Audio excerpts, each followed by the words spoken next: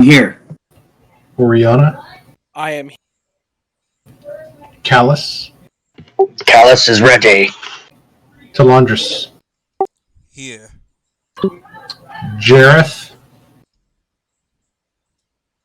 I'm not sure if he's back from grabbing a soda yet.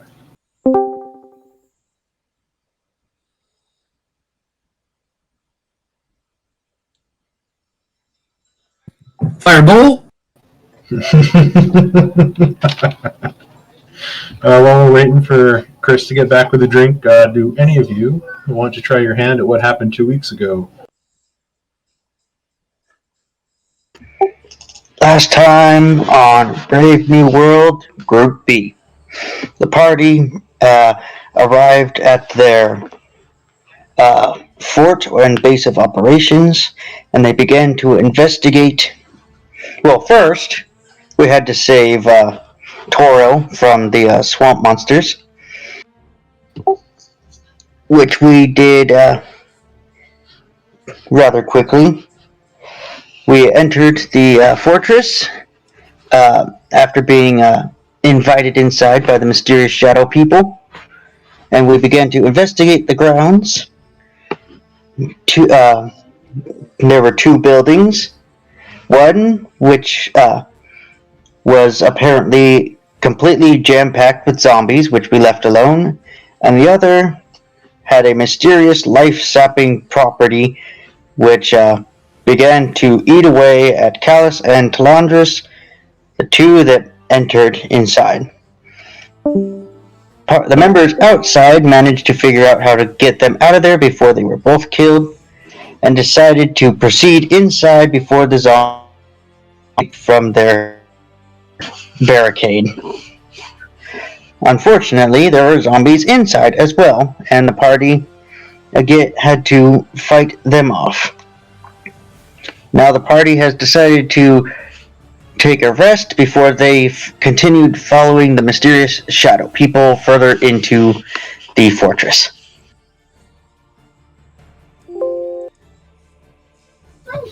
Very good. Give yourself a point of inspiration. Just note, you guys took a short rest at the base of the tower, where you thought it was safest, and then you moved up the tower to the second level. There you noticed that the tower itself seems to be its own sealed-off area that has no access to the main keep minus the lower floor. And you left off finding a glowing red orb inside of a tower section that was incredibly chilly. Frost growing on the stones, on the walls. Little bits of frost floating in the air as your breath was sort of misting before you. As Toril notified you all that as he has his new ring on, the effects of cold don't seem to bother him as much, minus the sweating problem that he's currently having. I believe it was Talandris who said, would you be able to pick that up? And as he picked it up, there was a voice, a very shrill, screaming voice that sort of screamed out, "No, you've taken everything from me," before he felt these two icy, sort of dagger-like prints into his chest. And that's what we're going to pick up.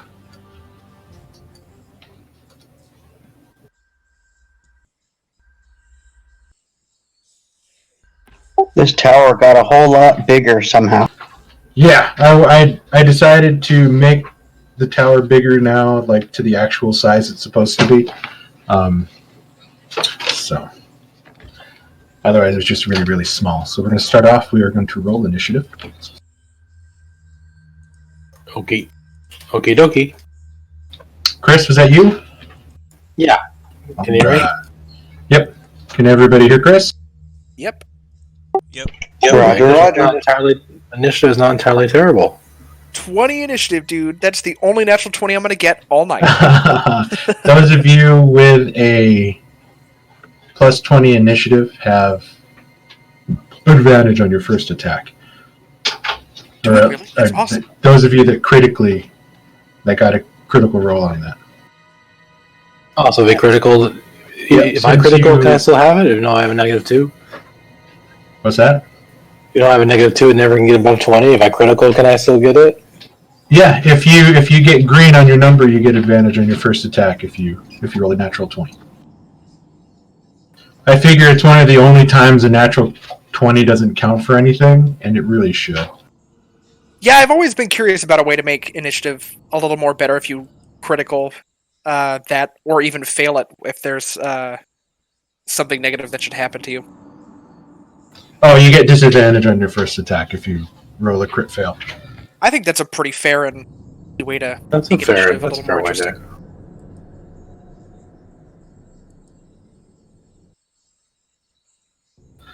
to. We're going to start this out with Toril.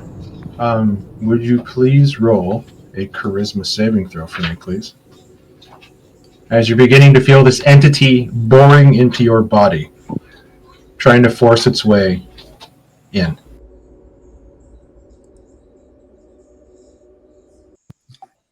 Out of curiosity,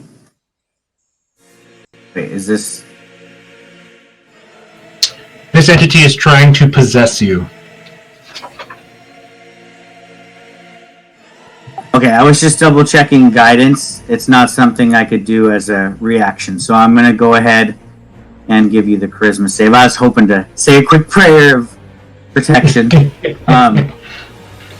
If you want to use your, I was going to say if you wanted to use your advantage from your critical success, you can roll again. That wasn't Toral's, that was Balthazar's. Toral rolled a 5 for his init, so yeah. Okay. That was for David. So yeah, I'll take the 11. That's my charisma. So, those of you watch as this spectral image appears next to Toril, and while holding this orb in his hands, you see him sort of scream out in pain as the smoke and spectral coldness goes into his body as his eyes glaze over white, and he holds the ball in one hand, and he pulls out his sword with the other. Balthazar.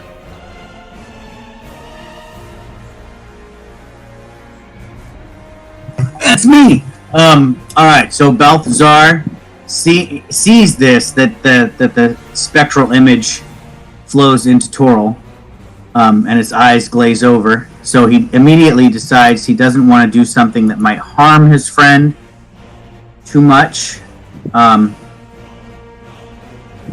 So let me double check what I can do here.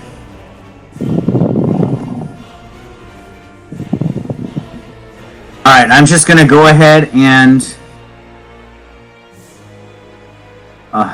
everything he does is damaging. I'm like, man, I have nothing to help. I have a... Is this... No, this is one action. Okay, so I'll do this. I will cast Gear Shield. Okay. And I actually want to cast that on Callus. Okay. So Balthazar dips his hand into his pouch and pulls out the handful of sprockets and gears, utters some words into it like blowing into dice, and then throws it out into the air. And now Callus is being surrounded by these orbiting nuts, bolts, and gears. And I'll just holler out to Callus, just hit him over the head. Don't kill him. This is so great. Is at the end of your turn. Yeah, I'll just take a 10-foot step back there, away from Toril, and end my turn there. Oriana. Since I also don't want to injure Toril, I'm gonna take a few steps back towards the wall, and then I will prepare my action to where if whatever thing just went into Toril's body leaves it, I'll cast Firebolt on it. Okay.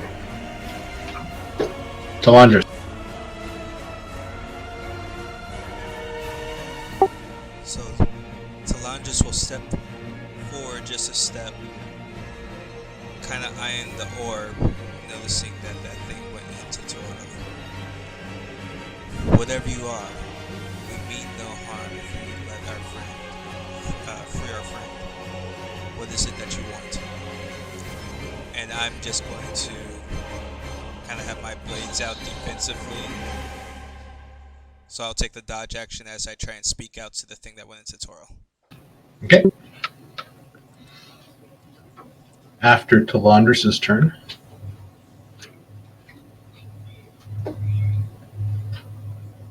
You hear a double quality to Toral's voice. There's Toral's resonant, sort of syrupy, like smoothing voice that he often uses to get the ladies quite well. And underneath that is a sort of shrill, high-pitched kind of screaming that sort of is at odds with his normal voice. And it sounds like his throat is kind of like ripping apart as the two are fighting for control. And she's going to scream, "Murderers!" And she's going to run up. As the map completely went, I'm going to put this over here. There we go. And she's going to make 2 attacks at Jareth. Or 1 attack at Jareth, sorry.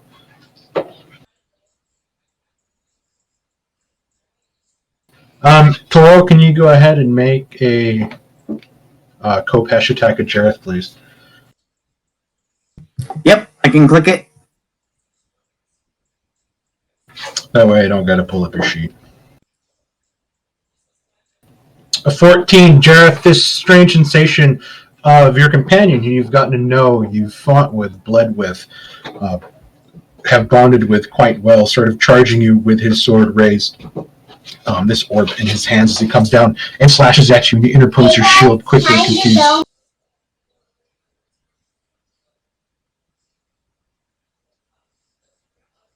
That went quiet all of a sudden. Can you hear me? Yeah, sorry, my nephew's Okay. yelling at everybody. After I block his blow, I say out, I know you may feel pain, but you cannot hold him. He is not yours. And not that, sorry. And I'll do that to try to expel the spirit from him. Okay. So wisdom save. Yes.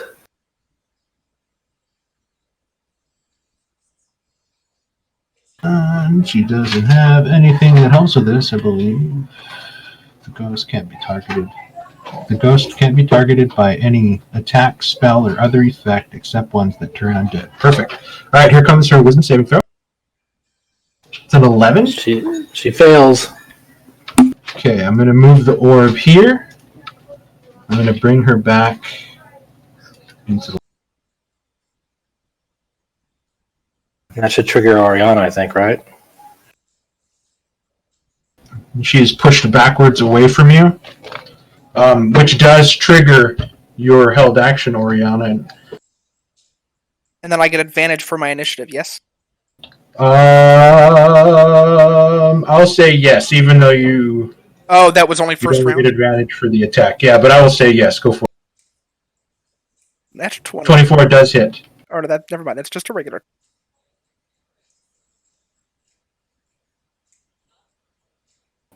You watch your fire streak out and hit her, and almost like wind hitting a barrier, you watch as the fire sort of goes around her, not doing as much damage as you thought it would. Damn. Okay.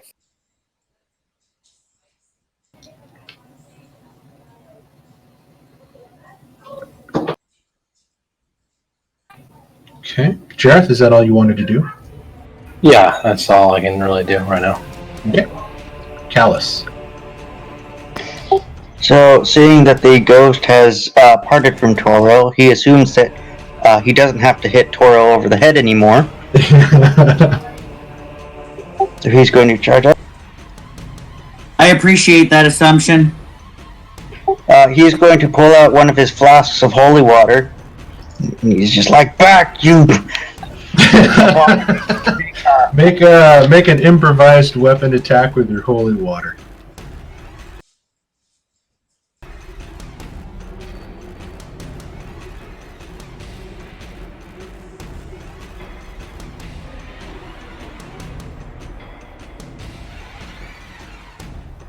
I assume a 5 misses.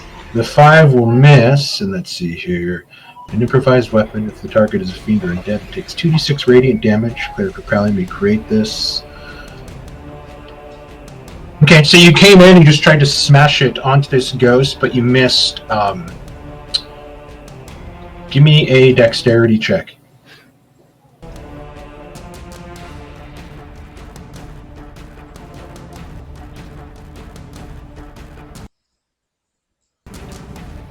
Okay, and as you come down and it sort of moves, you try to stop your hand from going further. The bottle slips out of your hand and smashes onto the ground. I was going to give you the opportunity to be able to save the bottle from smashing. Is that the end of... Yeah, that's the end of my turn. Okay. Can you guys see the little floaty things on the map? I do see them, yes. Okay, cool. The red orbs? The little dust Oh. particle. Yeah, they're Yeah. like I see ghosty. It's supposed to Snowflake. act... Yeah, it's supposed to act as the frost and stuff in here. I need to start using all my stuff that I have. That's cool. Alright, so I assume Toril is free of the possession now. Yes, and just note that in your left hand you are carrying this pulsing red orb, and you have your Khopesh out. Your shield is not donned. Okay. Then do I get the sense that I want to get rid of this orb? I don't feel like it was the orb that possessed me. It was a separate entity, right? Yes, it's an entity now that you can clearly see in this mist-like form floating in the coldness. It's very opaque and it's very pronounced. It looks like a woman wearing what seems to be long robes, her hair sort of blowing by behind her, as if like pushed by an unseen wind.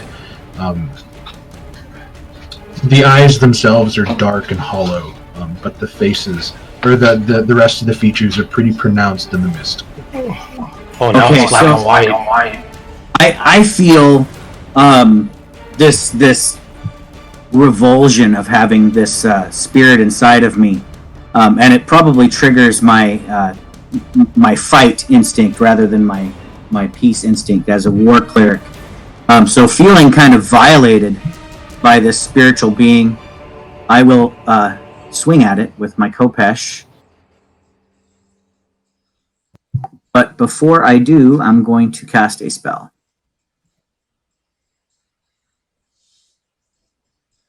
Oh, wait, no, I'm not.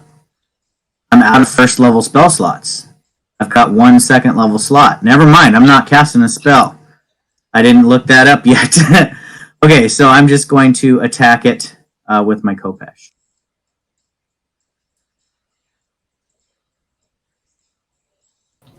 An 11 is a hit. Oh, fantastic.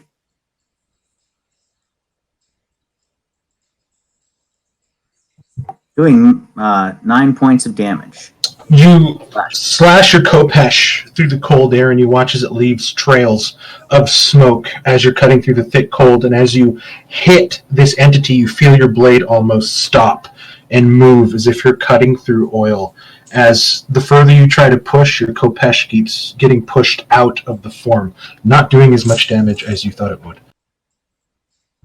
All right, so drawing on my final bolt of inspiration from Pelor, I will make an attack again as a bonus action.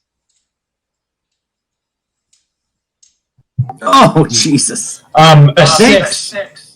This time, as you sort of twirl your wrist and you begin to sort of cut up, trying to get underneath the arm into the armpit, as the creature sort of ducks and twists, your blade goes up and you slip on some of the frost on the ground, causing you to sort of drop to your knee a little bit, exposing your side to attack.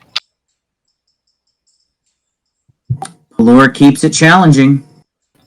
Top of race, testing your faith again. He is. Top of round 2, Balthazar.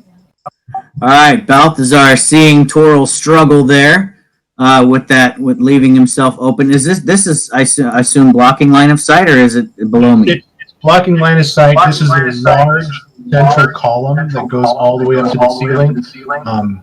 That's about 20 feet up, which you assume is the next level of the tower. All right, so moving 20 feet to there, just to get a good view at this thing, he now sees that it's not inside Toril, and he gets to shine with his magic. I am going to go ahead and cast Magic Missile.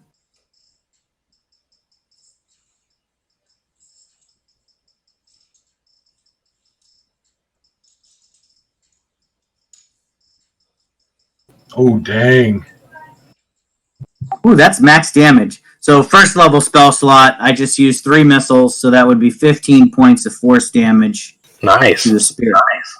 You guys watch as Balthazar holds out his hand and launches 3 of his very familiar missiles of magical might, and you watch as they hit this ghost-like entity, all 3 times punching large holes, causing her to scream out in pain as the wounds begin to close again. And I just moved 5 more feet to end my movement back in that corner where I can still see it. Okay, Oriana. Move.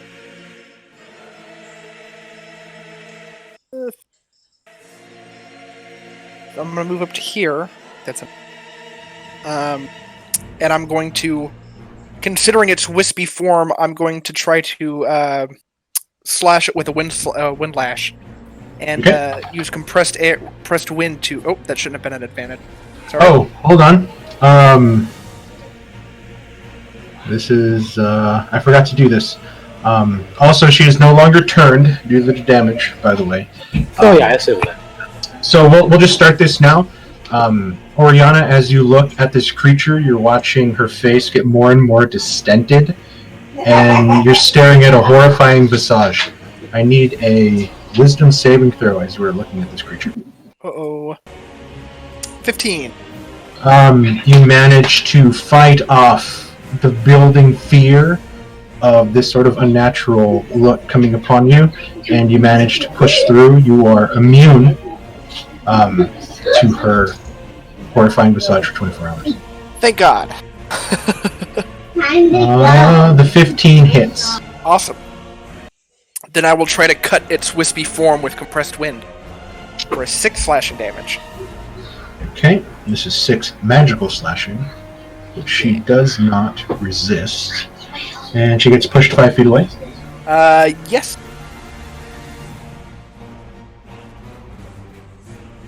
And that'll be my turn. Okay, good turn. Talandris. Now, as this creature has been pushed out before you, again, you watch as Oriana sort of looked away a little bit before steeling herself and making her attack, and as you set eyes on this creature, I need you to give me a wisdom saving throw.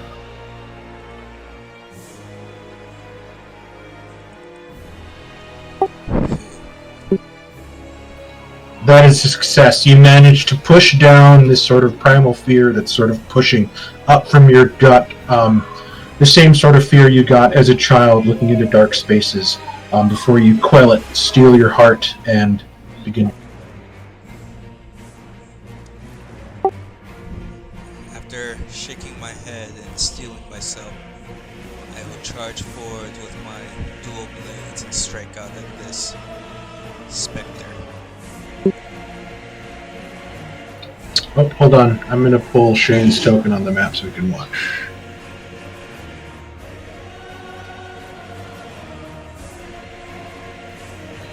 Go ahead and make your attacks. It should be pretty quick.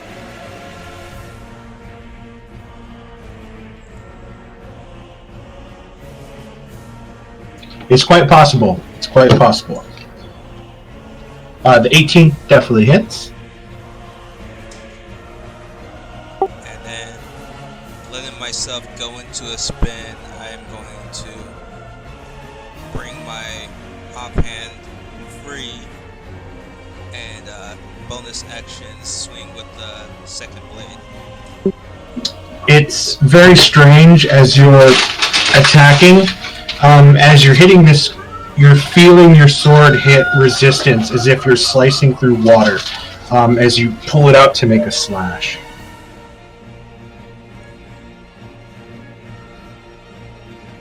A 12 hits.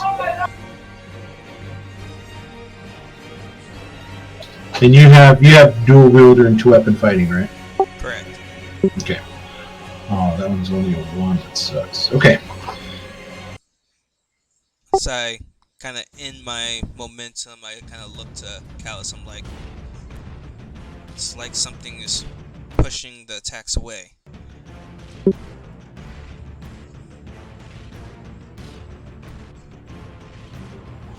Her possession does not recharge.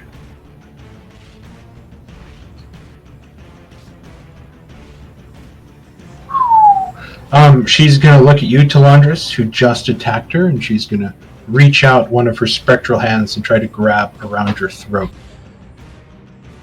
16, missing your AC as you bring up your blades, using her own resistance against her to bat it away as you sort of matrix lean backwards away from her grasping fingers.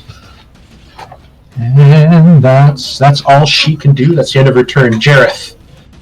There is a soul here that needs to be put to rest. Yes, I feel the need that her pain must end. I'll move here. And I guess I'll give her an attack. Okay. Do I need to make the wisdom saving throw like everybody else? Oh, yes, I'm sorry. As you sort of charge at her, unless you want to avert your eyes and make it a disadvantage. Oh, never mind. No, You got I'm trying to steal myself and try to lay her to rest as much as possible. I just got one attack for now. The 12 hits.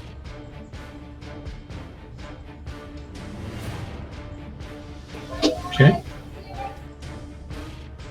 I'm assuming it feels like you said. It feels like I'm slashing through. Yeah, the imagine this is bringing you back to your training days. As you were training in the yard and they would swing sandbags and you would try to hit your sword through the sandbags and you would feel the resistance. It's that physical coming from this. You're not sure if it's the cold or just the presence of this creature. But it doesn't seem to be making as much damage as you were hoping to cause. It just, in a sort of backwards way, it almost seems to be causing her just a little bit more pain than actually helping her. No, I feel bad. There's nothing else I can do but to try to force her to the afterlife.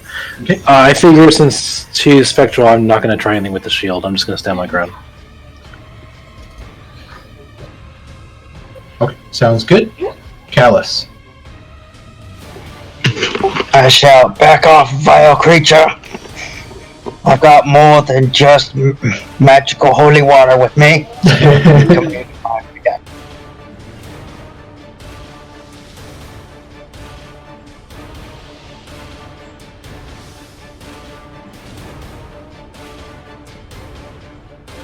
Ooh, 23 hits.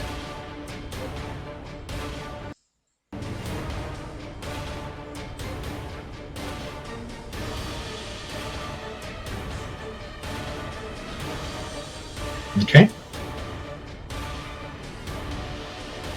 I'm going to move her to the front so you guys can see. Oh, you guys can see the health bar anyways. Okay, is that the end of your... She is still alive.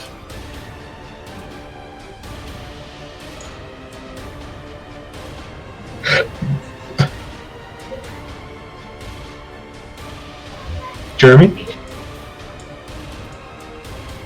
Can anybody hear me? Yep. I can hear you. I can hear you. Yeah, I can hear you. Jeremy, you there? Yeah, I'm here. Oh, there we go. Is that the end of your turn? Yes, that will be the end of my turn. Okay. Toro. Alright, so trying to redeem himself in the eyes of Pelor after that last clumsy strike. A good thing. Damn it, I had advantage against you. Fuck. Good thing the creature went for Talandris instead of me. I didn't put the wrench on you. Damn it. I am saying a prayer of thanks and gratitude to Pelor for only for his mercy on that particular turn. Yeah, I didn't want to say anything, Mark. I was leaving that one up to you. Oh man, I That forgot about that. was my wisdom save. Oh. Okay. Yes, you Oh, yeah, are I immune think- to the effect of it. I think- Toral, as you step forward now, I'll go ahead and give me a wisdom saving throw. God dang, that's my best save. Come on, dice. Well, she's already taken advantage of you once. Yeah, I guess I'm horrified of her. It's not so much the presence of the ghost that scares you. It's this lingering feeling in your heart of just your impending death that's building and building and sort of driving you somewhat mad. And you're looking at this creature who's like flickering in and out of existence now, trying to hold on, and just this anger and pain that she's conveying through her horrifying face. And you're seeing in your mind visions of your own death. Go ahead and take off 1 sanity point from your sanity sheet, and you are now considered frightened of this creature. Okay, so belaying my step forward, as I suddenly feel this overwhelming repulsion and fear of this creature, I will instead hold up my hand to the sky and call down a bolt of light from Pelor to banish this creature instead of my. Oh shit, hold on. You failed that by 5. Here Yeah. comes your petrification. What? You are No. You are now petrified of just. Frickin' Sojin all over again. Those of you around Toral watch horrified as his skin, face, and hair grow, wrinkle, and age. You have aged 12 years. Oh shit! You watch as Toral's hair grows on his head, almost down past his shoulders. And you see wrinkles kind of forming around his smile lines that weren't there previously. And now she's going Damn, to man, attempt. you read my mind, Callus. Now she is going to attempt a dexterity saving throw, or wisdom. Yes, dexterity saving. And she gets out of this now. It seems the more and more that she is damaged, she's taking, it's driving her into this absolute fury to try to attack, kill, drive out the people that are trying to get into her tower. Toral, So- at the end of her turn. So, given that Pelor has seen fit now to have me skip up into my mid-30s, hopefully wisdom comes with this aging. I think to myself, as I back away in fear that this creature may age me more than I can handle, and just ask my allies to banish it, I move back 30 feet. Drakwold Keep has been a terrible place for Toral. Actually, 35 feet, because I'm a half-elf with the wood elf feature, so Okay. I'm just moving away. Yeah, I'm pretty blown to bits. Top of round 3, Balthazar, you watch now as this sort of horrified look took Toral, and you watched as he tried to shakily launch his magic as a bolt of divine light came down, missing the creature, and that almost seemed to be the last straw as you see him sort of turn and run away, trying to get away from this thing. Alright, so Balthazar, seeing that his friend is in dire straits, is going to cast a spell. He's going to use, well, I guess I'm going to do this Firebolt. David does like his firebolt. 25 is a hit. That will change at level 5, my friends. Yeah, the firebolt takes her in the shoulder, and you watch again as, like, wind against a barricade, it just splashes off, going around her, sending them shooting towards the wall and the ceiling and the floor, not taking as much damage as you hoped. He's gonna go ahead and start making his way towards Toril to maybe comfort him. Okay. So I'll end my movement there. Oriana. I'm gonna step up a little closer and once again lash out with compressed wind at this creature, as that seemed fairly effective the first time. 14. 14 hits. 5 slashing. She'll take all of that 5 slashing. She's not looking well now. You're literally watching her body as if it's looking like it's melting as the image is flashing in and out of existence between this plane and whatever plane that she should be in. You're looking at the melting face as like droplets of this slimy goo is like falling from her body, landing on the ground and like sizzling. She's ready to fall.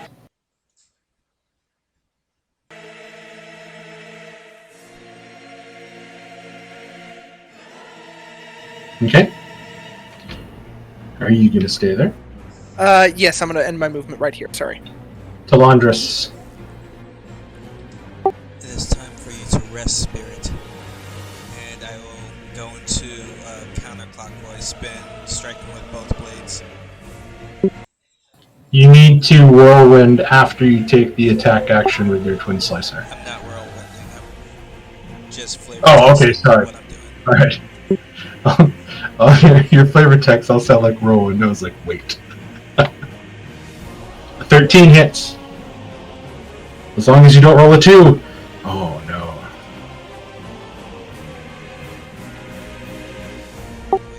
She is still alive, Talandris. Oh, and then I bonus action follow up with the other blade. Okay. 16 hits. As long as you don't do 0 damage, you win.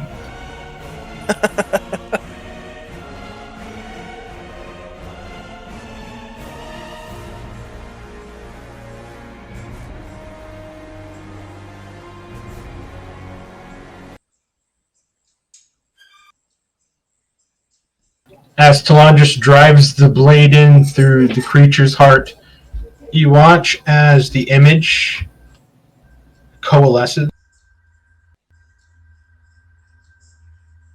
You watch as the image coalesces into the actual figure, not just now an opaque white image made of frost and like smoke, but a corporeal image of what she used to look like. Hold on 1 second. As she appears in her true form, I'll bow my head in respect to say, my lady, it is time to rest. You see someone standing in what looks to be sorcerer's robes. Long, raven black hair and pale skin. Stunningly bright blue eyes as if backlit by an internal glow. And a warm smile, Talandris. That sort of locks eyes with you as the image dissipates. Like Thanos just snapped her out of existence, just like sand falling, taken up by a wind that's not there. The creature is gone. Has the orb stopped doing what it was doing, or is it still flashing red? The orb is not flashing red, but it is still a dull red glow now. It's not flashing, but it's still a red color. Is it in my hand still? Yes, it is still in your hand. Okay. Well, with the creature gone, I am able to stifle some of my fear, I think. Does the frightened condition go away when it's not in my sight? You sort of lean up against the wall as you watch the creature disappear and just kind of sink down a little bit, taking long, deep, shaky breaths. You haven't felt anything like that in a long, long time. You actually pride yourself on how brave and courageous you are. But that, for some reason, hits you so hard, you're not quite sure why. All right, so I will kind of hold the orb out in front of me and say, Does anyone else care to carry this burden? I need to say some prayers, and I'll kind of drop to my knees with the orb held out. And if nobody else does, I can just play with myself and have Balthazar come grab the orb. But if you guys want to say something before he moves forward, you're welcome to. I'll take it. I'll and use the again- shield. I'm gonna hold on. And again, this is what that orb looks like, except the blue lines, imagine, red.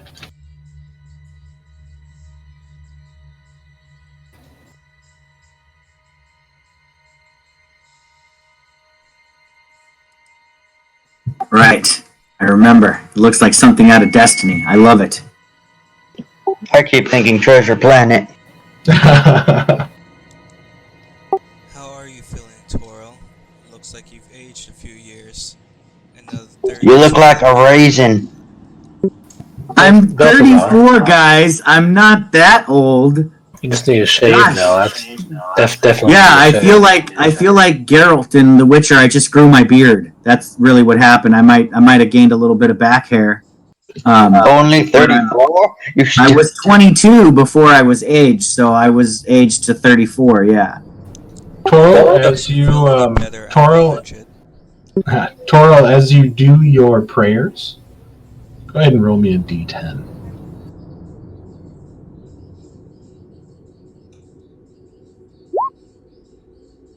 Okay, nothing happened. Balthazar, perhaps maybe you can use your magic to discern what this orb is. I can certainly try. As Balthazar and Oriana look at this, they see the lines, the sort of concentric circles, and how they end at certain seams. Both of you assume that this looks very much like something that could be construed as a puzzle. I'm really good at those. What kind of puzzle? The way that the halves, like as soon as like somebody else takes it from Toril, who's just been kind of holding it in one hand, as you put your fingers on like your thumb on one and then your other fingers on the other with both hands, you feel that the plates move and shift, and you can sort of turn them like a four-sided Rubik's Cube kind of to try to align circles. I can get can we transported tell to what the orb's made out of? The orb itself on the outside is made of a very plain brass. It's just brass. But the red light inside that's glowing as you try to get your eye in there, you really can't focus in on what exactly is giving off this light or what's powering it. It just looks like light inside, and it feels like as if these plates are just floating in that light. I would like to take the orb and just. Wait your turn. I got there first. Come on. I will take the orb. And I will see if I can shift these outer plates. The orb of Ossivox. Go ahead and give me a Arcana check. Oh, no, Nafrak. As you sort of play around with this. You're moving it, and you're trying to figure stuff out, but nothing seems to be clicking into place. While Callus is doing this, I'm just like over his shoulder watching him, antsy, kind of rubbing my hands together. I'm just like spinning the top hemisphere just clockwise constantly. The one thing you're getting out of this right now, Callus, is the craftsmanship.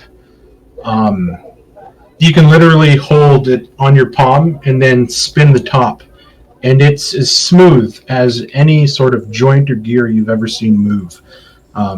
Watching somebody tinker, or even like building gates, it's kind of incredible how smooth it is and the speed that you can get this thing spinning. Which is what I'm doing exactly. I'm just like, whoa. Look at that lack of friction. Yeah, so it's like, think of it as a round circular fidget spinner at the moment. Like, it's like, oh man, that's quite satisfying. Yeah, I've already lost track of what I was trying to do. Jareth. Let the girl take a look. Jareth, what's your passive perception? Sorry, Kalandris, you look behind you. And now that the sort of glowing red is gone, you're looking at the stairs. And like a fog machine, you're seeing wisps of fog coming down the stairs like a cascade and sort of hitting the plinth and kind of spreading out a bit on the ground and then continuing to go down the stairs. Sorry, Jareth, what was that? Oh, I thought you asked me a question. Sorry. Yes. Do you have what's your passive perception? My passive perception is terrible. 12. Okay. You have this strange, eerie feeling prickling the back of your neck as you kind of turn around and look. There's nothing really behind you, but there's a sensation that you can sense now as you're sort of scanning the room, knowing and feeling that there shouldn't be any danger left. But there's just an uneasy feeling around you right now in particular.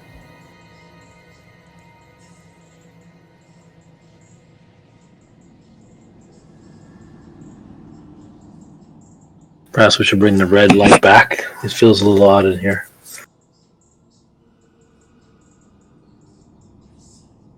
No kidding, this fog showed up once that light vanished, did it not?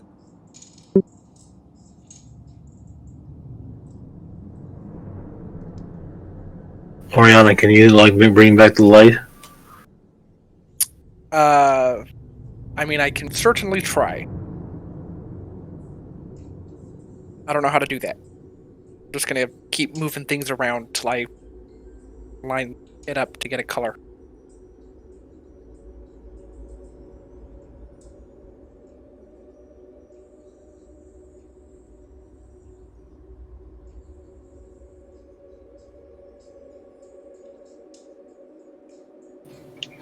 Why don't you fiddle with it while we... While you sort of fiddle with it and everybody else kind of starts to check out the stairs, Oriana, as you become engrossed in this, go ahead and give me your puzzles check with intelligence.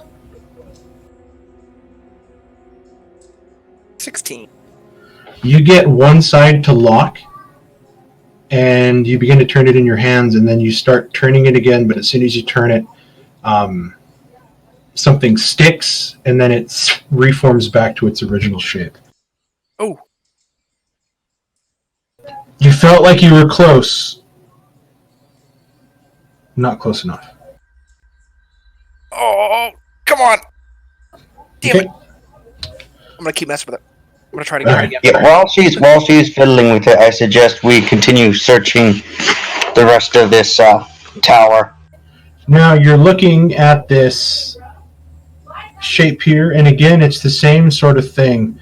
Jareth, the sense of dread as you begin to move closer, and the sort of prickling feeling that's causing your hairs to stand up is now at an all-time high.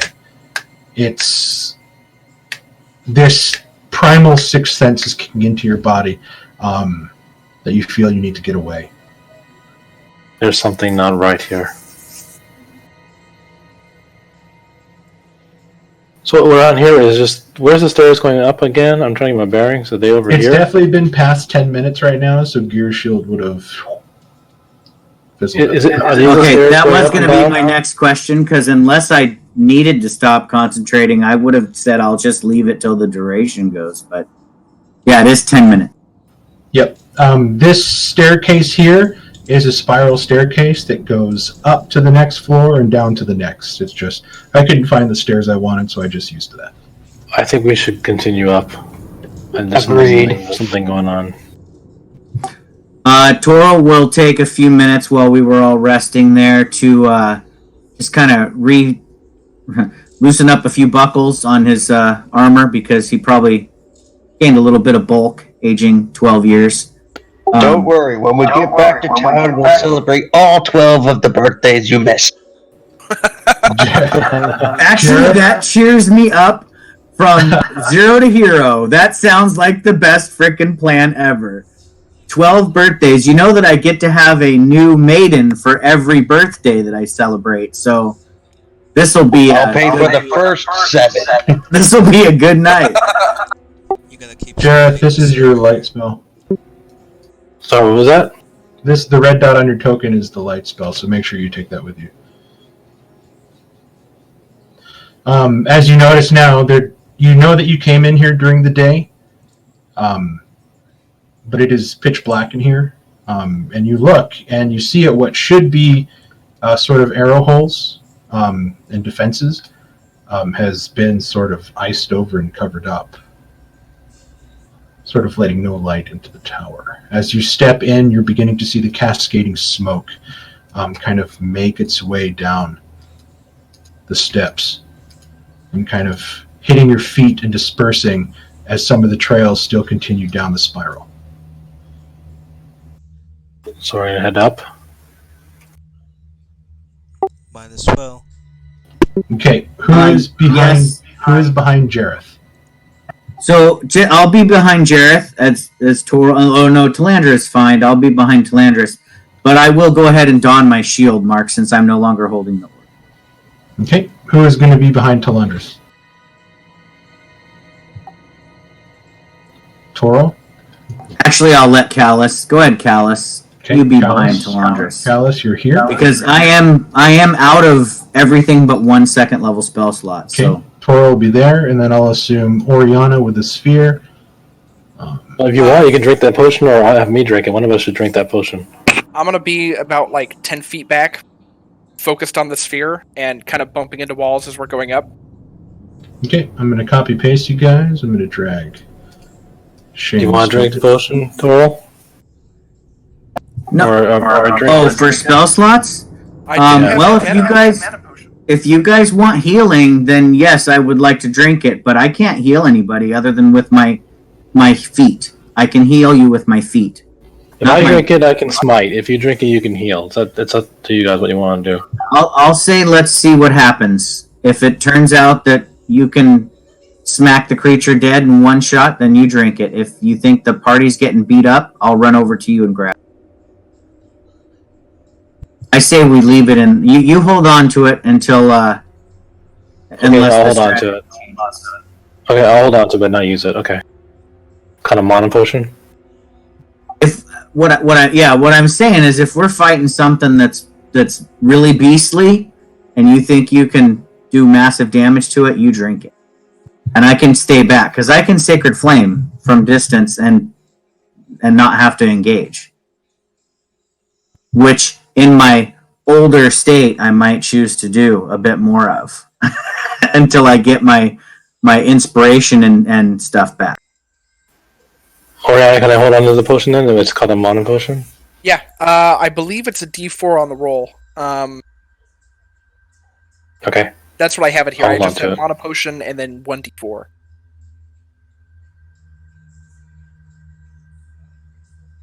Alright, I will delete that off mine. There you go. Okay, add it to mine for now. Okay, sorry about that. All right, I'm going to copy paste you guys to the next map.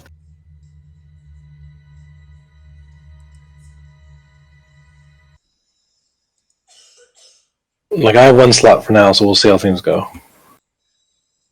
Okay. Also, guys, so, I do have the Dusk Mother's Tea thing if anybody needs that. It's one of the potions I found earlier.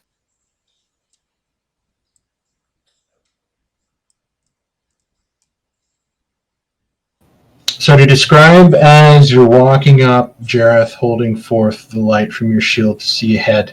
I don't see anything right now, I'm sorry. I know, I'm just sorry, I'm just describing it to you before I paste you onto the map. Okay. As you're walking up, you feel the temperature begin to drop even more. And as you get about 10 feet up the stairs, the fog is now about up to your waist. The higher and higher that you walk, the fog is growing, and the chill is sort of starting to encompass your body. And as you hit the landing and see that the stairs continue, the fog itself is over your head, encompassing you totally, sort of blocking out your vision. obscuring what's in front of you.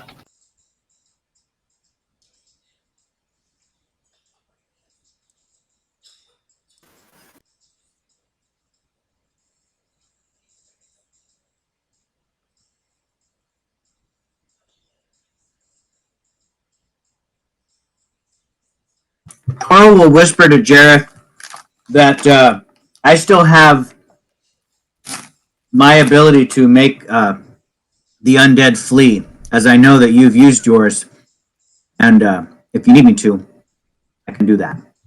Certainly, if one of us gets possessed again. So, like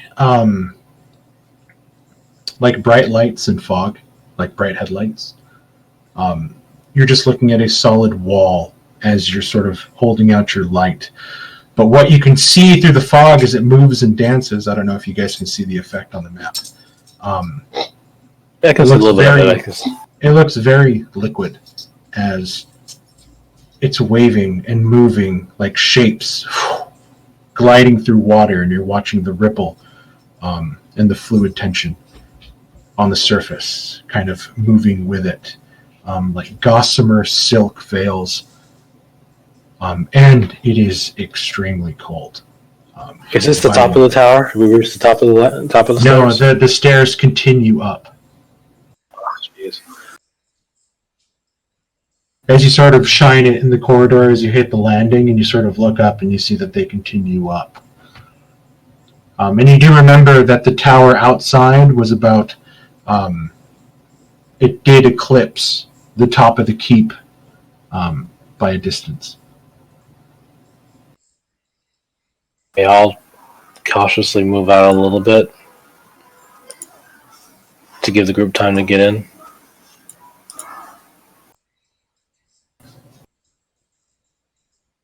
As soon as you step there, Jareth, you begin to feel that dread again that left you when you left the room.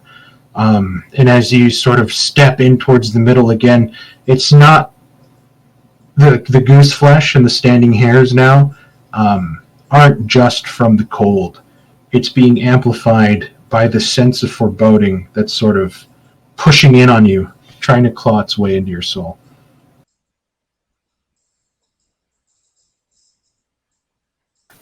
Show yourself. We can feel you here. Allow us to put you to rest. You do not belong here anymore.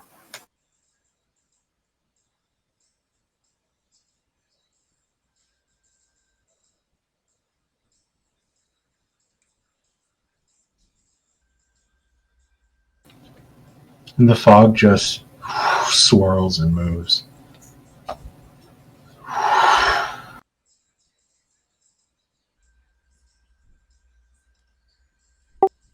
Everyone, we should stay close to each other. Let's circle around together. Let's go left and circle. So I want you guys to picture this. Toril, you watch as Jareth moved off in front of Talandris, and you have completely lost sight of Jareth's actual body. The only thing you see is the light in this sort of cocoon-like state in front of you. Basically, can't really see ahead of us, basically. Can only see like 5 feet in front of us, or basically less. 10. This is heavily obscuring fog. All right, so I turn around to my allies behind me and just say, it's going to be difficult to see anything in this room ahead. Everyone should stay Oriana. within arm's reach. We can Oriana, did you away have- like a chain. Talandris. Well, didn't you have anything to do with Toril. wind? As you move through there, you're beginning to feel your hearts beat faster. Again, something that you thought you pushed down in the lower floor, this fear, begin to grip you. A sense of foreboding is kind of pushing itself into you at the moment. As Jareth calls out, Oriana, your wind. I can certainly try. It's going to get a little loud if I do. Go ahead and give me a puzzle check as you were sort of doing it on your way up the stairs. I have to closely watch the increments of time because it takes time to solve. Oh, no. Trying to focus on this and walking, it's really hard. You know that perhaps you're probably going to have to like sit still and focus on this like for a while to solve it. I keep bumping into walls in Balthazar.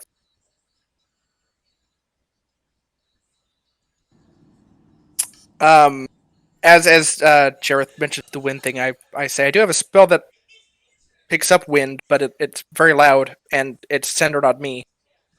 So I'd have to like walk around. I don't know if it would do anything in this fog. We can always follow behind you and see if it works. I can give it a try. I will walk kind of middle of these guys here. And I will cast Warding Wind. As you step there, Oriana, your fear begins to build as well. There's a sense of foreboding and an instinct to run as you cast your spell. Is that a 10-foot radius around you?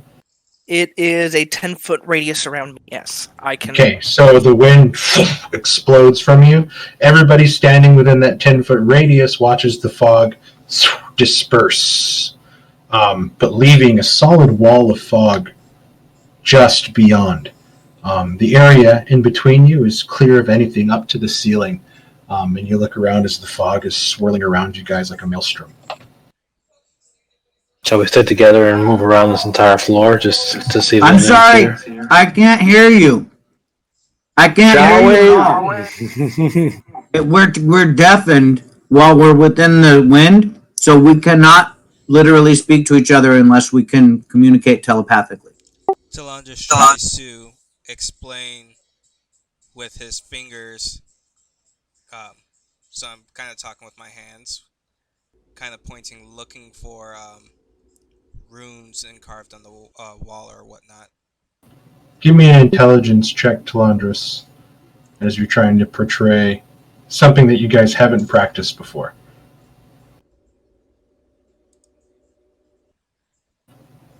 It takes you only a good minute to sort of look at everybody, and all of you are like, holy shit, how is he doing this? He makes so much sense, and he's telling you, look on the walls for runes.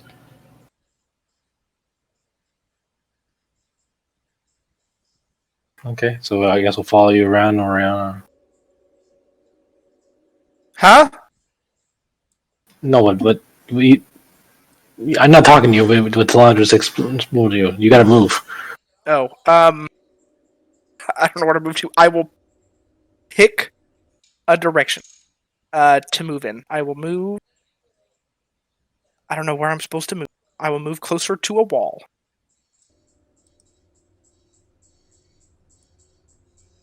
See if there are any.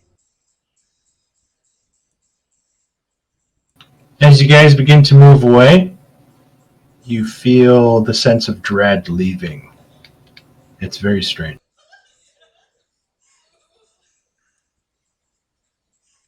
And as you begin to move further in the room, you guys begin to hear this.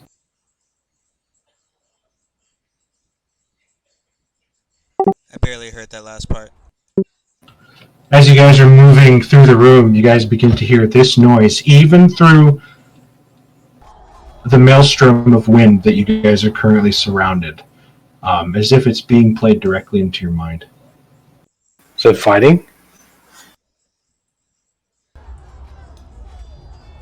Is there one of those little arrow slit windows nearby that I can look out of? You're looking, and as you push closer to the wall, you see the beginning of one right here. I want to see if I can look out of it. You look, and it's almost like an opaque sheet of glass that kind of starts about 2 inches in, and you look past it, and you see that there's somewhat a dimness of light beyond, but not very much. It looks like a bathroom bathroom bubble glass that they use for showers, kind of thing. Sort of frosted in and over, so it's hard to see through. But it looks like it's plugged or clogged with this. Okay. Can I use my sword to break it through a little bit? Yeah, go ahead. You hold it almost like in a thrusting position, like you're using an ice pick, and you start chipping away. And little chunks of of ice are coming out, and the more you chip, bits and more, and you're sort of boring a hole into it. It seems to be very thick, but given enough time, you would be able to chip through it. Can you say anything once we chip through it? Okay, spending about 20 minutes chipping away at this thing with your sword. Callus does have a pickaxe. And how long does this last? Concentration. So warding wind is gone at this point, but you keep chipping and you keep chipping and you keep chipping. Eventually you poke a hole through and you feel your sword kind of slide through it and you pull it back. You widen it a little bit. You sort of shine your light through and you look out and you can see gray skies with wisps of fog on the other side. Would I have spotted any rune carvings when we were traveling to this corner? Yeah, give me a perception check.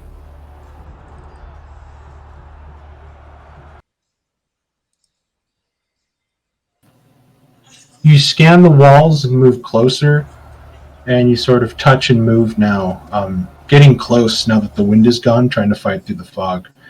And then there's a tickling in the back of your neck, and you immediately turn around and look behind you through the fog, and you see it sort of swirl and mist, undulate and move like a hanging bed sheet on an outside clothesline, sort of moving with the breeze. While I was chipping away from the ice, does that give Oriana time to still fiddle with the thing, or I think we still should try to solve that puzzle?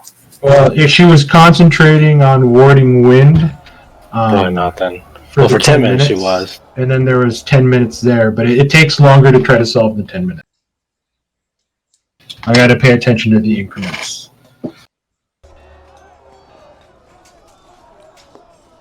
And sorry about What do you all- that, Mark. I had some other sounds. Can you repeat what I learned from that 16? You didn't find any runes on the walls or any sort of carvings. It's just the glazed over stone covered in ice and frost. But your instincts from your perception as you sort of focused in on it kicked in, and you felt a sort of tickling in the back of your neck that caused you to look back towards the middle of the room. But again, there the fog is back, and you're just watching it shimmer and move and flow as if things are swimming through water. We could always take a look at the middle of the pillar. Yeah, let's look at the middle pillar. I will. I don't know if I want to waste a second on else. Oh boy. I will cast Warding Wind again when we get to the middle pillar. Jareth, as you step there, as Jareth begins to move towards the middle, seeing the large dark column, as soon as you stand there again like a force, that sense of foreboding begins to hit you, and you kind of stop a little bit and tentatively move your feet like you want to keep going forward. And then taking a deep breath, you steel yourself and you begin to move on as you hear your companions behind you begin to move. Those of you watching, pause for a second as Jareth paused, and then he began to move forward again towards the middle column. There's something in the middle. The same sensation that you felt downstairs as well. It seems the closer now you realize that you get to the column, the stronger the sensation becomes.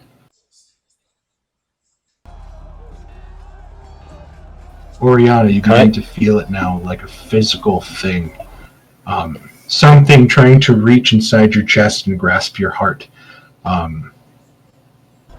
Jareth, as you shine your light on the pillar, you're looking at what you believe to be like moldy grout in between the stones of the column, but they are pulsing and moving like veins. These cracks in the stones and the middle filled in between things are fat like worms, snaking and moving, and they're pulsing with a beat.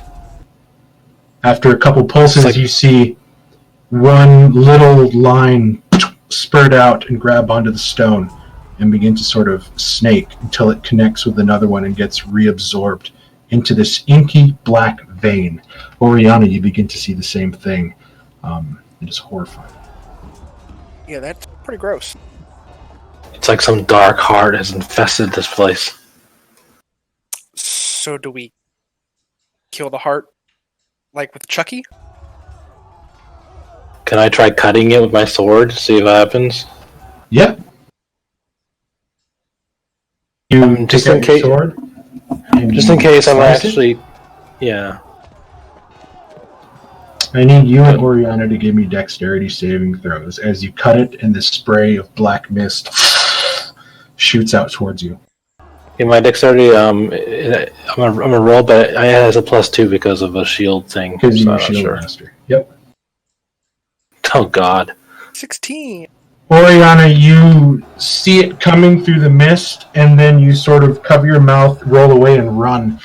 This hits Jareth straight in the face. Jareth, you only take 5 points of necrotic damage, but you feel your vision go black. Those of you standing around Jareth watch as his shield falls from his hands. His sword clatters from his grip, and he's just standing still, sort of wobbling in space, not moving, not responding. I'm gonna. Jareth, give me a wisdom saving throw. Oh boy. It's Not very happening!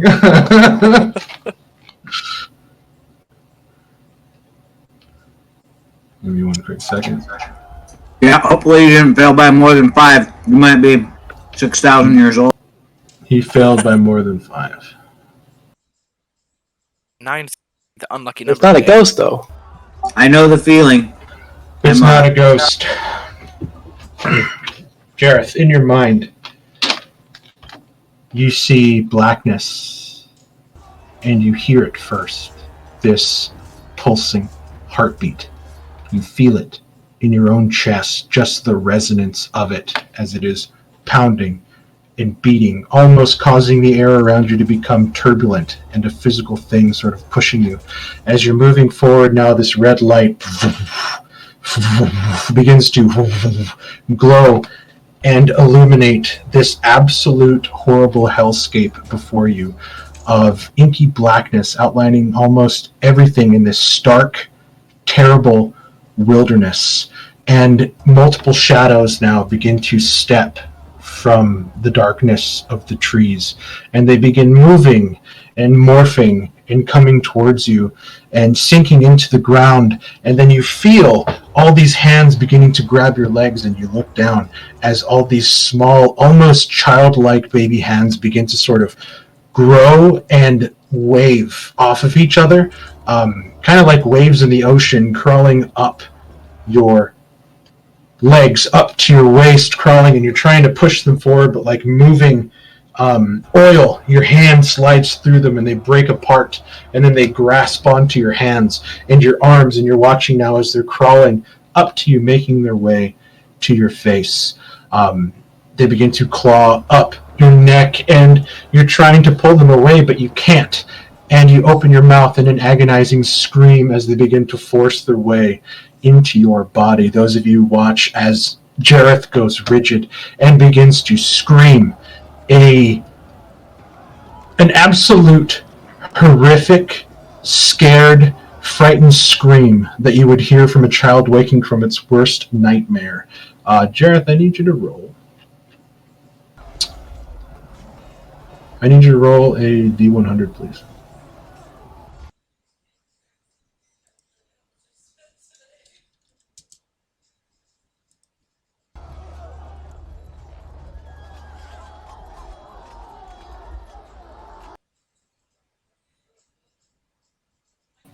Oh man, this is bad. Okay.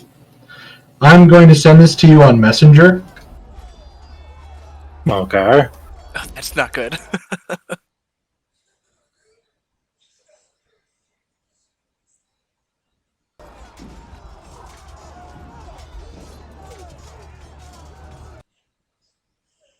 That's what I get for exploring. And I need you to take 2 points off of your sanity score.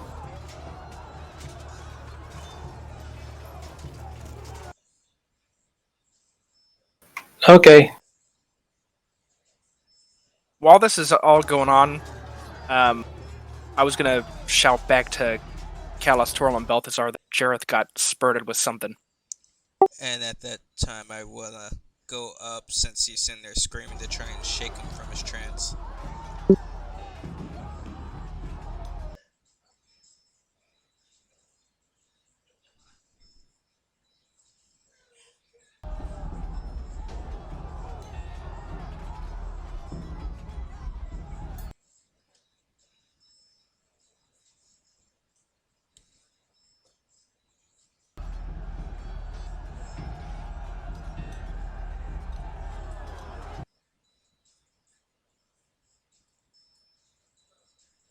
Okay, hope that's not forever.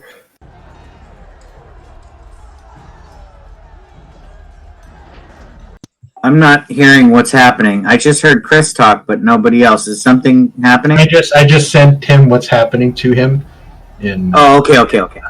and then give me a second here.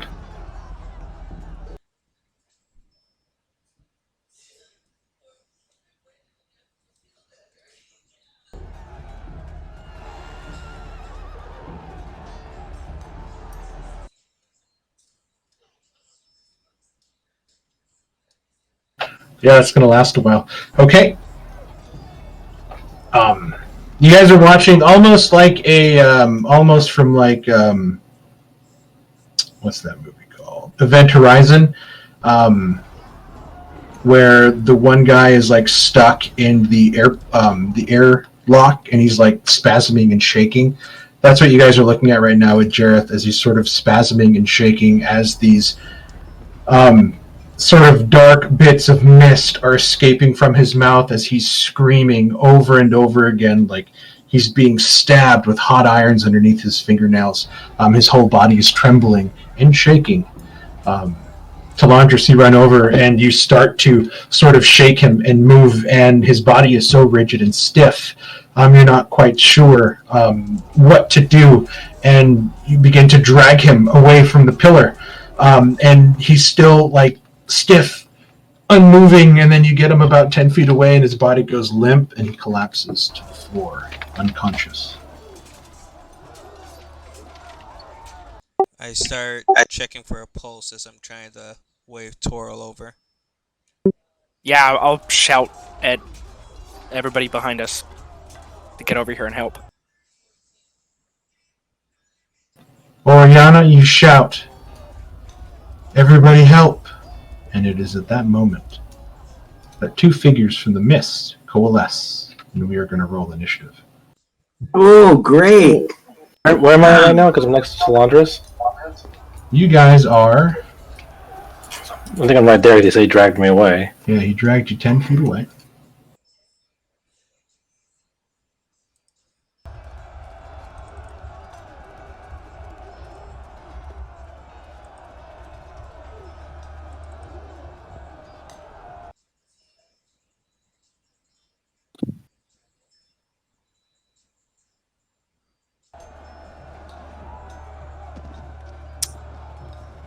Bad.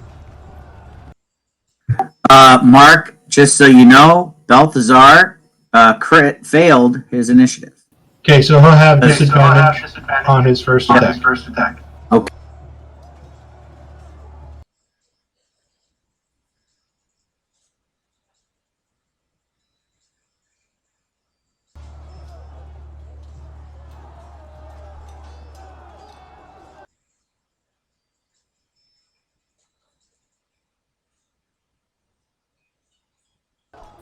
The sounds of battle are just coming at you.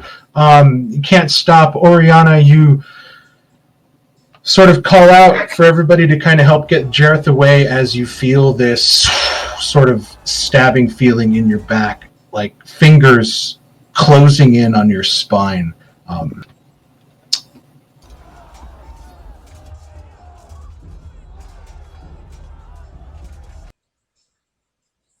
23 to hit you. Oh, that'll for real hit. Give me a Constitution saving throw. All right. As a reaction, I would like to Hellish Rebuke. Okay. So I'm gonna. Can you read Hellish go on Rebuke? my yeah, I can post it real quick.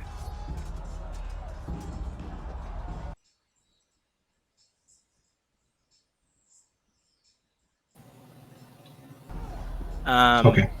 And then I will give you my Constitution save, right? Yep, con save. 22. Okay, so you take 8 points of necrotic damage. You begin to feel your life sort of trying to get sucked out of your body. And then you, like snap of a finger, turn around and sort of scream your rage as fire erupts from you in these huge waves. Oh, wait. Technically, this is a surprise round. So you can't use your reaction. Oh, I can't use a reaction? Damn it. Alright. So you do just sort of spin away, and you see the shape in the mist forming and floating before you as the sounds of battle going. Now, it is a surprise round, but I did describe this as being heavily obscured, and it is also heavily obscured for these creatures. So their advantage is canceled out. Did I do that backwards? I did it backwards. Damn it. Okay, this one is going to attack you, Talundris, at normal. As you're dragging away Jareth's body. 10. Missing as you hear Oriana scream out and your battle senses kick in and you begin to look around and you watch as the shape begins to close in on you and you sort of duck out of the way again. Top of round 1, Oriana, it is your turn. Cool. I'm going to use my where is it at? Shit, there it is. Bonus action Tempestuous Magic as I cast Warding Wind for my second time today. And I freely disengage over this way with my fly speed and walk through, I guess, dash the rest of the way.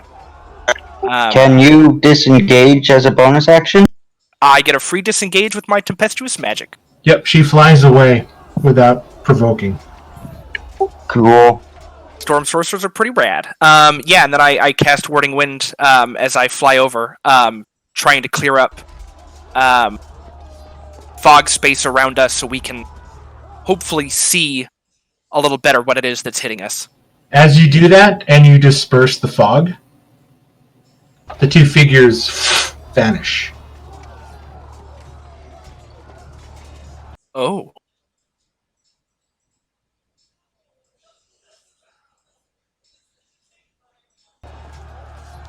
I guess that'll be my turn. I'm a little confused, but that's the end of my turn. I will make a new circle. As soon as you banished the fog, you banished the spectral image that was using the fog to form. And now just around you is an open area.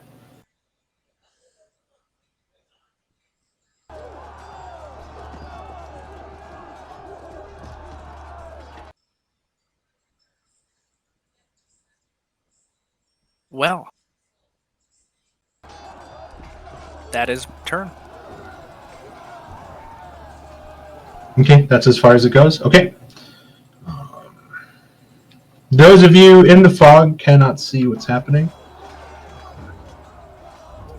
But as Jareth is unconscious, you watch as his body begins to be dragged through the mist. Oh, fuck. That's not cool. I was kind of laying in the wind, but yeah. You were halfway in. It's that scene where your torso is in the open area, but your legs are in the fog, and then you get pulled into the fog. By the way, Jareth's light sword and shield are next to the column. So he is unconscious, unarmed, unshielded, and no light. And it had enough movement to go that far? Yep. Awesome. That's It had to scary. use his action to dash.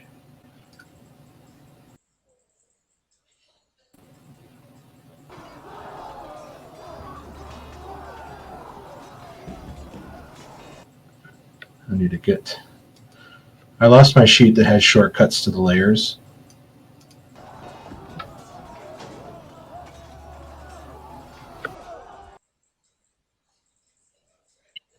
I'm suitably terrified.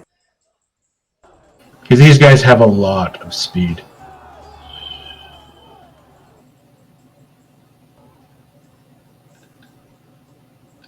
Okay, this one is going to wait here and prepare an action. Talandris. Someone No, grab his. Sorry, he can't prepare an action. Never mind, it's your turn. Somebody grab his sword and shield by the pillar. I'm gonna follow where it sounded like his trail went. And with my 2 blades in hand, I am going in a straight line forward where I saw his body kind of moving. Okay. Are you running or walking? Kinda like a speed walking. Okay. Go ahead and move.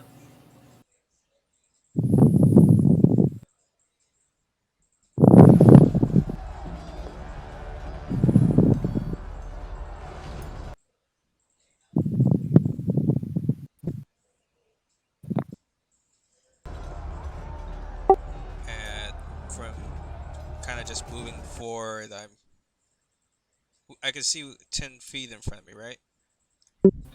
No, you cannot anymore because Jareth doesn't have his light on him.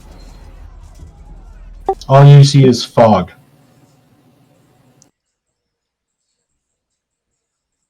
You guys were able to see 10 feet in front of you because Jareth had his light on his shield. And once you move beyond that light into the fog, you begin to lose him, which is why I described that very early to Toril. So right now you're just in thick fog, you can't see where he's at, though you did hear him being dragged in this direction. Okay, so I will. Well, I can't see anything. So I'll take the dodge action and kind of tap my heel to kind of give a sign for where I'm at to the others. Okay.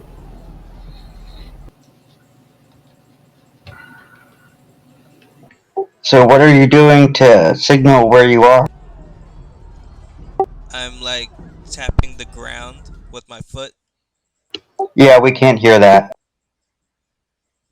Right. You can't hear anything. You guys don't know, he's out there tapping his fucking foot, all you guys can hear is wind, it's fine. Alright? I didn't say anything. Yeah, we just see Taladris like mouths something and then he runs off. I just refreshed to make sure. Initiative still says it's Oriana's turn. Is that just me, or is that everyone? That was Sorry. me too. Okay, I was just double checking to make sure. Right now it's a creature's turn, and then it'll be Toril's. Okay. If you guys could see what's happening right now, it's like 2 Dementors are sucking the soul out of Jareth. Jareth, you are going to take 10 points of necrotic damage.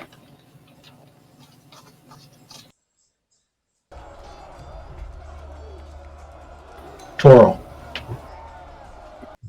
Okay, so I am going to. So this try is to- this is what happened because this is great. You watched as Jareth got pulled out of there. You watched as Talandris turned around and his mouth was moving, but you didn't hear anything he said about getting the shield and sword, and he ran off into the mist, where he is currently now tapping his foot. Oh man, I love. This is my new favorite thing. Heavily obscured. I like it.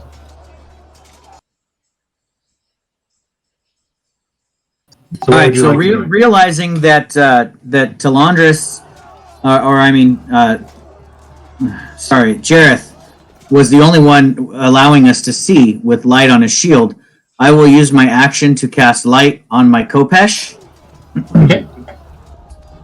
And I, since I have my shield drawn, I will call over my shoulder for Balthazar to go grab Jareth's gear because he's done that before. Carried all that stuff that was too heavy for him to carry. So I am going to move forward my speed 35 feet.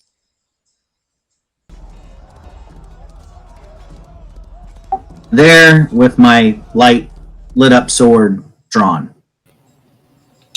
You have standing before you, coming out, you see light glowing behind you as Toril runs in with his Kopesh burning bright around him, illuminating the 10-foot area, but still, you can't really see where Jareth is at the moment. Yep, he's still It is in the both fog. of your path of passive perception.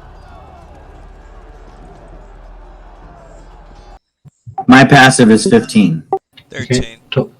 Okay, Toril, you look before you, and you see glinting on the floor, resonating with your light through bits and pieces of fog, what seem to be metallic pieces on the ground. You imagine that could be Jareth's armor. Okay, so I kind of point forward to what I see glinting on the floor and just say, "He's ahead, Talandris." And that's all I can do with I use my action for my sword and my movement. Jareth, I need a wisdom saving throw.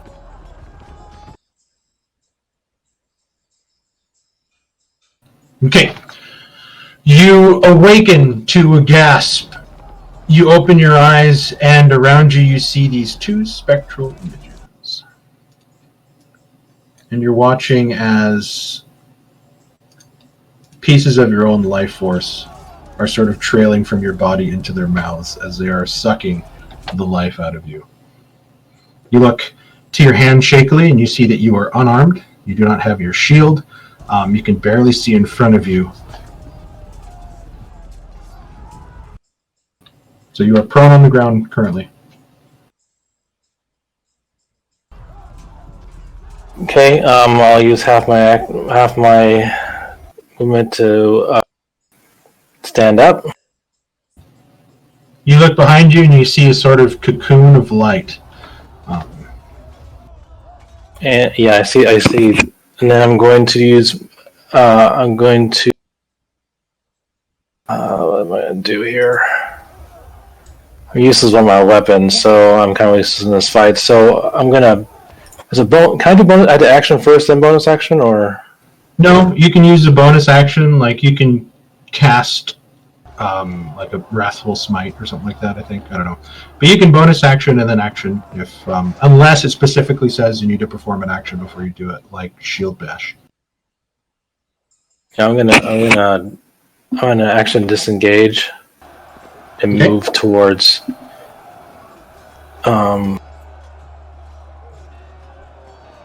30, so I can go 15.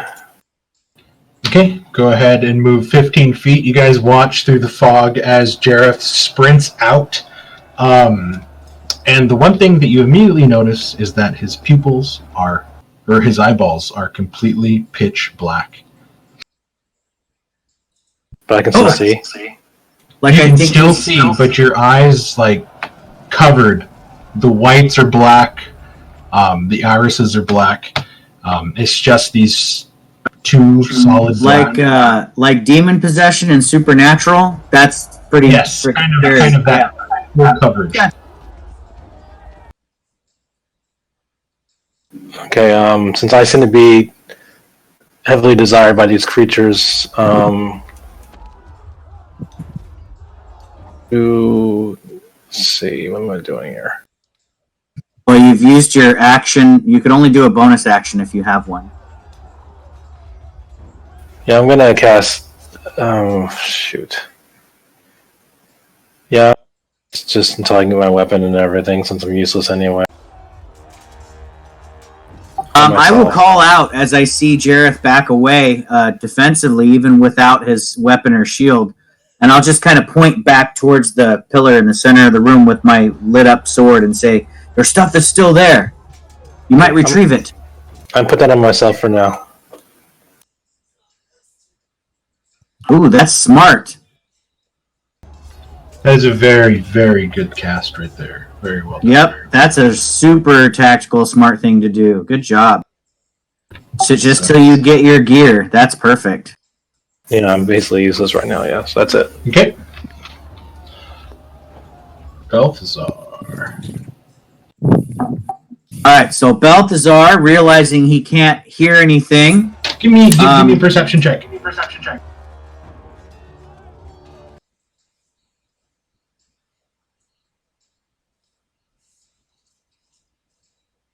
He read your lips perfectly. Holy crap!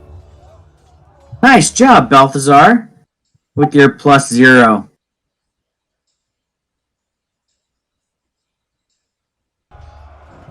Alright, so, but he has no line of sight to the enemies currently, right? No, he cannot see the enemies. All he sees before him on either side of this, or the inside part of this pink line, is just a straight opaque wall of white that is swirling with the wind. Does he Alright, so- have a light? Yeah, he sees like a faint glow of light through the mist maybe, but he sees it in two places. Since Toril had called over his shoulder to go get Jareth's stuff, and he can't see Jareth, he's just going to go towards the direction that Toril pointed. So I'm going to go 15 feet to the center pillar, if I Okay, can. running towards the large darkness of the pillar, which is really evident, and now the sensation is beginning to hit him in waves, and he's watching. He looks at the place where the sword cut across of it, where there's like jagged line across the rock, and you can see where what that vein was cut now is just oozing further down the pillar, branching off into even more of these little veins. Okay, but I do see the shield and sword on the ground. Yes. Alright, so As soon as you moved within 10 feet of the shield, you saw the light glowing on it. Alright, so he's going to attempt to just manhandle this long. It's a longsword, Jareth. Is that what you have? Yeah, it's longsword and shield. Yeah. So a longsword and a tower shield there, and lug those. What's my strength here? Oh my god, I have a 9 strength. I have a 9 strength. So that's 3 pounds, and the shield weighs. The shield weighs 6 pounds, so it's a total of 9 pounds. 9 pounds, and I'm carrying 44 pounds, and I can carry 45. So I am encumbered, which would lower my speed by 10 feet. So I can not move. So I moved 15 feet, but now my speed is 10 feet slower, so I have no movement left. So I'll use my action to move 15 feet towards where I thought Jareth went. Okay, seeing the light from Toril, you begin to drag everything towards him. Those of you see another light coming, as Jareth's sword and shield is being dragged over by Balthazar. And I just kind of drop him. I'll just drop him on the ground, but that took my move and my full action to get there, dragging his stuff. Okay, Oh, I appreciate it. Which means, Mark, does the disadvantage still count from my crit failed initiative? no, that was only if you made an attack. Okay, awesome. I role played my way out of that one. Okay, Callus. So I'm going to tap Oriana on the shoulder. I'm going to point where Jareth was dragged away, and then I'm going to make a gesture of putting. I tap the backs of my hands together, give her the thumbs up, and then I ready my action. I prepare my action to move when Oriana moves. Okay.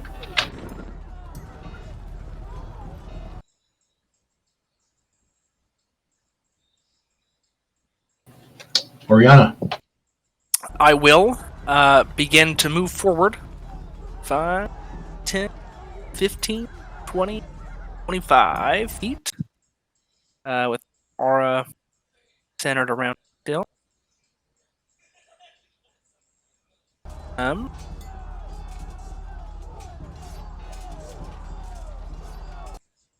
Draws. And then I'm assuming I don't see any creatures, so I will prepare a windlash in case anything gets to the edge, or any of these ghostly creatures get to the edge of my warding wind. Okay. And that'll be my turn.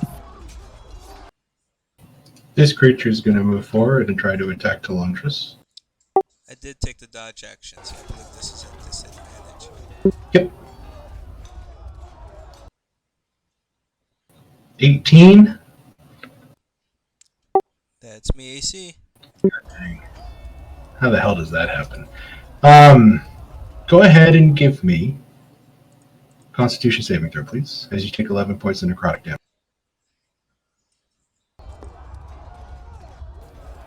You begin to feel the life sort of being sucked out of you, the vitality, as you sort of shove this creature off with your swords, and kind of take some deep breaths to steady yourself, not letting the effect take place. It is your turn. I'm going to strike out with my blade and then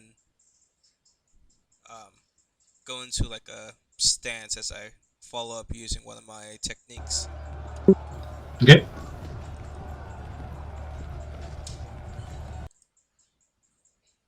$20 will hit.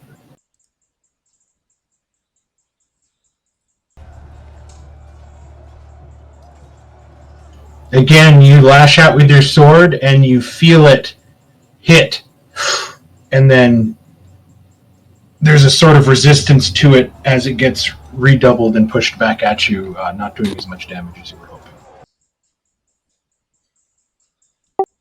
I'm also going to actually, I need to make sure it's something. You can't second wind because you used Flurry of Steel. That's what I was about to check.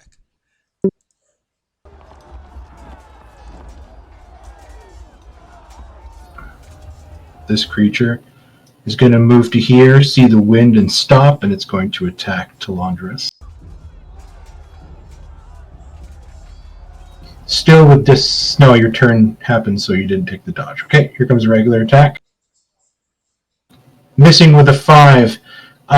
Your flurry of blades before you moving in a dance as this creature tries to shove in, hit it, push it aside, and you sort of watch as it spins around, exposing its back. Next attack on this thing has...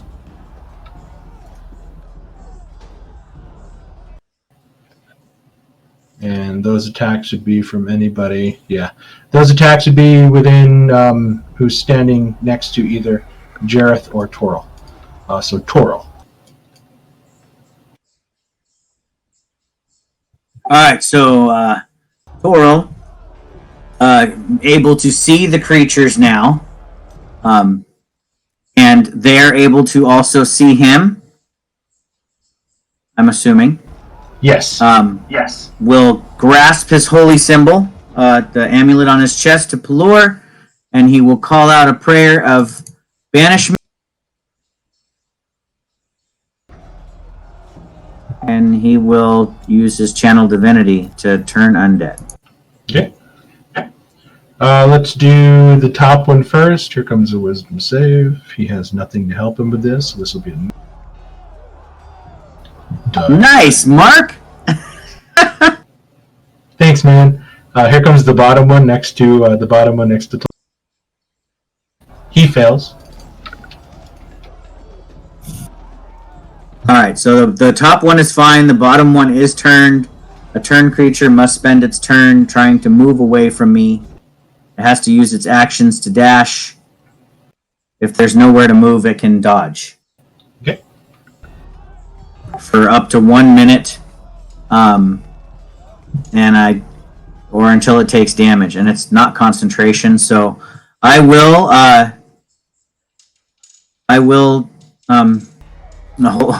hold my shield up in front of me and hope that I can protect myself against. Actually, no.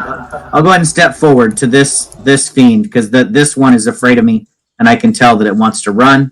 So I'll move forward to scare this one even further and have my sword brandished in front of this guy's face. Okay. But that ends my turn. Jareth, your sword and shield are on the ground before you. I have a question. Do I feel like this stuff in my eyes can be cleared out, or I just don't feel it? You don't feel it at all. Okay. Then I guess I'll need to take my action to pick up my sword and shield because they're on the ground, right? Yep, use an object action to pick up your sword, and use your action to equip your shield. Yeah, donning the shield is an action, but you could pick up your sword and swing at something as part of your attack action. No, I'm just going to pick it up and such, and then I'll move here, still under the effects of Sanctuary. Okay. True. Balthazar. Balthazar can now see these creatures, and he does not like them, but he sees that this one is trying to run away, so I am going to target this one with a fire. Be right back. Okay. Is that gear, that wrench, do I have advantage? Yes, advantage on this guy here standing in front of Toril. For a 17 to hit. 17 hits. Doing 5 fire. And then he's going to stay there because he knows he has to stay within range of the light to be able to see his target. So he's going to hold his ground. The fire shoots out, hits the creature, and again, watching the wind hit the barricade, it goes around him, not doing as much damage to this sort of frosty-looking specter. Callus. I am going to move up here. I am going to rage. And then I'm going to attack this specter recklessly with my whip chain. Okay.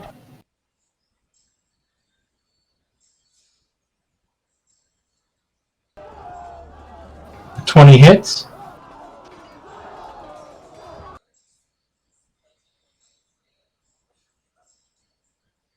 So that'll be 4 piercing damage, and he is mobbed by my 3 specters. Okay.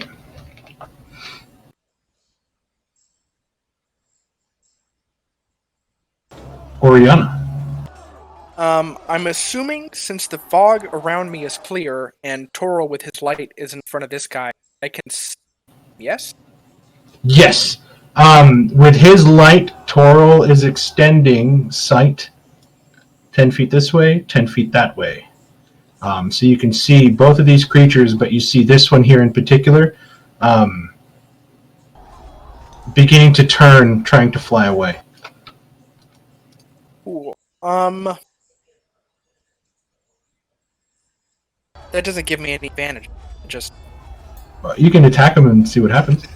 I'll attack the one in front of. Are you sure? Yeah, I'm alright. Okay. I feel like you're trying to bait me into something. No, I'm not. Nice try, Mark. Ooh! Oh! For 11 slashing damage on the guy in front of Toril. This one hurt.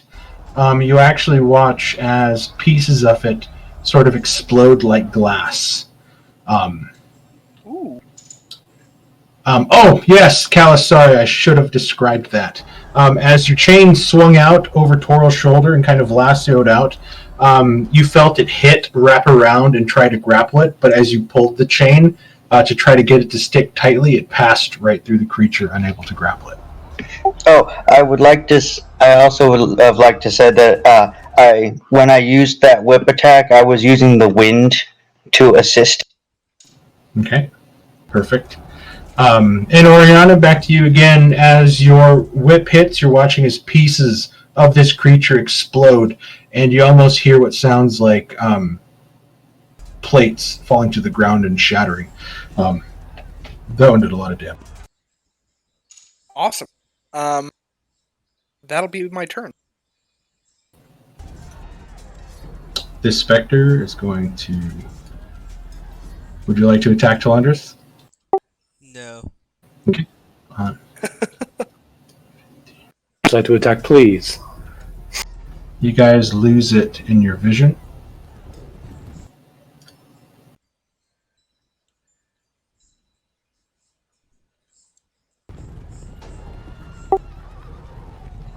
And I will strike at the one in front of Toro, swinging straight towards its chest, but just the one time as I start repeating a kind of mantra as I second wind. Okay. 13 hits, I believe. Yes, it does.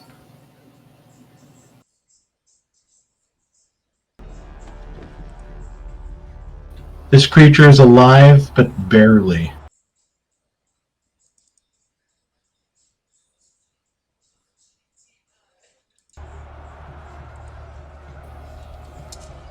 Toral. You watch as this creature flies through you, and you feel this disgusting, oily presence pass through you. Oh, not again! And it loses most of the outline, but standing now in the light within this area is the outline of what looks to be a man, but like a very opaque line drawn, highlighted, just like the outside lines of its arms, and its head is outlined, and there's not so much an opaque fullness to the body, but just like you're looking at a glass figure, which is going to attack Callus with disadvantage or advantage. With advantage. Okay. Oh, I have disadvantage if I attacked anybody else. Yes. Okay. 15 Callus. That is a miss. Okay. As you sort of step back away now, as the wind is sort of threatening to disperse this creature as it's trying to get at you. Toral.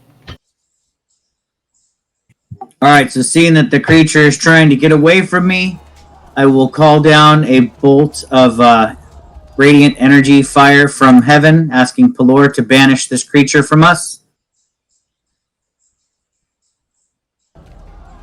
And I will Sacred Flame it. It's going to do this at disadvantage. Failing with a 5. So it'll take 8 radiant damage. You watch as, much like the sound of the plate dropping, his entire being shatters, and almost like sparkles get caught up in the whirlwind of Oriana's magic, and just disperse out into the fog. Praise be to Pelor. Something tells me if we draw out the other one, this mist might finally disperse on this layer.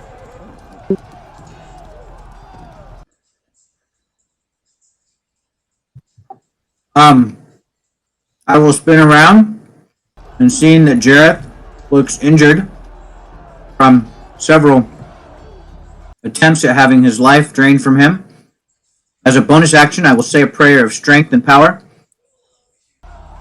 blessing Pelor with some healing. You're looking at Jareth Jareth. as you turn around, and he looks at you, and the only thing looking back at you are these sort of black, insect-like eyes that are sort of shining back with the light reflecting it. And you're watching his body sort of twitch uncontrollably, like seeming like he can't control it. Like his arm will jab out and then his leg will kick out, almost like he's having spasms. So I get 9. You get I 9. heal you for 9 points of health, yes, using my last spell slot. And my channel divinity is spent, so I am now just a very bad fighter. Are you going to stay there?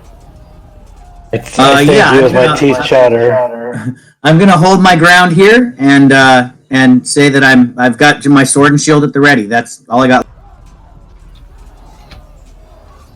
Jareth. It should still be afraid of me though. It should have run that way, and I just kind of point this direction because it ran from me. I'm going to, as my action, because I'm just going to be standing here. To hand Toro the potion, because I think he needs it more than me now. I'm out of slots too, but I think maybe you can be more of use than me, especially after my current predicament. I'm gonna use my action to hand you the potion of mana so you can drink it next time. Okay, I will drink it. I mean, later. There's a moment of fear as he reaches into his pocket with shaky hands and he holds the potion out to you, and then he sort of gets hit with this tremor and he kind of shakes uncontrollably, and the potion pops out, and you reach out and snag it right before it's about to drop towards the ground, Toril, and you look at... you're not sure what's going on with Jareth, but he has, like, tics and sort of tremors that are kind of racking his body. I'll stand here. I'll just kind of take the potion and kind of catch it before it falls out of his hand and place a hand on his shoulder and say, "It'll be fine. We'll pray together when this is done." I definitely will be praying. Okay. Balthazar. Balthazar will go to the end of his vision here, so to about there, which I guess is 25 feet of movement, but still within 10 feet of the light. So he's just going to go there and see if I see anything. You do not. So I'm at the edge of this mist here. I will just hold out my staff defensively and take the dodge action. Okay. Callus. I will join Balthazar out here. I'll see nothing. Nah. I'll say, where did it go?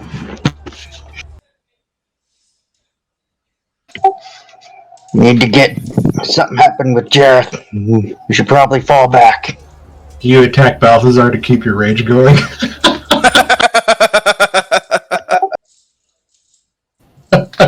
That would be kind of funny, but Just slap him upside the head. I will do an unarmed strike against my forehead going, I'm so stupid. Okay. Alright. Top of round 4. Are you guys going to wait until you know Toril's magic is up? Or are you going to try to move into the mist and actively hunt what's here? Or are you guys just going to say fuck it and go? actually, Balthazar has can also cast light, so we could have 3 points of light, at least that I know of, around the room. I would suggest perhaps we continue hunting this thing, since we can kind of spread out and generally give ourselves 60 feet of light if we are strategic about it. So the light that's cast on Jareth's shield is from Balthazar. So Jareth didn't cast that. Okay, gotcha. No. Now what? Balthazar is Jareth's My personal light bearer. lantern. Yeah. I carry But I him. believe He gives me light. Jareth, you have a lantern, do you not? I do. Yes. So you do have that option. Yeah, so I guess Balthazar would just say that as a point of we could use this tactic if you guys wish to continue the hunt. Can you just drop the turn, or you have to actually wait for it to expire? I'm sorry, I couldn't understand you at all. So a turn is something you can actually actively drop, or you have to wait for it to expire? There's no concentration involved. It just lasts for a minute and then it goes away. I would almost just- say we should just stand our ground here, since it'll come for us, and wait for the time to expire so we can finish it off. Toro will respond that it will be its folly to try to be braver than Pelor's might. That's for sure. Okay. I don't mind waiting. Okay, so and is your pretend guys' like we plan? waited. Is your guys' plan to huddle together around Oriana? Maybe on the edges of the wind, since Okay, so go ahead and position yourselves on the edges of the wind.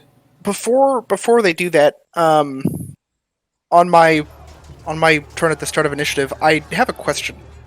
Was the stone pillar in the center? Was that? So you said it was like beating, kind of like a heart. It's covered in Was it veins, still- basically. So Stone? think of it as it is a foundational pillar meant to stabilize this tower that runs from the bottom all the way up, like the spine of it. But as you got closer, and what you thought were just moldy black lines that were the grout used to solidify the stones together, turned out to be these almost chunky, worm-like veins that pulsed and moved. And after a couple pulses, like a small little bit of it, like venom, would squirt out and latch onto the stone and then spider out, forming its own little veins. And it seems to be growing from this pillar. And you notice that the new ones are moving downwards. But it. Okay. And the But it infection's looked getting worse. organic. It looked like it was organic, but you watched as Jareth cut it, and it hissed out these like spores almost. And now Jareth is like has uncontrollable tics, and his eyes are black. It's strange. When he cut it, did it cut like it was cutting through stone, or did it cut like? He scraped his sword against the stone and like cut it like you would slice an artery, and it just Okay. sort of dispersed out. All right, I'm just Is trying to that get where a you feel guys are going to be? of what this is. Okay. But I will hold the action that I was going to do. Okay, is this where you guys are going to end? Yep, I'm good there. Okay, so judging from when Toril cast it, I'm going to move us forward. I'll stay where you were, Ariana. Okay, I will stay where I was. Yeah, because we're surrounded around your wind, so we moved based on where you were at. So you can't move. This is now the top of round 13. A minute has passed. Jareth, you are no longer under the effects of Sanctuary. Yeah. And anything else that was a minute that you guys found yourselves are gone. So I think it was just Sanctuary and Turn Undead. Correct. Oriana. I will hold a wind lash in case I see the creature, Okay. which is 20 foot in range.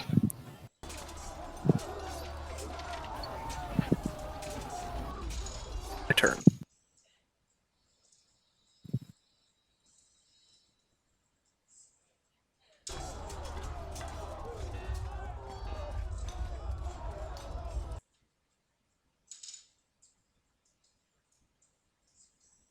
The creature appears in front of Balthazar, no longer turned. Beyond, I believe, Oriana's 10-foot sight Oh, due yeah. to the light restriction. And it is going to reach out and touch Balthazar. 20. Ugh. Shield will make my AC exactly 20. So I will let it hit me. So, like Satan ramming his hands into John Constantine ribs to pull out all the black tar and cancer. It just reaches into Balthazar's chest and almost lifts up his light body as it sort of starts to squeeze and try to suck the life out of it. He takes 16 points of necrotic damage. I need Balthazar to make Damn. a Constitution saving throw. These guys have high damage.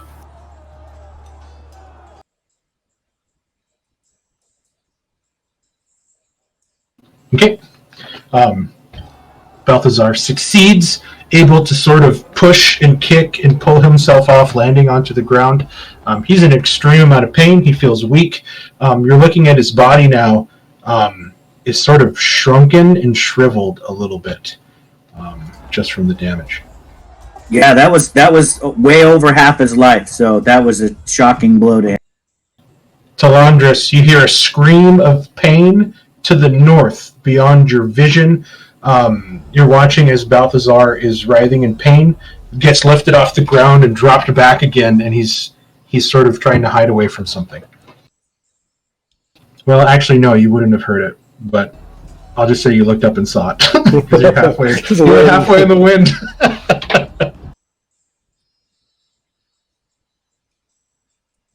And I'm assuming if I run over to him, I would see the creature in front of him as he's falling to the ground. Yes, you can definitely see the edges of the creature as it just attacked him. Back away, Spectre. And I go into a spin, striking with both blades. Okay.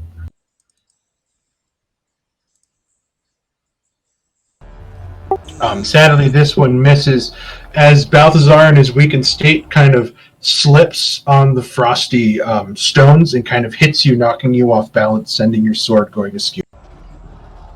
I try and catch myself and then swing with my left hand blade for a bonus action strike. Okay, sounds good. A 10 sadly misses again, as this time you try to catch yourself and you overextend your leg, slipping, watching as your sword just misses as you slip, slamming into the ground. As I stop my momentum, I kind of over my shoulder. It's over here. Everybody but Oriana heard that. Toril, you hear Telantris' voice from north. It's over here, and you can see his face turning around, waving you guys onward. Yep.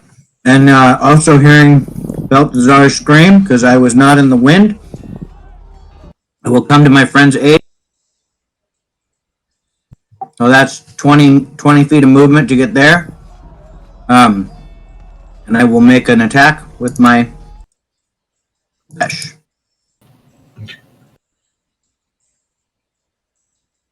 20 will definitely hit. Good damage. That's max damage.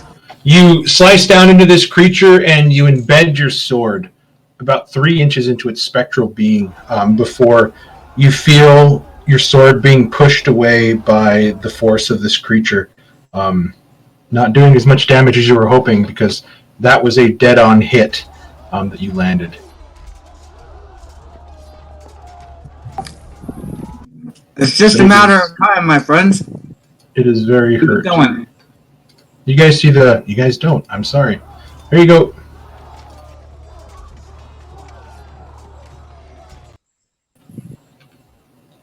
Is that everything you're doing?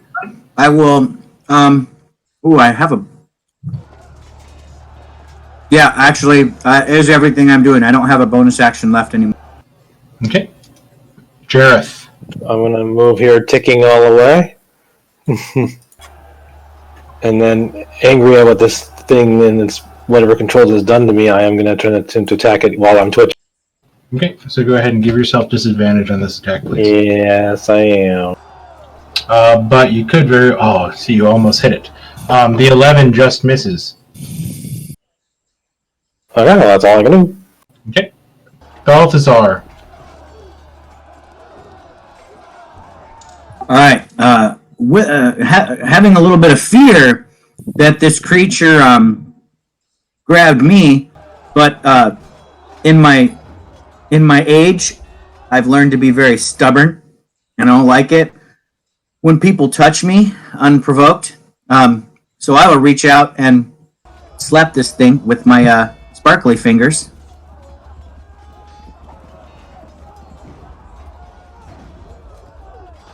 Oh, yeah, that definitely hits.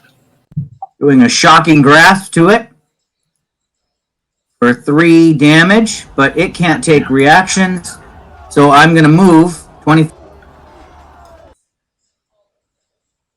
to the edge of Oriana's wind, back by the door. The shocking grasp hits the specter-like figure, and you watch as the lightning just cascades around it, sort of outlining its body with small electrical shocks. Again, you see this sort of glacious outline of what looks to be a soldier before the lightning stops. It didn't do a lot of damage, but it definitely outlined it quite a bit. Callus. Chalice is going to move up where Balthazar was, and he goes, "Hey, Ghosty, why don't you try that on somebody with a little more meat on his bones?" And I'm going in with my pickaxe, recklessly. Okay. Ooh, yeah. I don't think he has enough. Oh, he does have enough left. You score a hit and Max pierce it, damage. and there is a sort of explosion from it that forces your pickaxe out of it. That is a completely different thing, Mark. I know. As your your hole begins to close, it did seem to resist some of that damage, but it messed it up a lot.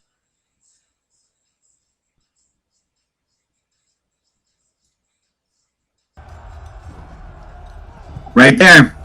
World's 12 birthday presents. I'm happy.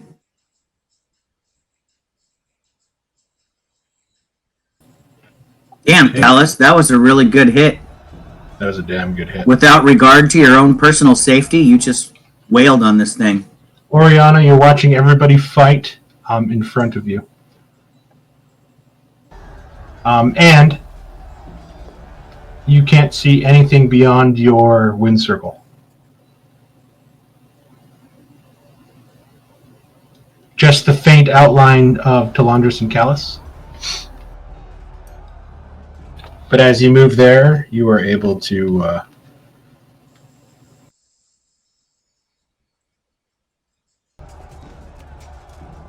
We are now suddenly shrouded in that frickin' hurricane wind again. It's like, wow! This time, though, Oriana, it doesn't disappear. Again, you're left with the sort of glassy outline, like an ice sculpture standing in front of Callus, due to the light being shed by Toril and Jareth. I realize all of my spells are very loud, which I guess fits with the whole Storm Sorcerer thing, but I will use Windlash on it, and for a 16. That hits. This thing is dead. 6 slashing damage. Again, the figure bursts like glass, and you watch as your wind takes these small shards of this poor soul and banishes it to the nether realm. Awesome. I will shout a huzzah that nobody else can hear.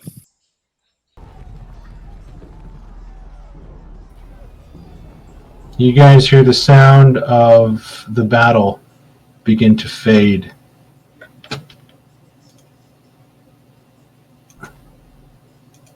To nothingness. But you are still here within this foggy, just this thick, foggy area. The fog does not dissipate. Did Oriana drop the wind barrage? Not yet. I have one more question about the pillar while I can still see it clearly. I'll step out of the wind and pray for my lady's guidance with his black eyes of mine while he's doing his thing. Okay. Also, since we've all taken a short rest since the last time I used my feet, if anybody is damaged, I can heal you with my bandages. So I will do so for Balthazar. My question mark before I drop my... He was healing too, if he could do that. While I can see the pillar. Does this look like it's the center of this growth that's happening on it? Or does it look like it's further from the top, and this is just where it's the furthest it's traveled so far? Does it look like it's growing from the floor? It goes from floor to ceiling. You're watching as the veins are going into the floor and sort of vanishing in the stone.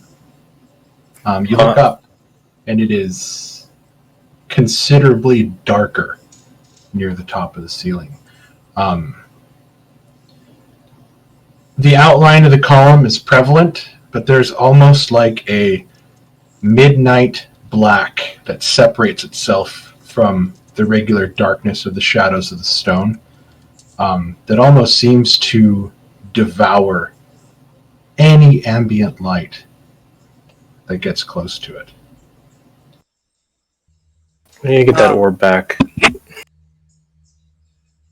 That was okay. And then while we're taking this short rest, I want to see how quickly it grows down. I'll drop my warding wind. I want to sit somewhat close to this thing and see how quickly it grows down. I think the orb was holding it back. Your natural curiosity is getting the better of you, and you kind of look, and it's slow. After like 10 pulses, you'll watch as a small little like string will shoot out from one of the veins and then latch back to the stone, and then that one begins to sort of pulse in rhythm, and it starts to grow fatter. And it's been about 15 minutes, but it's just sprouted a new one. And after another 15 minutes, it spreads out another like 5 inches. And you sort of follow as far as you can up, and you're estimating that the pillar halfway up is solid black, as if it is completely coated in whatever these veins are, and it is just slowly moving down through this pillar. Oriana, we need to get that orb working and take it upstairs. Yeah, I don't take any more time. Oriana, can you move yourself away from Callus so I can see how hurt you are? Because Toro would make a judgment call. I'm at 14 out of 23. I'm exactly 9. Yeah, so I think that's about half. So I would suggest healing you before we go into the next encounter. All right. Mark can do 14 points of damage in a single attack, so just to put that out there. I cannot do that. Yeah, he has. However, the Spectre can. You know, just a mechanic question. So you gain 13, Oriana. Well, then I guess you're just max healed.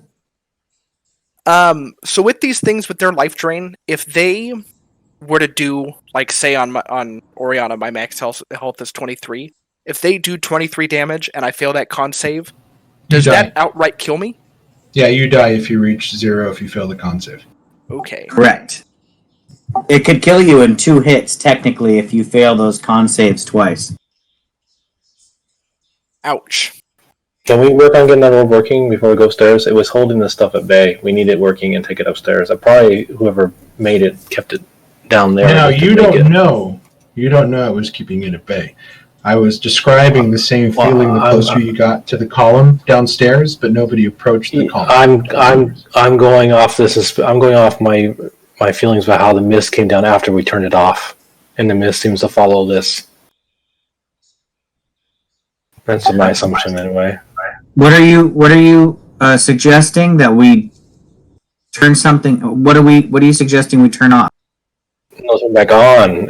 Once that orb went off, the mist started coming downstairs, and that's when the dread started happening and everything else. How did we control the orb turning on and off? Well, Callus turned it off by fiddling with it, and Oriana's not been able to figure out how to get it working again. I mean, I can certainly give it more attempts. I am interested in this puzzle. I was just curious at the growth for a while. It sort of took my interest. Because it hasn't been growing. It couldn't have been growing this. I mean, this has been empty for a long time. So if it's growing this fast now, there's no way it was doing this before. This is new. It's too fast now. This is even faster. We've only moved up. Well, to see. Yeah, my point is that this tower has been empty for years, and now we're seeing movement going down within just 10 minutes of looking at it. Technically, we aren't sure that it's been empty. Did we not come here to inspect since people went missing? Yeah, people missing for a long time though, right? Mark, I think this has been a cursed place for a while now. You guys know from the history told to you by Tyro, when you asked and he spoke of it. This keep fell over 100 years ago, and it was overrun by beastmen. After a time, the tower the keep was reclaimed, but for some reason, nobody was able to hold it for long. People were vanishing or running away from this place, completely crazy and mad out of their minds. Nobody could get the truth from them. Nobody can get any coherent information from them.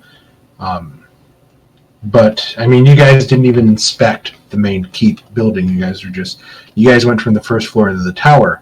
But even in the first floor, the amount of bones and people and carnage that you saw.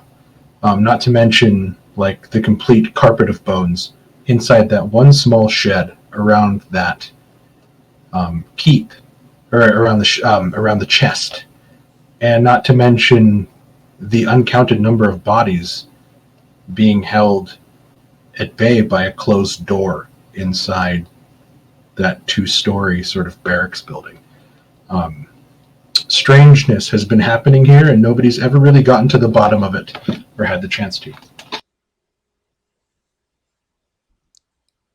Even now, some of you can feel the threads of your own sanity dwindling the longer you stay here. All you guys have to do now is look. You don't know if you're hallucinating the fact that Jareth's eyes are complete black orbs and that he's twitching and shaking. You don't know if you can trust what you see. This is a very strange place. All right. Well, for the rest of the duration after the short rest, after I was observing and notes on the pillar, I'll keep working at the puzzle. Okay, give me a puzzle check.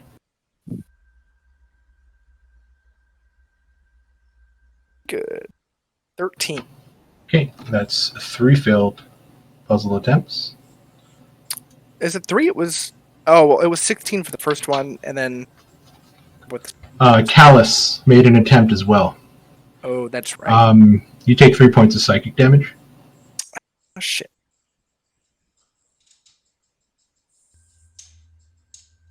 Anyone else have Arcana, or I can look at this puzzle?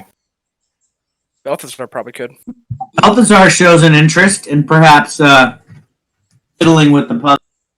Perhaps if Oriana. we get out of the cold, you'll think better. It takes about an hour for you to try to fill this out and move these around to get to a point to where you get it. So you guys have been standing here already for an hour and a half. Yeah, do you want to hand the puzzle to me, or do you want to keep working at it, Oriana? You've already made some progress. Well, I consider it a short rest for me since we've been here for an hour and a half. Yes, everybody took a short rest. Yes, everybody gets a short rest. I feel like me and Balthazar working together would probably be better than just one of us on our own.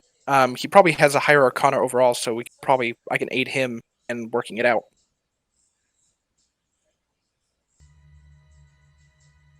Toril can also say a prayer for them, providing them guidance upon achieving their goal. Or maybe Balthazar can cast a detect magic ritual that might help her identify ritual.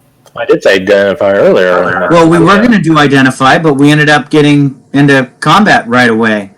It takes me an hour to do identify as a ritual. I can, again, Mark, I don't know if this spell should be prepared or not prepared. It's 10 minutes, right? 10 minutes, not an hour. Yeah, it's 10 minutes.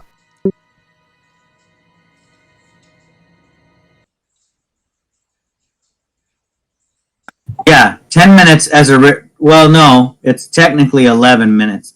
It adds 10 minutes to the casting time, and the casting time is 1 minute by itself. It's not an action, so it takes 11 minutes. But yeah. Yeah, you can definitely do it. I know for a fact that he's always had it prepared because he's always been able to identify stuff in previous sessions. Yeah. So we're just gonna have a talking to with David.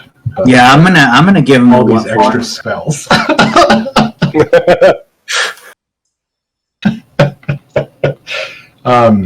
Okay, I will first show Balthazar.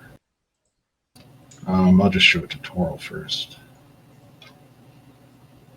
This is what the immediate ritual.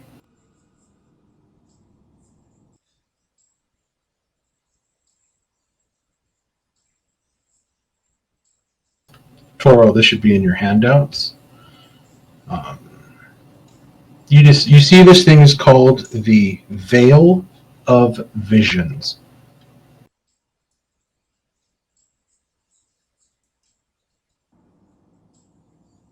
It's a strange device.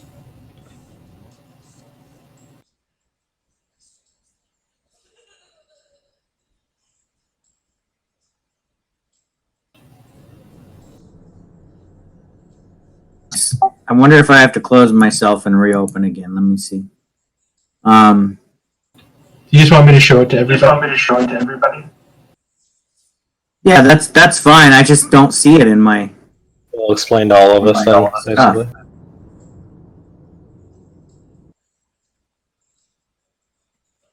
Okay, it should be popping up right now.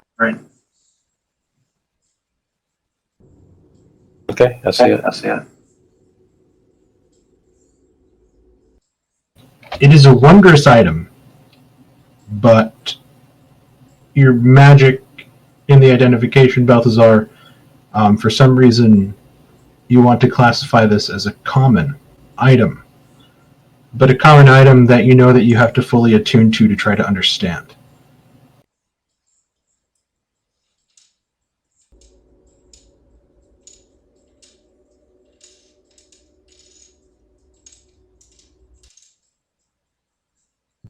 Ah, nice. It's a holy symbol. It can be both. It can be used by an arcane caster or a divine caster, but you need to use both hands on it to use it as a symbol. But you don't have to. Remember that you found this orb, the second floor, along with that ghost. She did Once call- Talandris was able to lay her to rest, you saw what seemed to be it looked like an arcane caster sort of visage that this woman was wearing. Sort of long flowing robes of a deep blue with her black hair and her luminous blue eyes. She was human before she vanished back to where her soul could rest. You can put two and two together that perhaps this belonged to her. She did call us thieves and say you've stolen everything already. She did, and I just thought that she was talking to. I thought she had us mistaken for some Maybe too, horrible yeah. thing that she experienced in life at first, but perhaps she was speaking directly to us. I thought you said the light went out on it, though. This is always- It's glowing red, but it's not pulsing like a siren. It's not pulsing bright red light to illuminate around it. It's just glowing red. Oh, so it was pulsing before, and now it's Yeah, it was pulsing before. You guys were actually seeing the pulsing light as soon as you stepped into the staircase, making your way up. Sort of like an emergency stair beacon. If like the power goes out and there's an emergency and like you're in the stairs and the siren's going off, and it's the red emergency light is pulsing on and off. That's kind of what you guys saw.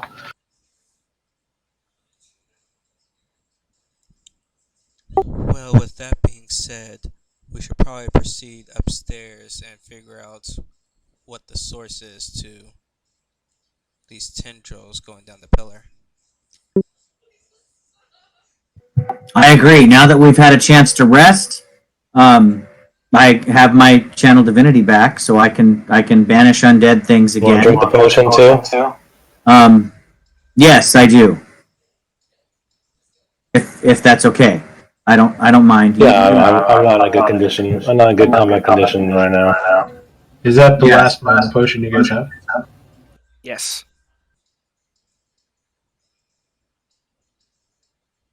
Is anyone going to tune to this while we're waiting, or? It'll take another hour to attune if you guys want to try. Oh no, that's no time for that.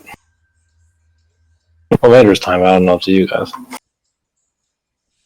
I don't have mana potion on my character sheet. Usually, I just zero them out, Mark, so I can keep my flavor text for them. I had it on mine. Oh, okay. So maybe I just never had one. I have blood spice potion, but I have 0 of them. But I usually keep them on my equipment list and just zero the number out so I can keep their descriptions. Yeah, the last time you, Toril, in particular, had mana was during the battle in Dastow. You drank 2 that day. Last chapter. Okay. Yeah. So yeah, I must have just removed it since then. That's cool. I'll drink one though. I'll drink this one that he's handing. Okay. It is a minor mana potion due to its small size. Where the fuck did I put you? I think it was 4 to roll. It was just a 1d4. Roll high. And I gain that many levels of spell slots back?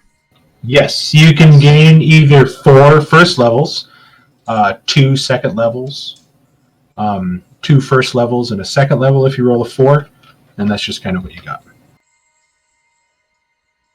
So you can gain a second level spell slot or 2 first levels. I'm going to take the 2 first level spells so I can heal if I need to. And And with that, thank you for the quote.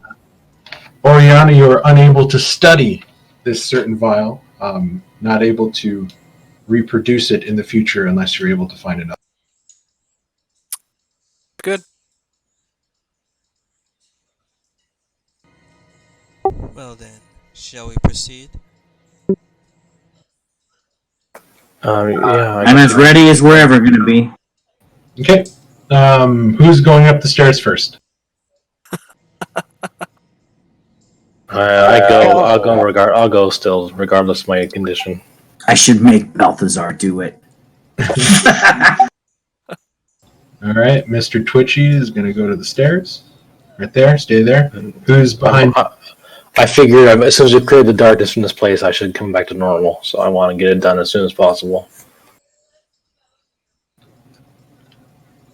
I'll be right behind Callus. Toro will be behind Callus, and Balthazar will be with Oriana.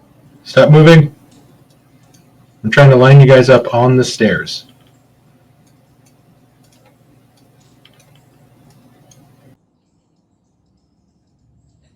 There we go. Yes, perfect. That's where I... Thank you, Mark.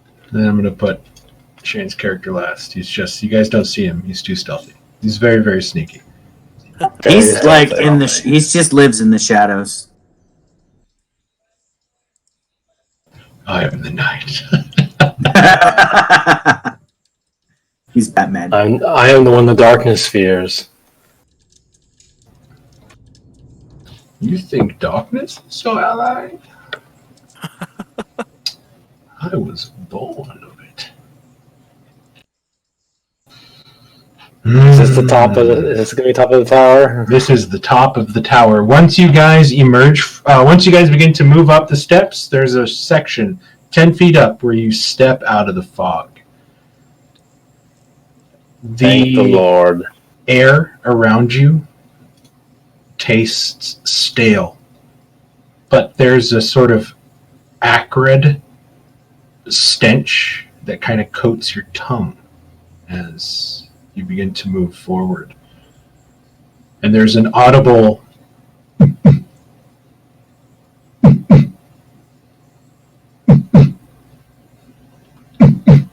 to this place.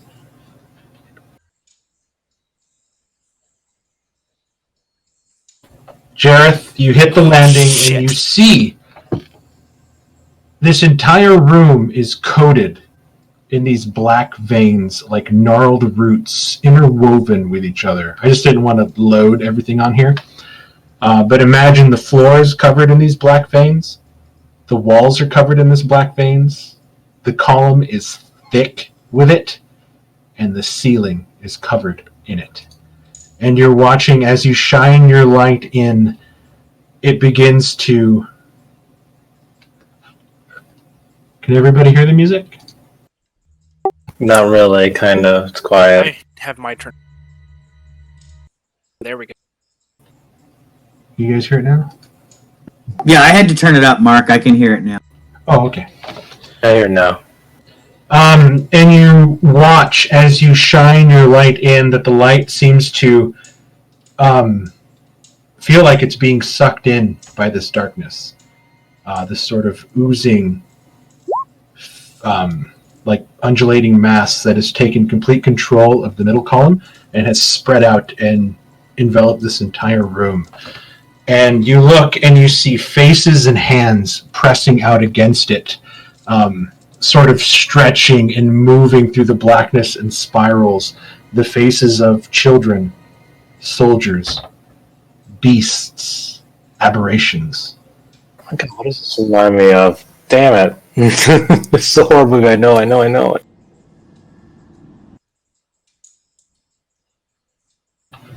Jareth, you don't know if you want to step into this room. Oh, I know I don't. But I'm Paladin, source of light. Worry not, my friend Jareth. Pelor will protect you. I'm gonna wait. As I step in, I kind of want to avoid stepping directly on these tendrils if I can. Oh, no, you can't. You're stepping on them because it's a living carpet of them. I just didn't want to cover the floor in these tentacles. Oh, okay. Okay. And as you So step I'm into the gonna- room, Alien guys. as you step into the room, I need a charisma saving throw. Oh, yay.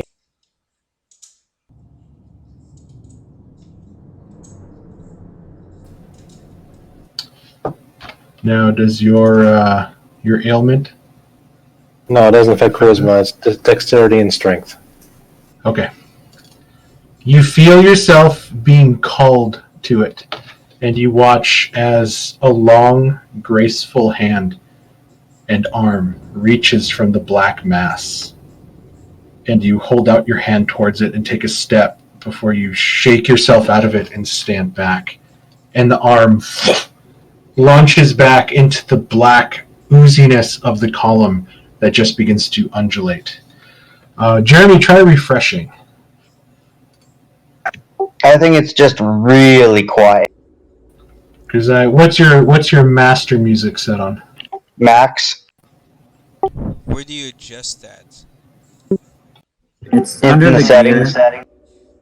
The gear on your journal page there's a master music. I turned mine all the way up too. I'm just hearing sound effects. I don't really hear music. I just Yeah, I don't hear. hear Yeah, music. I it's just not spooky music. sound effects. It's not music. It's supposed to be ambience. I'm sufficiently terrorized, and you know. Mark, look up Outpost 31 in the music. Okay, I'll do that really quick. Tabletop audio. I hear it. It's spooky. I'm scared.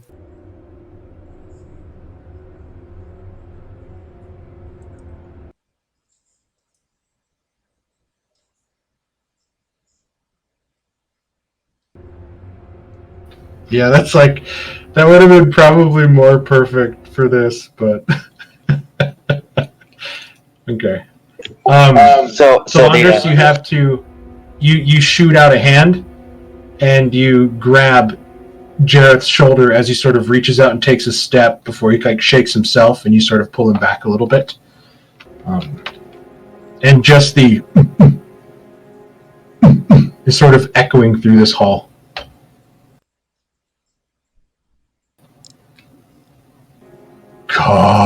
Come. Hey, that's what those spirits were saying outside. Maybe this is the heart of those images. You watch as the black mass again begins to undulate, and then you see Jareth sort of press out, and he sort of moves and then solidifies into Talandris. Callus, Toril, Oriana, Balthazar. I've been watching. Give yourself to me. Come.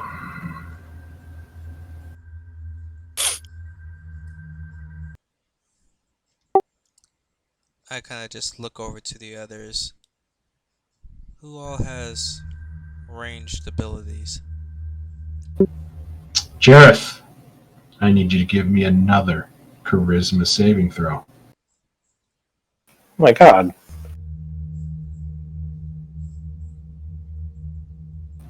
Oh no. You guys begin to watch as Jareth. Londres is trying to grab me last time. Can I reach back out to try and stop him? Right behind Give me me. a strength check, Talandris.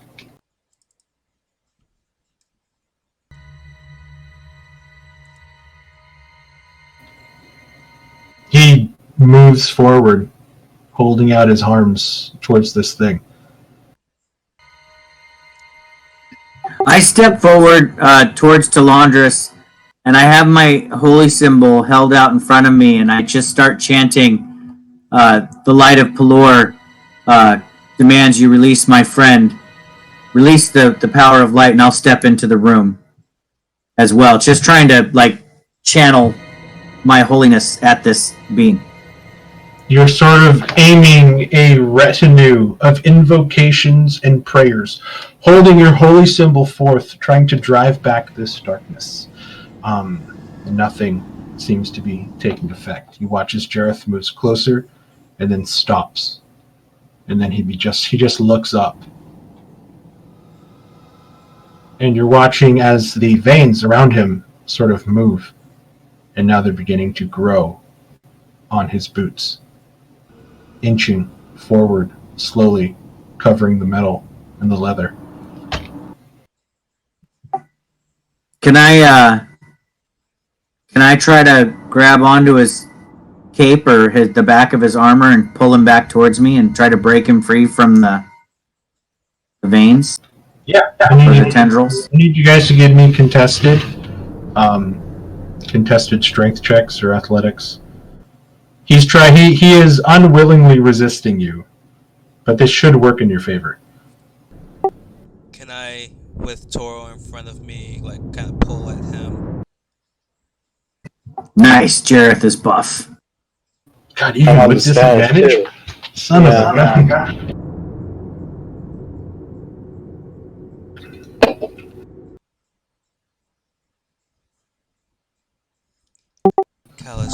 Sorry, Jareth, you're too strong. Your legs are like tree trunks. I can't pull you back.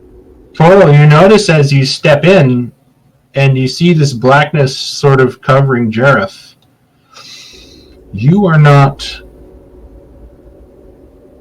having anything grow on your legs. Nothing's covering your boots. Nothing's trying. I was wondering that. Nothing's trying to intercept your mind. But What's so Jareth, special about Jareth? Jareth is stock still, sort of limp,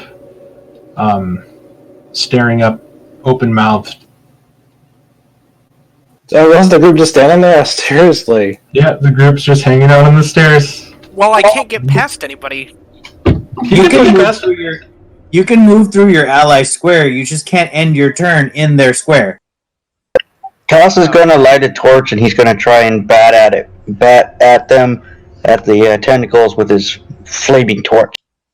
I'm trying to reach out and grab. I mean, I can move diagonally, but I'm trying to reach out and grab Jareth and pull him back. That's all I'm trying to do right now. You take out a torch and you spark it and you bring it in and you start waving down at these black veins and you're watching this sort of bubble and burst. But none of the spores are coming out as you do this. But it almost turns to liquid and then it sort of covers back up again. Well, can I bring it towards Jareth's legs, not burning him, but I'm trying to basically liquefy the tentacles that are keeping him dead. You're watching as they're growing up towards his ankle right now and this slow march upwards, and you bring the torch and begin to run it along, moving it back and forth, using the heat to bubble and pop these veins as they sort of turn to liquid and then run down. We should probably strike the center pillar. The voice softens. Why do you struggle? Come to me. Be mine. I can show you such things, such incredible things. Another voice. Join us in eternal peace. Come. Come. And then hundreds of voices begin to speak at the same time as the pillar begins to erupt in faces, all speaking, all looking at you. It is a maddening, incoherent sort of speech, beckoning you all forward to come, to join them. Balthazar, shut this thing up. This would be the time to shoot fire. Yeah, can Balthazar wholeheartedly agrees that everything does burn eventually, and it is it's time for it to burn. Let's see, what can I do? Can I cast Shatter on the excited creature? Can you guys still try to pull me away while all this is happening? I don't know how we're doing this. Yeah, Mark, I want to use one of my new level 2 spells. If I can. But did you wanna try to pull Jareth away again? Talandris can pull him away since No. the flames were I'm gonna target the center mass of these tentacles.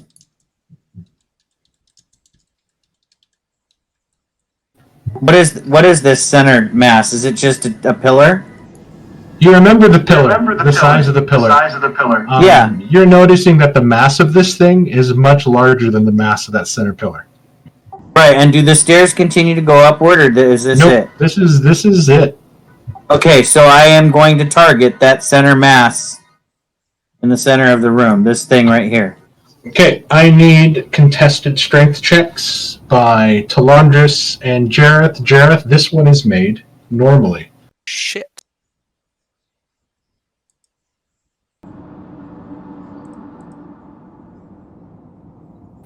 My You will God. not budge. As you send thick orange and purple ray at one creature you can see. Is your strength save the same as your just plain strength roll? Oh, I'm sorry, I'm not doing it right, am I? I'm doing a strength save. Sorry. Well, what's you have a +4 strength anyways, right? Yeah, but I'm doing. Yeah, Yeah, it's so true. it's It's the the same. same because I'm not proficient. I'm not Yeah. proficient yet. Okay. That's what Even I if was thinking, so. even if you had a -2 proficiency, it still would have won. So Just keep them from climbing up me, guys, with the fire. Holy crap, that's a lot of freaking damage, because I crit it. Oh my god. okay, this is fun. So, yeah, I'm going to... Balthazar, you watch as it shoots out and then it sort of explodes, and you see the stone underneath before it sort of sucks back in together as all the voices scream. I need everybody to give me wisdom saving throws. At just the cacophony of screams that are now assaulting your ears. I'm dead. I would like to use my inspiration on this save.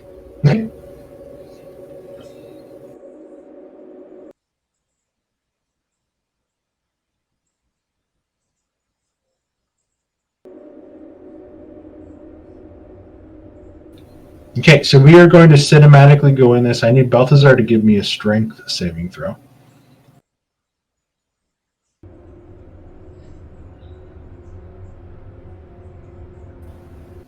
Dang, with a -1, too. Buff man. Okay, the only person that failed was Oriana. Yeah. Oriana, you only take 1 point of psychic damage. Balthazar, however, feels a tether attached to his ankle, and instead of getting pulled all the way back down to the second level, he only gets pulled down halfway down the stairs 10 feet. Oh, okay. So I'm being dragged back down the stairs. Oh man, that's okay. They're mad at you. Let's roll initiative. Yeah, that's freaking scary, Mark. Damn it. Oh, my initiative has been so good till now.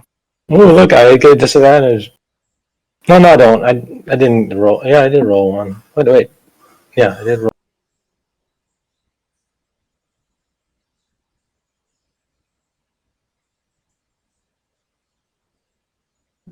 God, Toro, you need to just give it the fuck up, dude.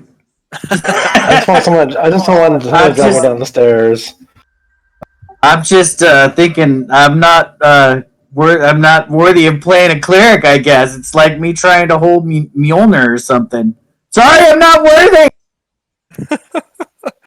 Well, it doesn't help when you're actively combative towards your god. Yeah, the fact that you question That your was- faith is the reason why you fail. I don't question my faith. I question and that was only 6 seconds of my life, guys. You guys are making that like the end all be all of my whole religious faith. Every religious person loses faith for about 6 seconds. Haven't any of you ever been religious? Yeah, I'm still waiting for that 6 seconds to go up, but faith hasn't come back to me yet. Yeah, I was raised religious, and yeah, I guess my 6 seconds turned into 20 years or more.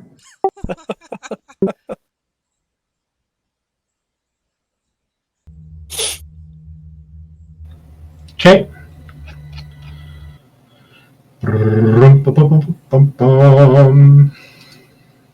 Uh-oh, the DM's gone classical music. We're all doomed. Yeah, they only play Good song. classical Perfect for music this. during Doomsday.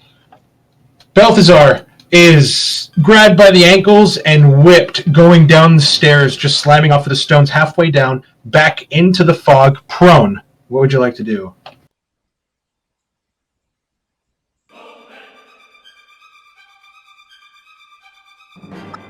I am going to try and break free from the tentacle that has my foot. With my action, if I can. Since you successfully made the strength save and it didn't pull you down, it is not currently attached, but it is trying to attach. And Okay, as gotcha. you look with your vision, it is the same kind of inky black vein that has sort of crawled up the stairs and grabbed a hold of you. And you manage to sort of kick it off, and you're sort of looking at it and doing the thing where you don't want it to touch you, so you're kicking your feet to try to get it away. Yeah. So So am I starting the turn prone? you're starting the turn prone.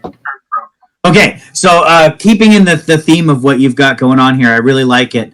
I want to stay prone, and I'm just going to double move crawling, so half my speed, to get away, like just scurrying up the stairs, not trying to stand up yet.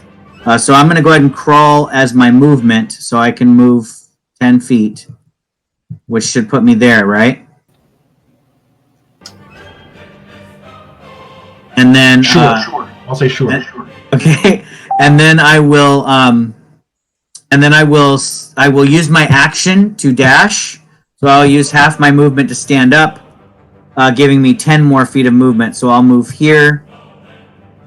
I probably can't go diagonally there, can I? Or You're small enough to squeeze in that space with your back against the wall.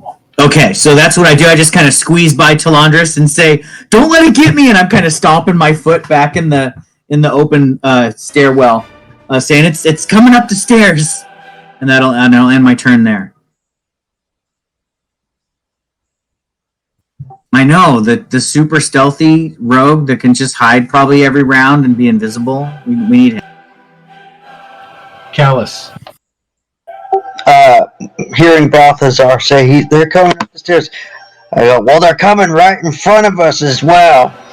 You got magic, do something.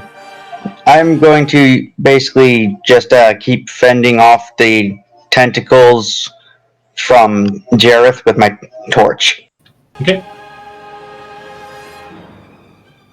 This is going to be fun.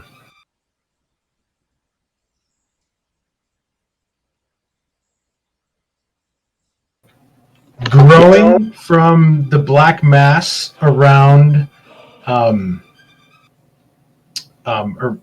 in front of Toril, Talandris, and Jareth, this being sprouts up, and you see the. Hold on. I need to move this to the map layer. There we go. You see a black shadow creature that looks exactly like Talandris pull forth two large one-handed swords in each hand.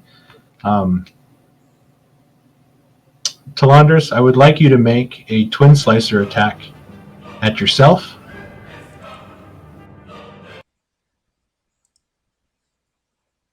That's cruel. Take 7 points of slashing damage, and I would like you to use your bonus action to make a whirlwind attack. against you and Toril. And you watch as it misses as you guys get your shield up and you cross your swords in front of it to defend yourself. Does it get, And it sort of just hangs there. does it get advantage now against it because it crit? Yes. Who has the red dot? Toril. Toril. Perfect. Toril, you watch standing next to you, rising from the ground, is a shadow figure of yourself. Uh-oh. I don't like that. I need you to make a Khopesh attack against yourself, please. A Khopesh attack against myself. Okay. Oh god, that's... The I creature can't lashes get out yourself. and gets you right into the shoulder as it sort of appeared from nowhere. Go ahead and roll damage. You take 5 points of slashing damage as its sort of spectral black Khopesh just rocks your world. Oh no, poor Balthazar. I need Balthazar to give me another strength saving throw, please.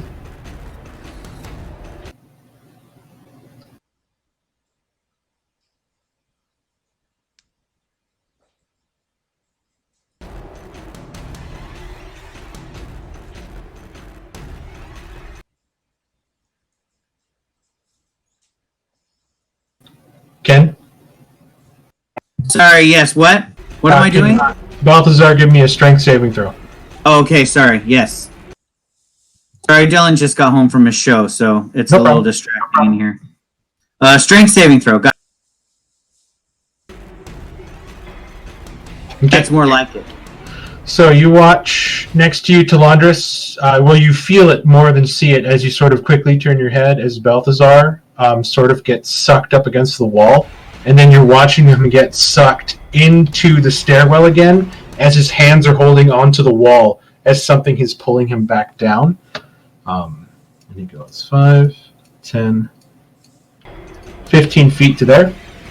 Ah! It's got me, Talandris! Chop it! Cut it! Emerging in front of Jareth.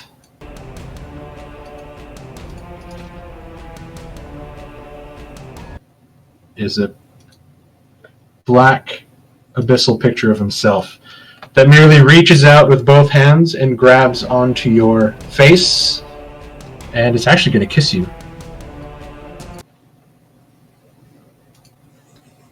You take 6 points of necrotic damage.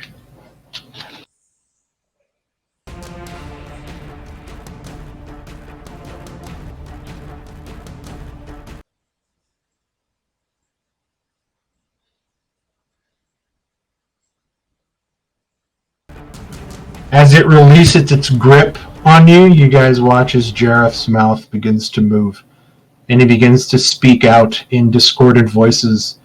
Join us, come. I will show you such things, such incredible things. And it's as if he's speaking in tongues.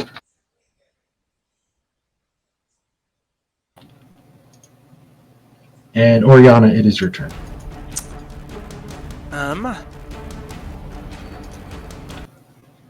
Here. Check.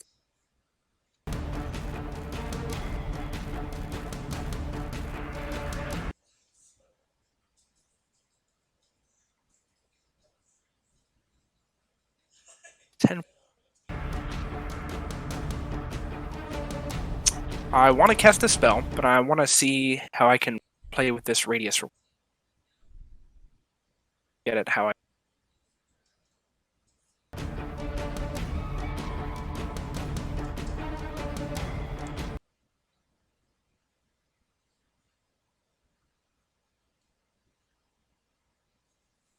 How do I edit it? How big do you want it? 10 foot radius. Like that? Is that a 10-foot radius? That's a 5-foot radius. 5 foot.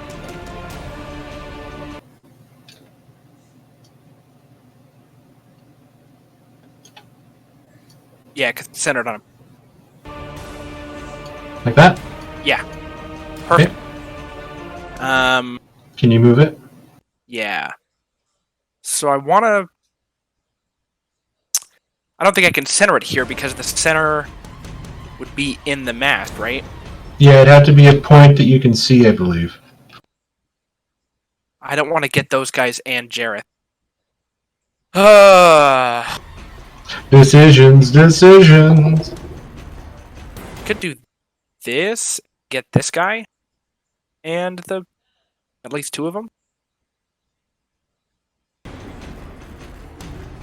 Yeah, I'll do this. So I'm gonna center it right here, and I'm gonna cast Shatter. Okay. And I'm gonna try. I'm gonna get this guy, orb in the mass in the center. Okay.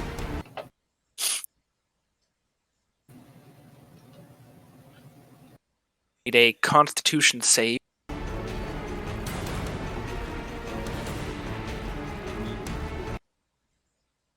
And I will use my empowering spell, which I think is one sorcery point. Reroll one of my damage die.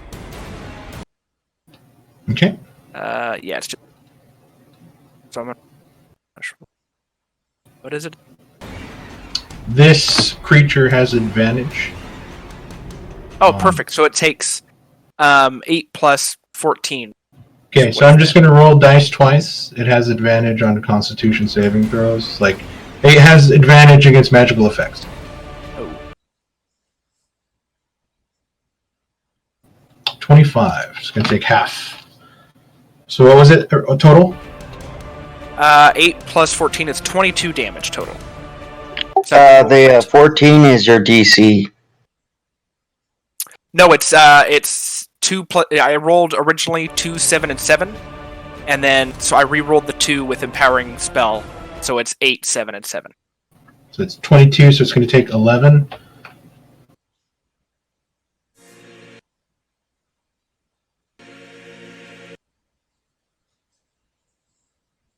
I'm assuming that was the big center mass.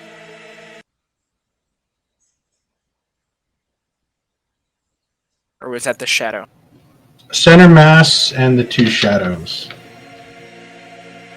Oh, it gets 2 of them?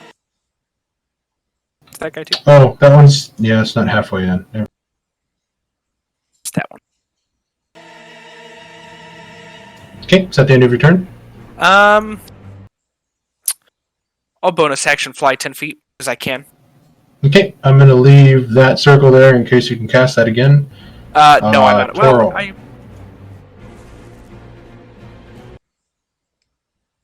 Okay, so Toril is going to put his faith in Pelor against these shadow beings, and he is going to quickly grab his holy water and splash a little bit of holy water on his forehead, casting this spell. Okay. As his action. And then he will just go ahead and stand there with his sword and shield, hoping that Pelor will protect him.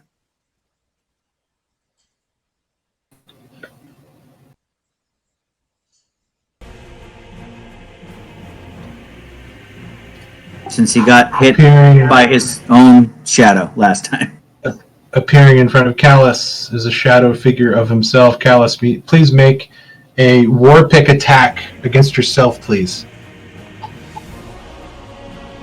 Damn, we're really good at hitting ourselves, aren't we, Callus? It's the 22. Seems to be. Okay, you take 8 points of piercing unless you're raging right now. No, I'm not. Okay. Talandris.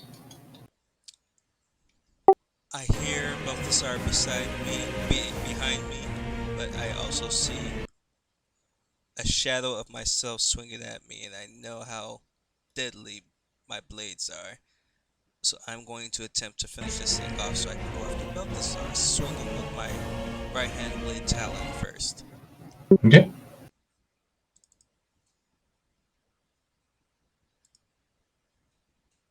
22 will hit.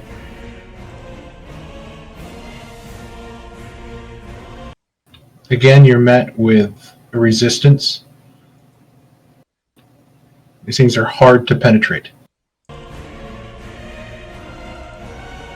then I will spin and strike with my other blade as a bonus action. 6 will miss.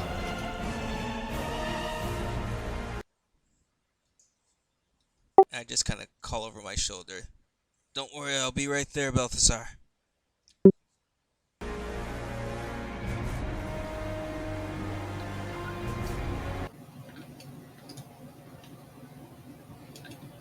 Emerging 20 feet away from you, Oriana, is a figure that looks much like yourself. Please make a wind lash attack against yourself, please.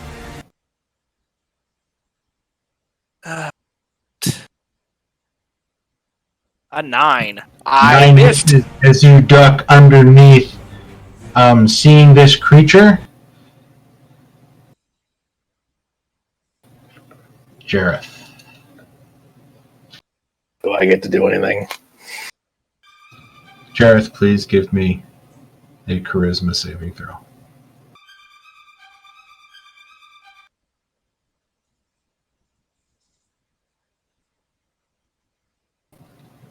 Jareth moves to here, and he begins to hold out his hand to the black mass. Top of round 2, Balthazar.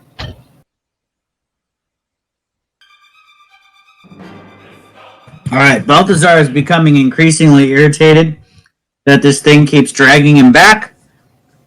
I'm going to go ahead and try to firebolt the tentacle that has me, or that grabbed at my feet before I try to run away from it this time.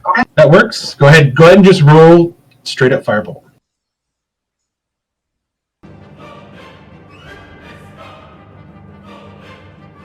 The 10 will hit.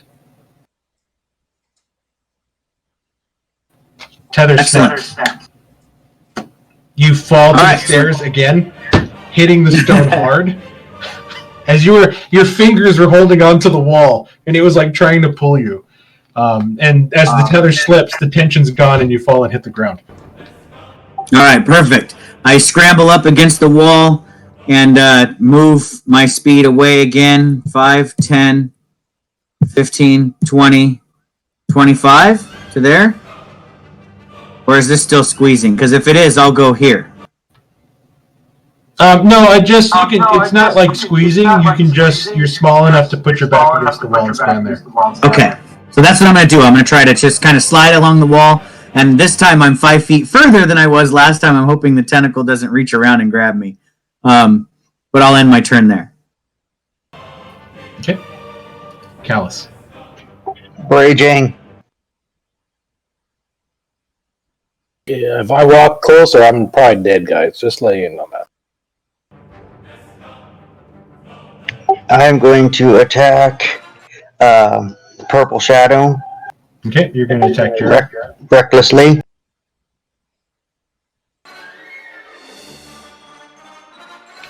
$19 hits.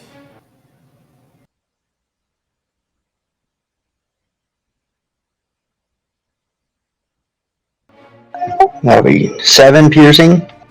+2, right? Oh, the +2 is already added. Yes. It's going to be 2 + 3 for 5 total.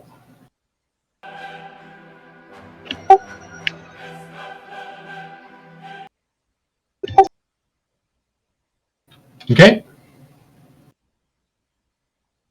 Yeah, I think I'm going to use a bonus. No, I'm just going to, that's good. Okay.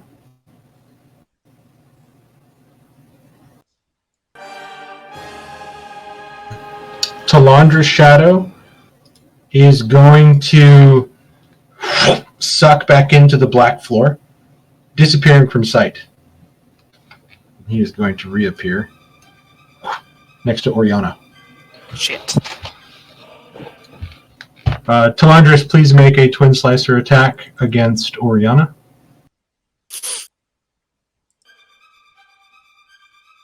16, Oriana. Hellish Rebuke, because I haven't used that yet. Okay. Go ahead and roll damage. Damage is already up. I'm talking to Talandris. Okay, you take 6 points of slashing. The Hellish Rebuke explodes from you. You watch as this creature breaks apart and then reforms, not taking any sort of fire damage at all. Fuck. God damn it.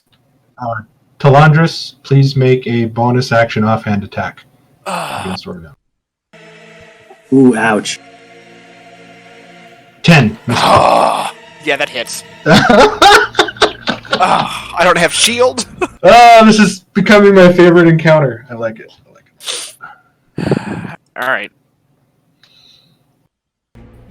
Oh, I'm gonna be a dick. Am I gonna be a dick? I'm gonna be a dick. Toro, you watch as your own figure sort of looks at you and smiles, and then disappears into the ground, appearing here next to Balthazar. Can you make a Kokesh attack against Balthazar, please? That 10 does do damage. I gotta make it. Okay, that's fun.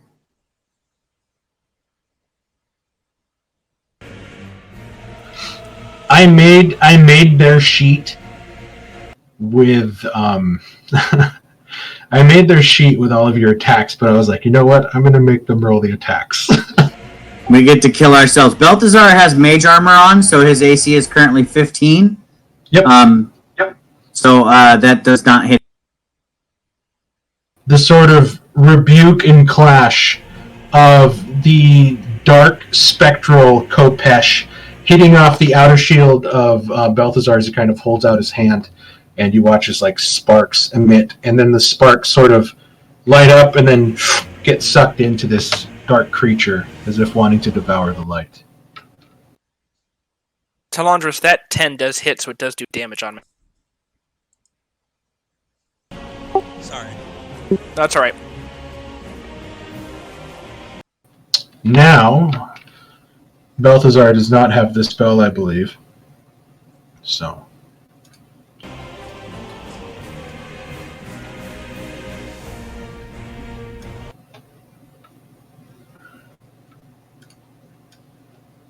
Okay. This creature is going to appear here.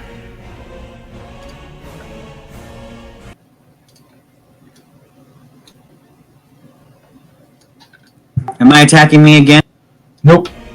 A creature appears on the far side of the room, fighting like Balthazar does at a great distance. Uh-oh.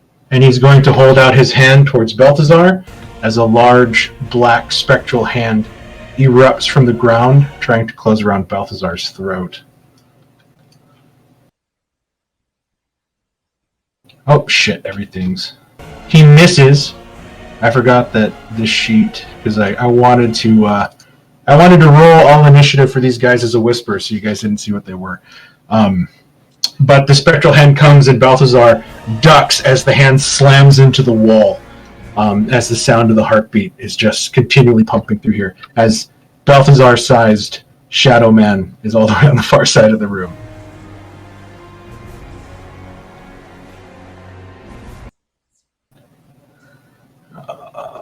This guy is he's gonna do a longsword attack against Callus with advantage, please, Jareth.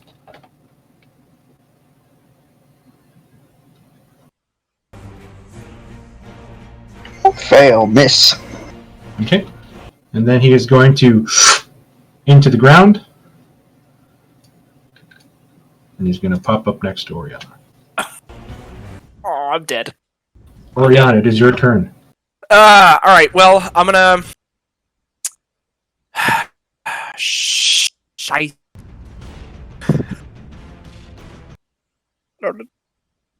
I have what to do.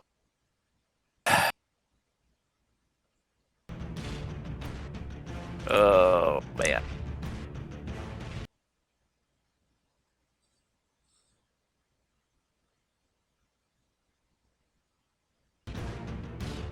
I guess that for now, because I am in dire straits, get out of there.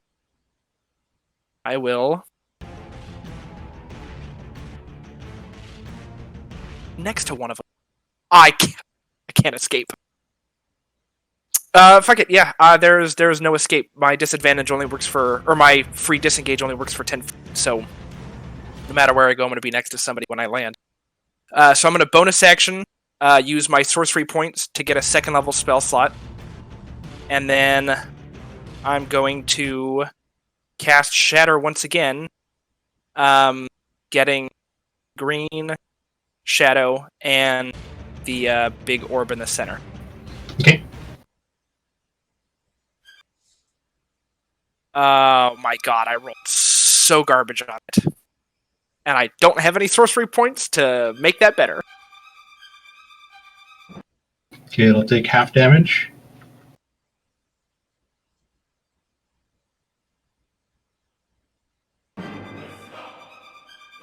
And that's... Give me a perception check, Oriana.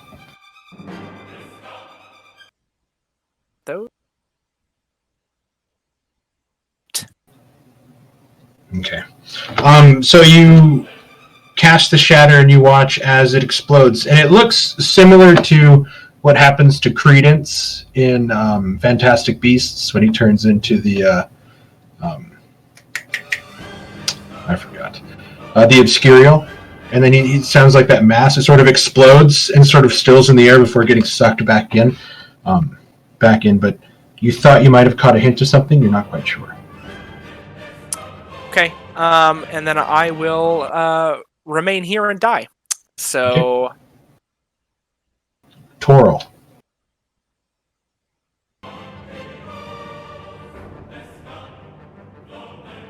Earl is hoping that no one will die. But right now, Jareth looks to be in pretty dire straits. Is Jareth being dragged by something? He's not currently right now. His hand is outstretched, and there is another hand from the black mass that currently has his hand that he outstretched towards it. Okay, so I want to try to draw him away from the thing. Let me see.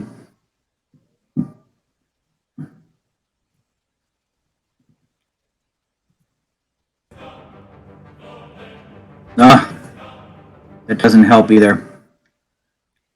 There was a cleric spell I thought that helped with saving throws, but I'm not finding it.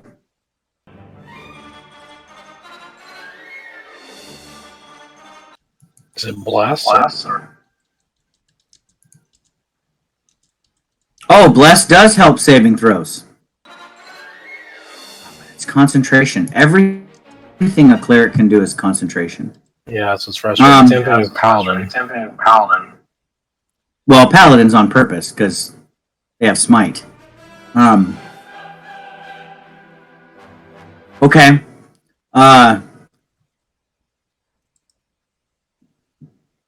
I'm just gonna try to. I'm gonna just try to grab him then, because my magic is not gonna be useful. I'm just gonna have to use my brute strength. I'm gonna try. I know I tried this already, and his legs were like freaking. What do you do as you run up to him? Do you do anything in specific? Do you just reach out and grab him? Do you say anything? What describe this moment? Okay. In slow motion, Stallone style. So as I quickly process in my head what prayers might be of use, I just kind of grunt in frustration as my head is foggy with all the choices in front of me. And really the most important choice is just to get my friend away from this mass that's pulling him towards it. So I want to yell out to have faith in your God, Jareth, and say a prayer to him, and perhaps the two together can help free us from this aberration of some kind. And I will grab him and roll a D2 for me, please. Okay, I'm going to try to pull him back.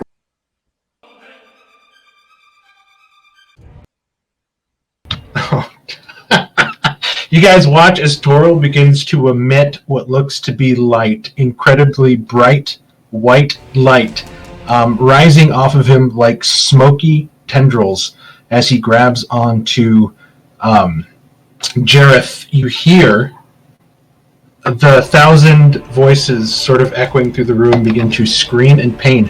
As you stand there, Torl, you watch as the light begins to push away the darkness before you. The radiant power of your god driving back whatever this dark being is. Make this roll with advantage. Excellent. Okay, so hopefully with the glory of Pelor, I'm making... I still assume an normal athletics set? check. Am I doing You're normal? still normal. You are opposing this, Jareth.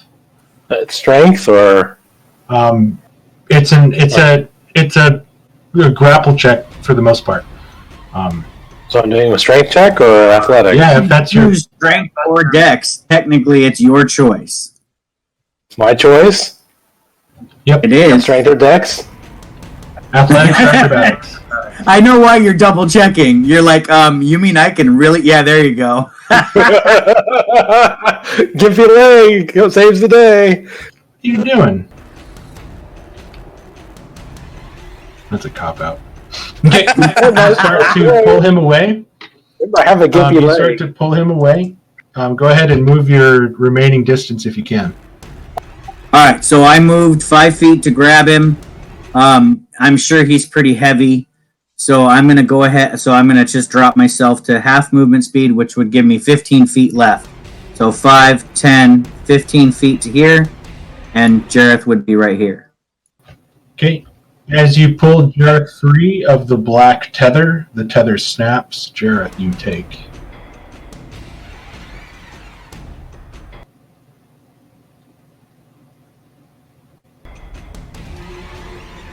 Take 13 points of psychic damage. I need you to drop your sanity score one more point down. Uh-oh. And I call out to Jareth, the shadows, they need to be banished. Go fight yourself. Problem is, if I'm in this room, it's going to keep pulling me. Jareth Keep turns making- to face you, Torl. His eyes black, now bleeding down the sides of his nose and on the sides of his cheek. His teeth filled with what should be blood, but is black ichor sort of coming out of his mouth. And he looks to you, and in his voice mixed in with 1,000 others, "Come, join us. I will show you such things."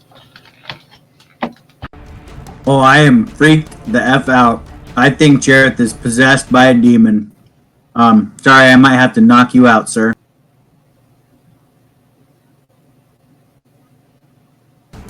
Well, that's my action and my movement, so I'll end my turn there. Seeing what his version did, you watch as the one in front of Callus disappears into the black. Standing in front of Talandris. Callus, make a war pick attack against Talandris, please.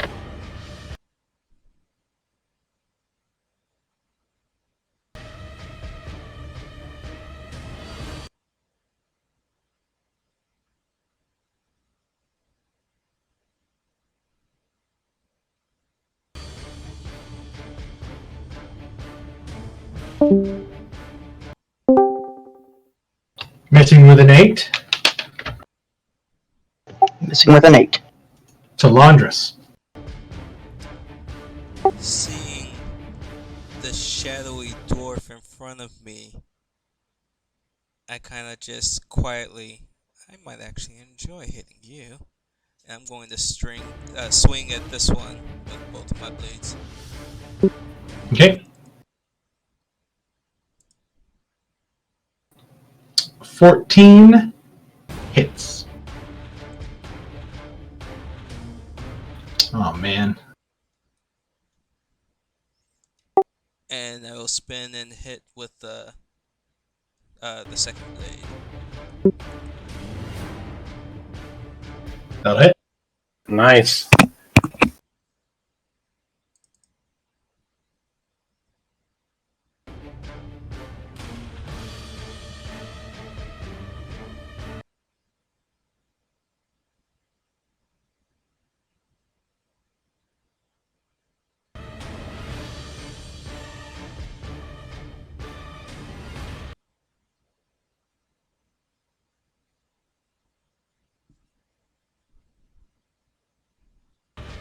can't tell if you're cutting in and out, Mark, or...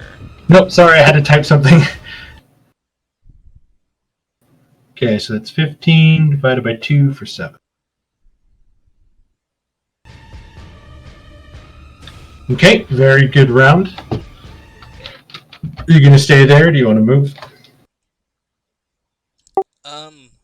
You did say you were going to help Oriana. I did.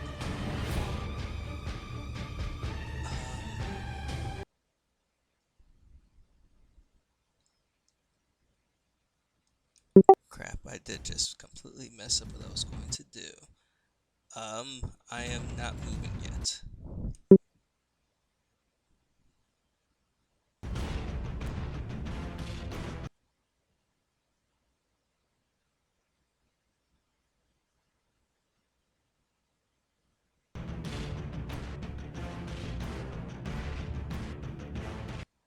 Okay. Oriana, please make a windlash attack at you, please. Alright, let's see if I can roll a 9 again. Nope. Rolled a 10. Oh, man. What's your AC? It's a 10. Oh no, shit!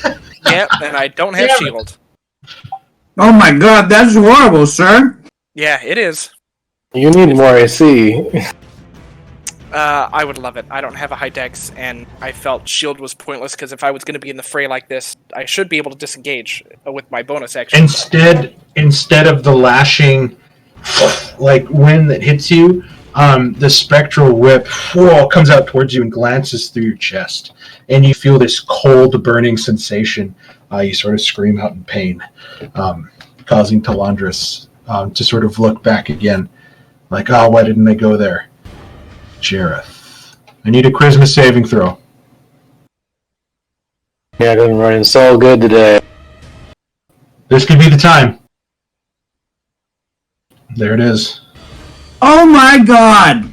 Finally. Didn't you just say you need to crit the saving throw, and then you just crit the saving throw? What? Wow. You're hearing him speak in front of you, Toro, and the black ink in his mouth and him crying is still there, but he sort of like wavers a little bit, and he blinks his eyes for the first time in what seems forever. But they're still black as orbs. You look back behind you, Jareth, and you see this column, and you see these shadowy figures moving about your companions, ready to fight. And you look to Toro. What do you do? I'm not going to leave my friends alone. Let's see. 1 second. I'm just looking. Okay, as an action, I'm going to do this. I'm angry, and I call upon my goddess for her help. Okay.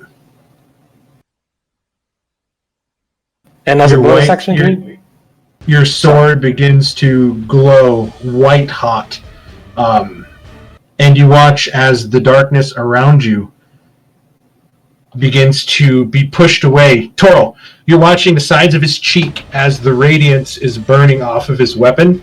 It is turning the drips and black lines on his face to smoke, and it is cleaning off the splotches of dark ichor that was staining him, his clothes, and his skin. and I'm to walk here to confront this guy at least. And can you drink a potion as a bonus action, or is it an action? It's an action to drink a potion. Okay, then that's all I can do for now then. Oh, so this weapon, this magic weapon, is just magical? It's basically magical and has my charisma bonus to hit and everything. And it's just magical slashing, right? Yeah. You can be one with positive energy using your challenge. For 1 minute, you add your charisma modifier to attack rolls. Okay, the effect I read off still stands, I'll say. And you move in closer towards the shadow. Green dots. Yeah. I lost my light sword.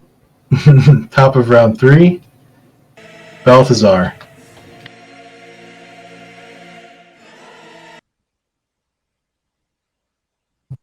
Oh, it's my actual turn. Okay. Yep, it is Balthazar's turn. It is Balthazar's turn. And I have no, well, I do have one of these spirit things, that one of these shadows adjacent to me. It's red, so it's Toral's shadow that's next to me. But eyeballing that purple one, or the shadow of myself at the northern end of the room. I assume I can see it. There's enough light in here that we can see across this tower. Yes, everything is just ridiculously dim, but you can still see across it. Okay, so let me see real quick if I have any magic that requires you to make a save instead of me making an attack.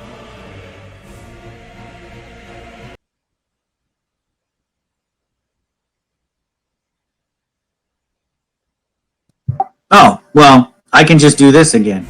Okay, so I'm going to target the shadow that is me. And as I narrow my eyes at it, I summon up my favorite Never Miss magic powers.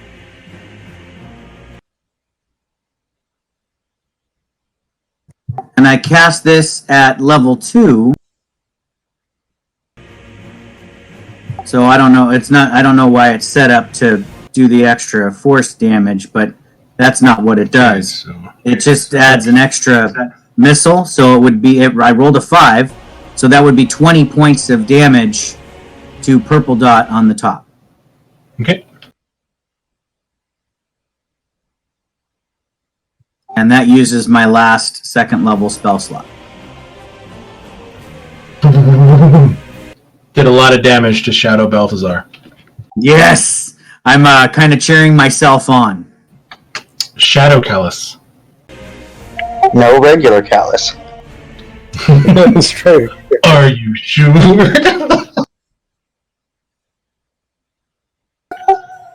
I shall move here. I'm going to attack Orange Dot recklessly.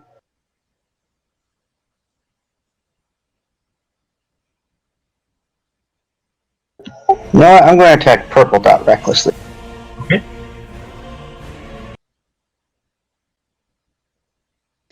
For 14 hits.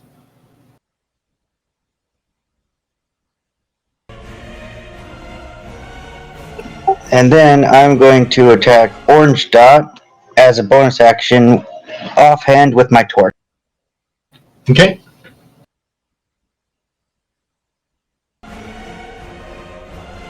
I'm just going to use the whip chain.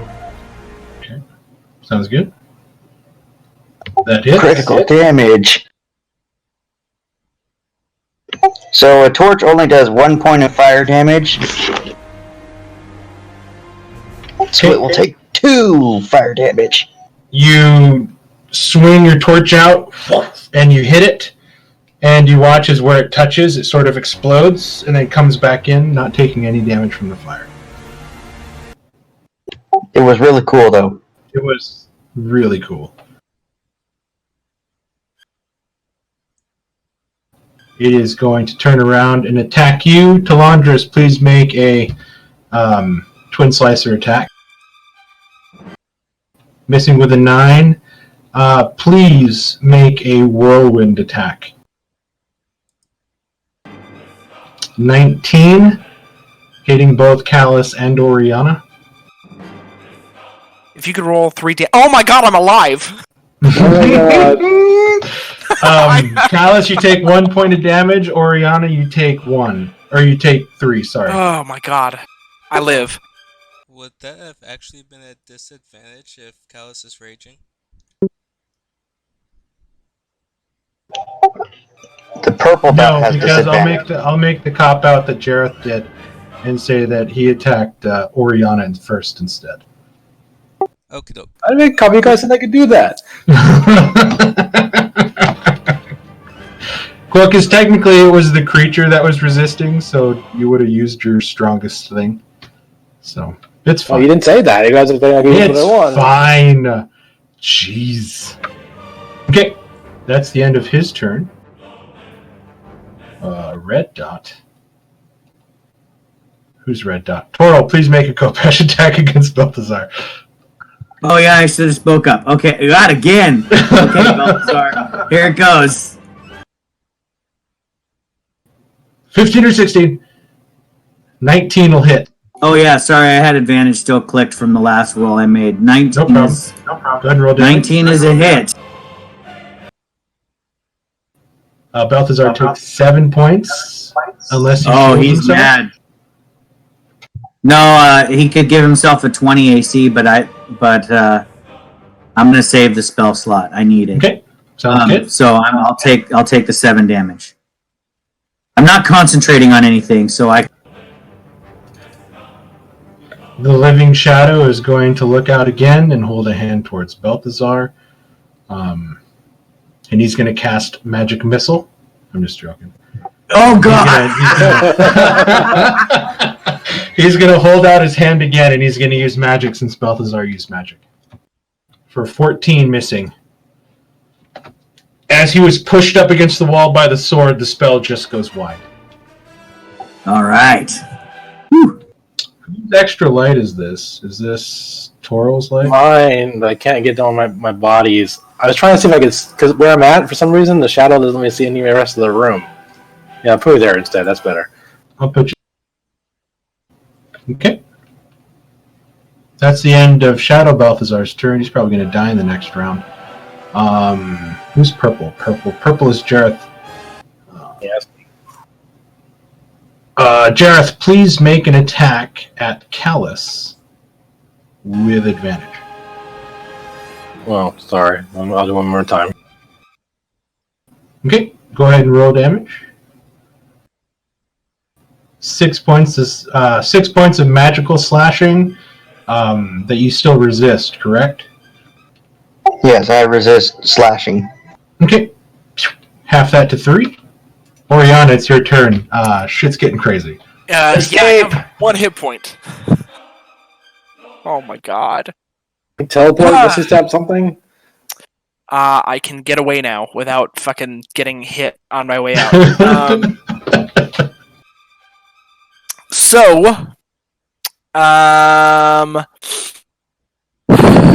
I am going to I'm gonna make it rain.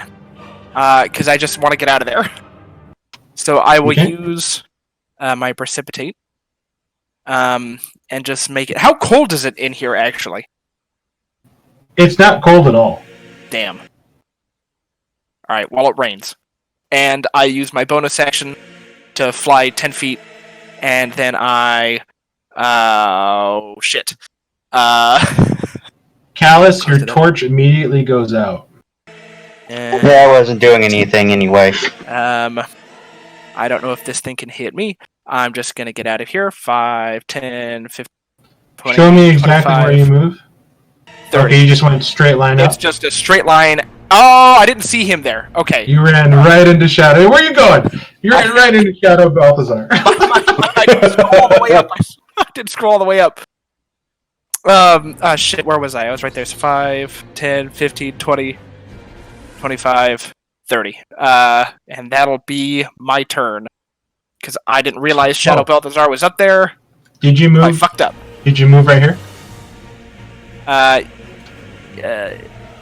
Shit, I accidentally hit back. Yes, where you clicked, yes, I believe I did. So I need you to give me a charisma saving throw as soon as you step into that spot. Alright, let me reload the game because I accidentally hit the button on my mouse that exits out of Roll20. Oh no.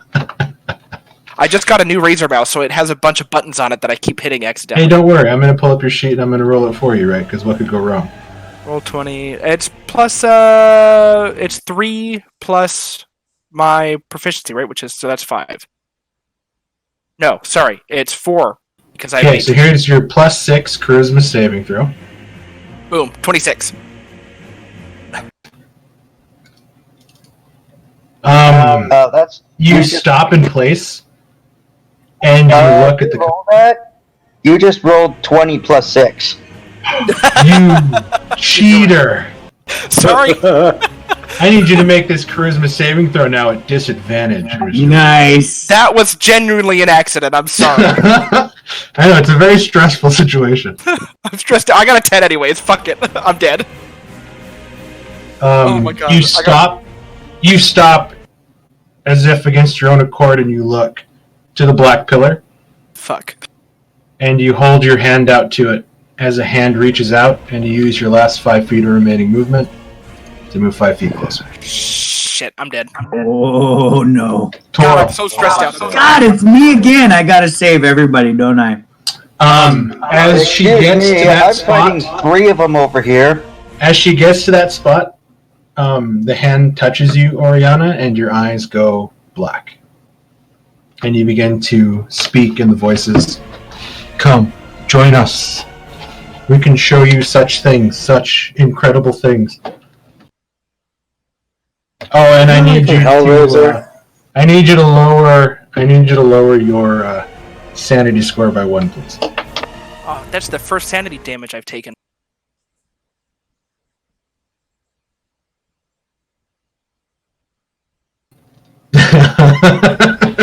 Also, It's got some vibes to it for sure. I posted I just really want to creep you guys out. I posted my language proficiency, I am so I can creeped. say this in multiple languages. Yeah, it's actually kind of crazy. Like, she's saying this in Infernal, Primordial, Draconic, and Abyssal all at the same time.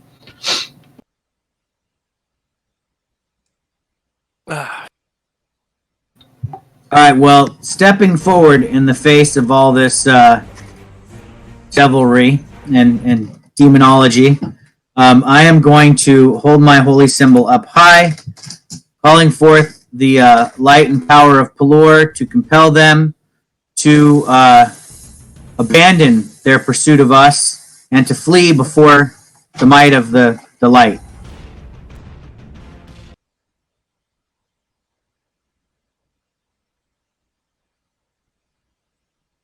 And I will use my channel divinity to try and turn these creatures away. The radiance shoots out of you like a wave that runs forward, and you watch as it hits them. They flinch a little bit, but they stand straight again and look to you. The turn had no effect on them. You imagine that they're not undead. Right. Okay. All right. Well, they flinched before the radiant. That gives me another hint. I am going to keep moving away from them now.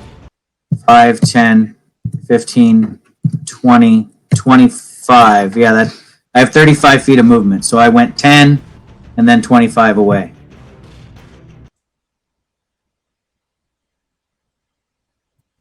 And I'll end my turn there. Green dot vanishes 30 feet in front of you. Green dot. Callus, please make a pick attack against Toro.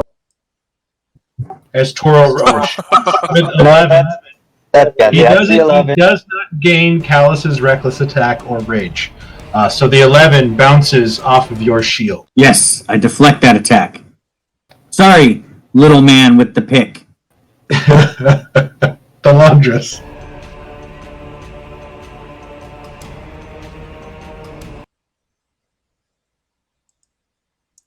I'm actually not looking forward to fighting Callus. He's a pretty impressive warrior.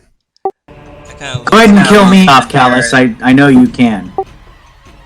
Do you have that one, Jareth, or do you want me to? I'm gonna go. I'm gonna try to save Toro. To save everybody else.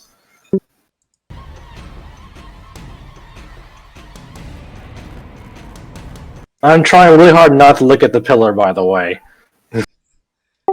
So as I get there, I'm gonna swing out at Purple Dot, and then I'm gonna use my whirlwind to hit Purple and Red.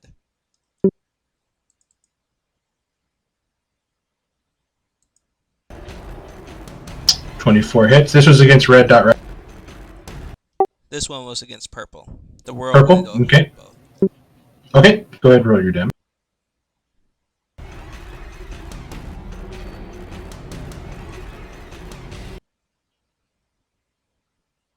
Still alive.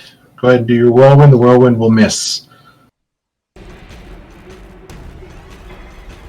You guys can see their health bars, right? Yes. Yeah, we can. Okay. Talandris is at the end of your turn. Yes. Okay. Oriana's shadow is going to walk slowly towards her. Fuck. He is going to place. She is going to place her hands on you, and she is going to usher you forward, pushing you towards the mass. Oh no. A second hand reaches out and, like, lovingly holds your face, while the other one holds your hand. A third one begins to wrap around your waist, and they begin to cradle you as you begin to rise up into the sky, being ushered further up. Shit. Jareth. Okay. I'm going to 10 feet this way, then 20 feet to Toro, and attempt to attack this shadow. Okay.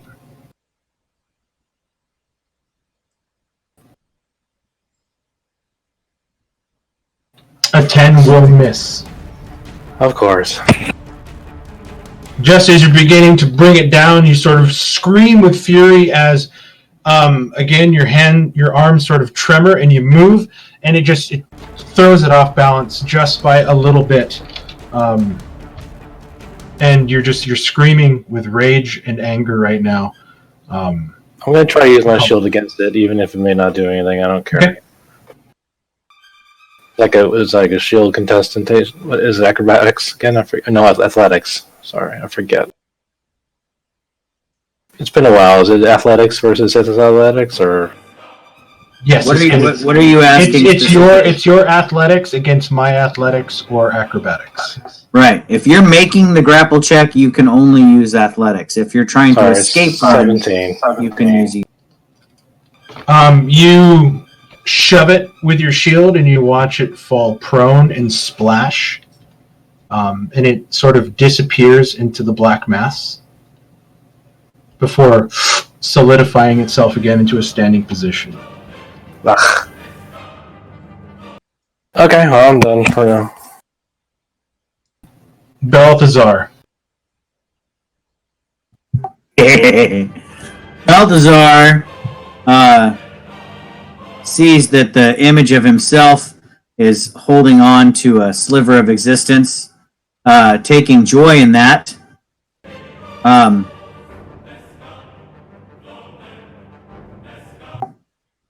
He doesn't. I was hoping he had something like poison spray that makes you make a save. I'm going to go ahead and chance it. I'm going to cast Firebolt with disadvantage because the shade is next to me.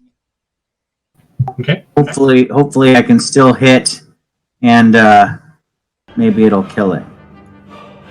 Change my name to Balthazar here, so disadvantage. Firebolting the guy across the map. Oh yeah, baby! 22. That's 22. Oh, lowest possible or I guess that's not the lowest. I could roll a 1, but 2 points of fire damage against him. Okay, now you watch as the bolt shoots, hits it, and he explodes again into pieces before getting sucked in again. Remember that fire has no effect on this. Oh, that's right. That's why I used the magic missile last time. Okay, Balthazar had a momentary brain fart. He'll come back next round remembering that. So Just a panic, as he had a full view of Oriana getting pushed into the mass and now being lifted slowly into the air, a la Diablo 4 cinematic style. Oh, God. Okay. I kind of want to move over there and help Oriana, but this shade is next to me, so Talandris, you need to get busy. I'll end my turn there.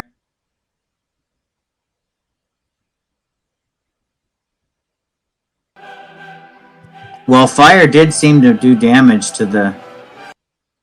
Yeah, that's true. You never did really say it looked damaged. They screamed, and then they tried to pull Balthazar down the stairs. I assume it was that. It did the same thing that the shadow just did. It exploded and then remade itself.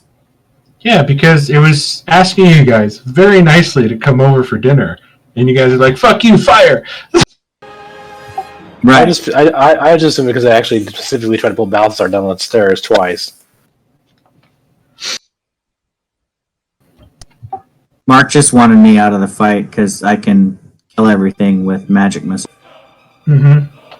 And yeah, Balthazar's scary. Balthazar, at the end of your turn. Yeah, I'll end my turn there. Callus. Callus is going to drop his pointless torch. He's going to Warpix Red Dot, and then he's going to draw one of his hand axes and attack Orange Dot. Okay, let's So do first it. up, recklessly. 19 19. hits.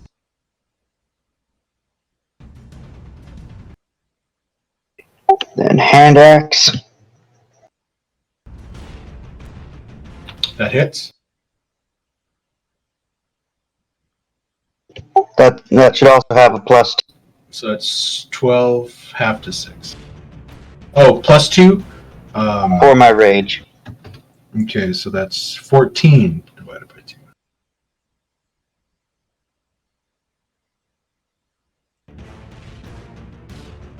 The spectral version of Talandris explodes, and you hear the mass roil and bubble as the faces press out against it, and it begins to scream and cry in pain. Take that, you stupid elf. Dwarfs for life. I mean, I got him. I heard that. Is that the end of your turn, Callus? Yes, it is. Okay. Red Dot is going to turn, and he's going to make a Kopesh attack against Callus. Please make a Kopesh attack against Callus, Toril. At advantage. I like how we're indirectly fighting each other, Toro. Yeah, that's actually kind of fun, but twisted at the same time. I'm glad you guys appreciate this menu of destruction. Yeah, I wanna kill all myselves. I remember when Chris put us through this. Yeah, but this is way scarier. It's just scary to get a massive once it eats you in the center. Alright, Well, at least they don't have all of our abilities. Mark, I'm sorry, did you want me to make a Kopesh attack on... Yes, a Kopesh attack at advantage. Oh, with advantage. Okay, cool. Coming up now. A That's a 20 20. hit. Go ahead and roll damage. You'll take 4 points of slashing damage, Callus. It's like you don't want to see the 20. I have to keep remembering to switch my name back and forth, so I'm sorry if the chat seems confusing. I am clicking the right character sheet, I'm just forgetting to change the name. Balthazar has a Kopesh now. Wow, he can Yeah, I know. know. I just changed it to Toro because he's next in initiative, so hopefully that will work. Ooh, okay, let's do this.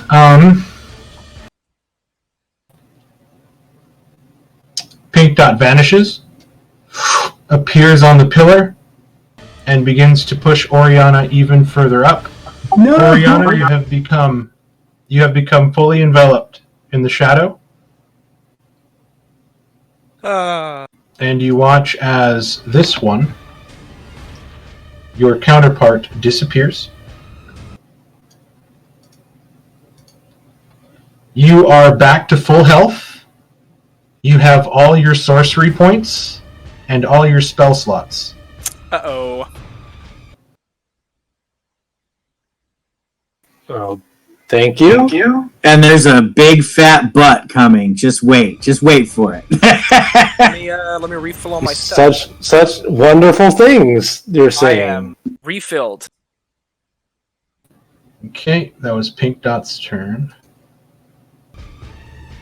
Oh, Pink Dot is currently in the black mass, so you cannot see it. Jokes on us. He actually found Nirvana. Purple Dot is Jareth. Jareth didn't hit this guy last time. Callus didn't hit this guy last time, but Talandris did. So Jareth, please make a longsword attack. This is going to be against Talandris. Come on, low score. No whammies. It's kind of fun, right? Wanting to roll low for a while. Roll low! This is what I feel like when I play against you guys. Now I'm just making you guys kill yourselves, and I'm just having a great time. That is evil. Okay. Oriana.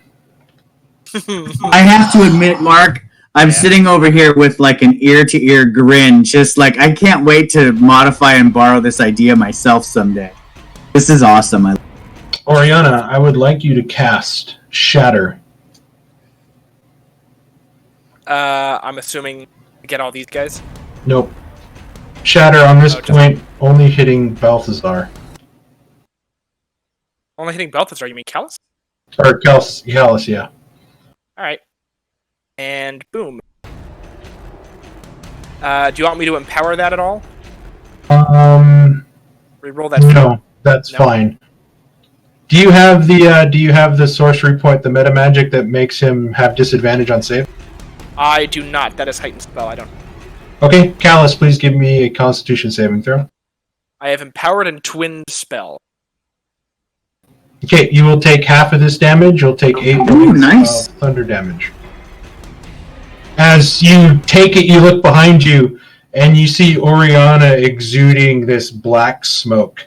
And she's holding her hand to you, and you watch she's kind of traipse backward, playfully, very playfully.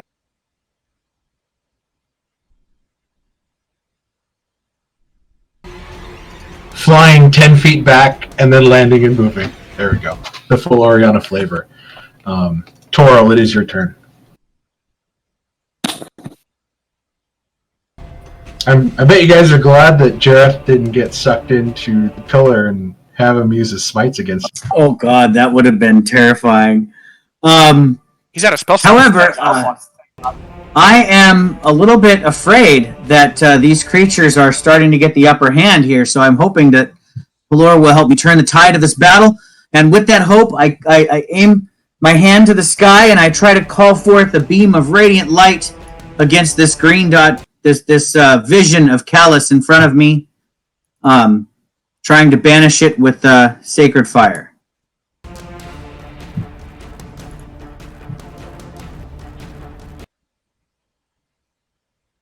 I have too many sheets up. Okay, here we go. This has made it normal. Dexterity saving. Oh! Oh, that is a success. Damn it. Why not? Alright, well, it skips out of the way of my radiant beam of light, and I hope that Jareth has better luck than I did. Again, the radiant beam comes in, but the creature sort of moves out of the way and it strikes the ground, and you watch where it strikes a sort of crater emit from the blackness, and you watch as it's trying to cover back up, but it is moving very slowly. Oh, that gives me another idea, Mark. This is so good. Maybe we should have brought that back. Good words. Okay, I'm ready for my next turn already. Let's go. It is this creature's turn. I'm doing See- this if he attacks Toril. This is evil. Seeing you two there and looking that it's not having the numbers game, it's going to vanish, go back to Balthazar, and it's going to attack Balthazar. Please make a war pick attack against Balthazar regularly, Callus. God dang, 22. Callus. I was gonna shield that too, but nope, not now. Balthazar takes 5 points of piercing as the spectral war pick pierces through his thigh, and he lets out a just animalistic yell of pain. Talon. I must see the mistress again. I really wish David was here. I know, I want him here too. He would have hated this. He would have. Sorry, Doug, go ahead. First, I'm going to swing out at purple dots. Okay. Oh. His form seems to be quavering a bit, but as you slice out, he sinks into the ground again as your sword passes through, and you slip on some of the dark bulbous veins, and he pops back up in front of you, looking at you now, as you seem to be somewhat off balance. I try and use the slip to spin my momentum as I go into a whirlwind, Okay. trying to aim the slash at purple and slightly liver. Okay, sounds good. 15 hits.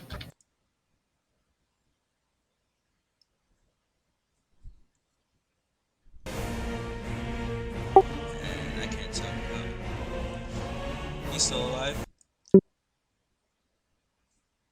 They are both still alive. And I will actually action surge and strike at purple again. Okay.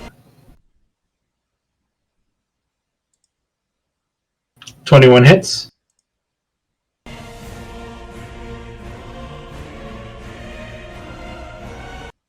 Still barely alive.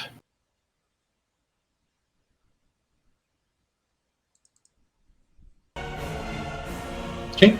That's the end of your turn because you used your bonus action to whirlwind. Okay. Are you going to stay there? Or are you going to try to move around? Stay in there. There's too many Okay. enemies next to me to move. Blue dot. Blue dot is now Oriana. So I'm taking blue dot out of initiative. Jareth. Oh yay! That was my gimpy leg. It could only be Jareth. Yeah, I'm gonna run down here 30. Yeah, because that dude wasn't standing next to Radiant Fire guy and Magic Sword dude. He was going after the gnome. There's like a weird thing here that blocks. It's weird. Yeah, that's a wall. So this section here is a wall, which is why you can't see it. So here, let me do this. I can't plan where to move because it's in the way. Okay. 35 to there. I need my light source so I can see. There, I can see. That's what the wall looks like. The rest my 25, so it's 60 total to get to there. That's basically all I can do because I had to dart all over here. Okay. Actually, you know what? Sorry, I'm gonna. Oh shit. Yeah, I guess that's there. Yeah.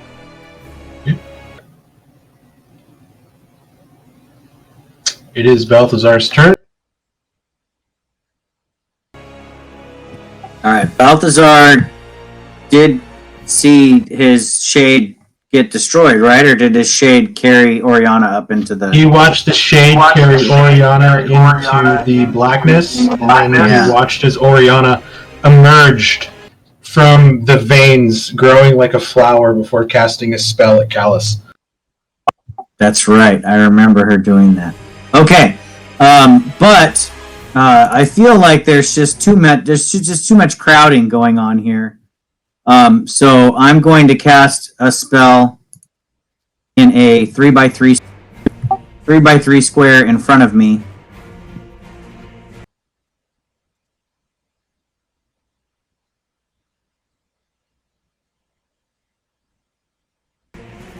So essentially, this area, 15-foot square in front of me, I'm gonna just blast it with thunderous energy, trying to push this.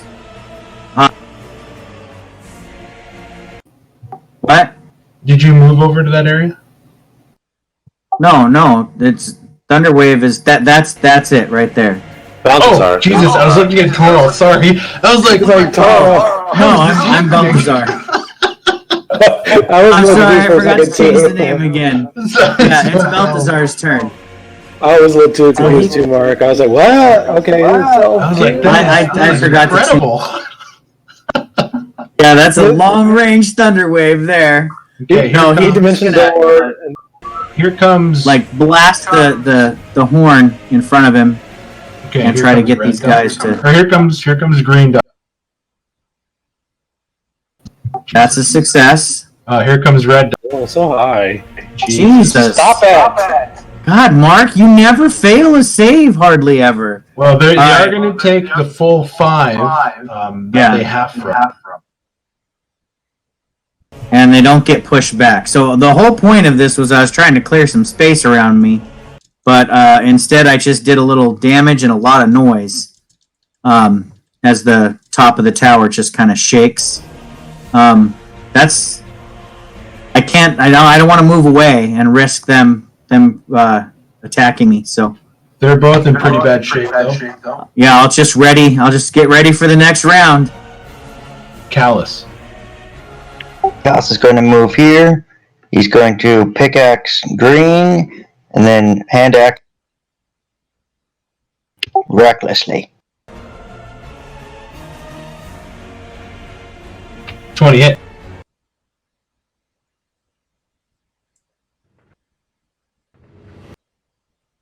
I mean, I am glad you failed my turn roll. Which to one was that ghost out again? of you. So green got the 10. Green is splattered into non-existence. That's what you get for Yay. impersonating me. And then 18 on purple. That hits, So that will be 4 points. which is exactly what you needed because it only had 2 points left. Clear the and house. Clear the house. So the pickaxe hits your version right in the head, and you watch as the head sort of explodes and the body melts, like a la Alex Max style, back into the ground and then seeps into the veins. And then you swing around with your hand axe, cutting the head off again as it bursts like a watermelon. And you watch as it drips back down into the ground. Double kill. Thank you for killing my doppelganger. Nothing personal. Toril, please make a Kokesh attack against Balthazar. I went from not wanting to hit him to now I want to hit him just for fun because it'd be awesome. So let's see, make sure it's normal. Okay, here we go. Oh, Balthazar will shield that. Okay, perfect. Finally, with shield range. So till the beginning of his next turn, his AC is now 20, and I only have 2 spell slots left. Shadow Balthazar is going to appear here out of the black mass, and he's going to hold out his little gnome hand towards you, Toril, and he's going to cast a spell. We're fighting each other. Can we all be friends? 20? Ooh, that will hit Toral's AC even with his shield up. Yeah. Do me a favor. Oh wait, are you considered a Let me, aberration do that. fiend? Can you pull that back up? Yes, I will.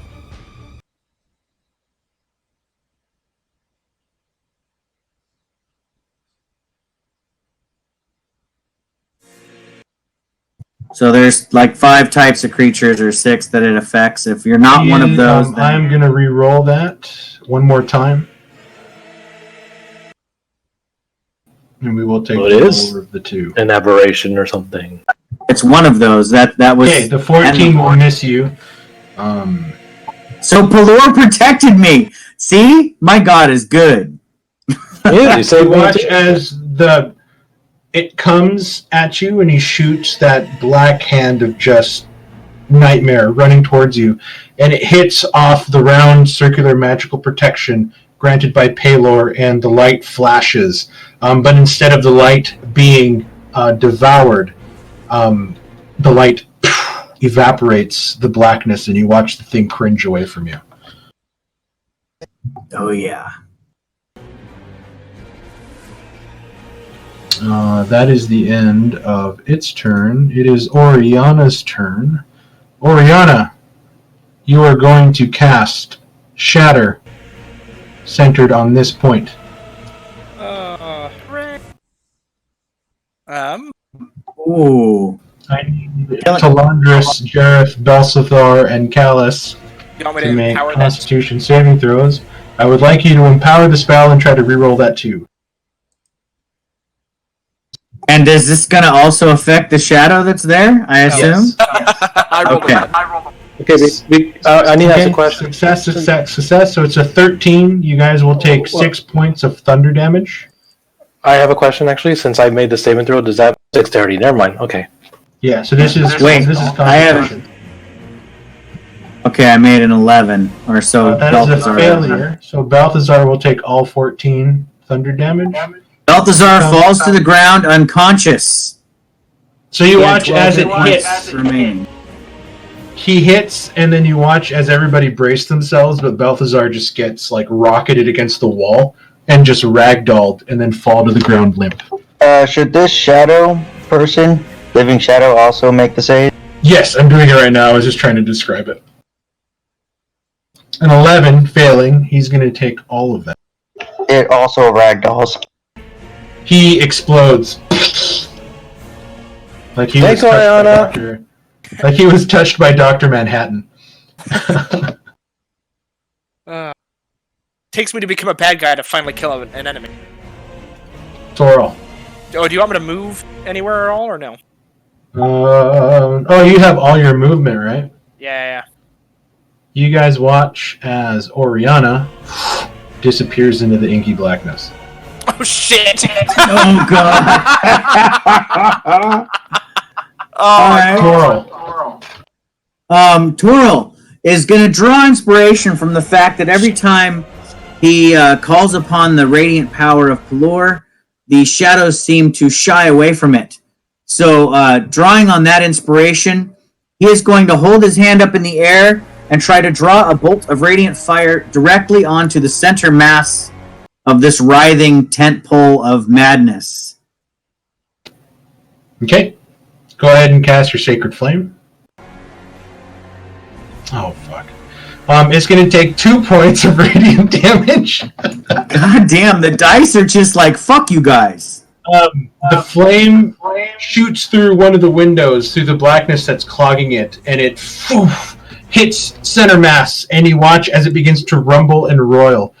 You see this one here sort of begin to hold its head and sort of move and scream. You watch as Oriana's face appears in the ground here, screaming at the ceiling, before eventually being sucked back through the darkness. It doesn't like that at all. Alright, so sensing that seemed to have the effect I was hoping, I am going to go ahead and use my movement to try to dash towards Balthazar since I did see him fall, because I will be able to heal him if I get to him. So I'm going to run over. 35 feet is my movement, and I will end my turn there.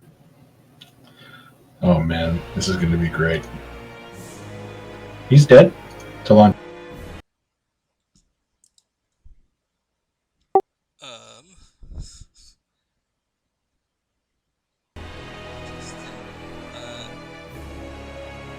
I'm gonna at least bend down and see if I can at least stabilize Balthazar. No, you don't. You don't need. Okay. As you're trying to do that, I say you don't need to do that. Wait, before as he's going to do that, I tell him I have Balthazar. Okay, then I will. Yeah, I would usually let the healers do their job before I took it from them, because you do your job better than we can. Right now, I'm gimped. Right now.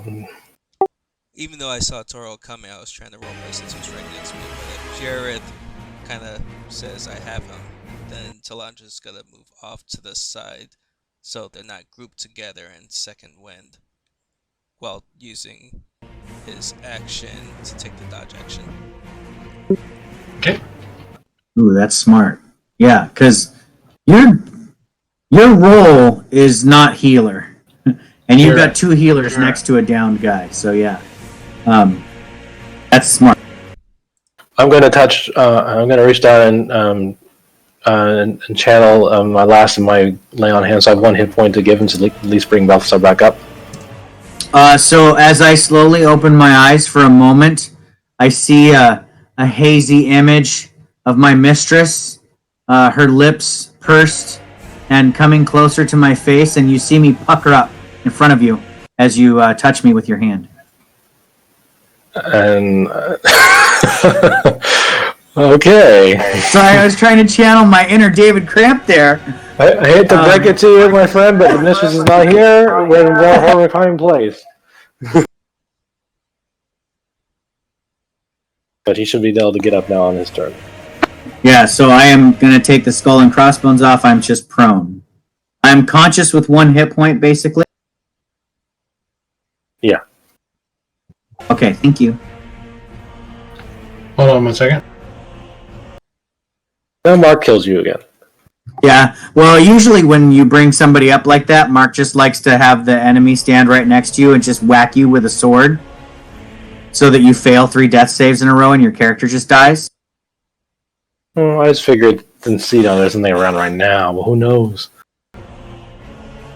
Wow, Doug didn't even give me a... I know, right? I was playing the odds, goddammit. I was waiting for it. I know you were. No, it was totally justified. I actually stood up for you the other day in a debate with a friend. It's like, no, I think he was right in what he did. The math was on your side, but then it just didn't. The unexpected happened.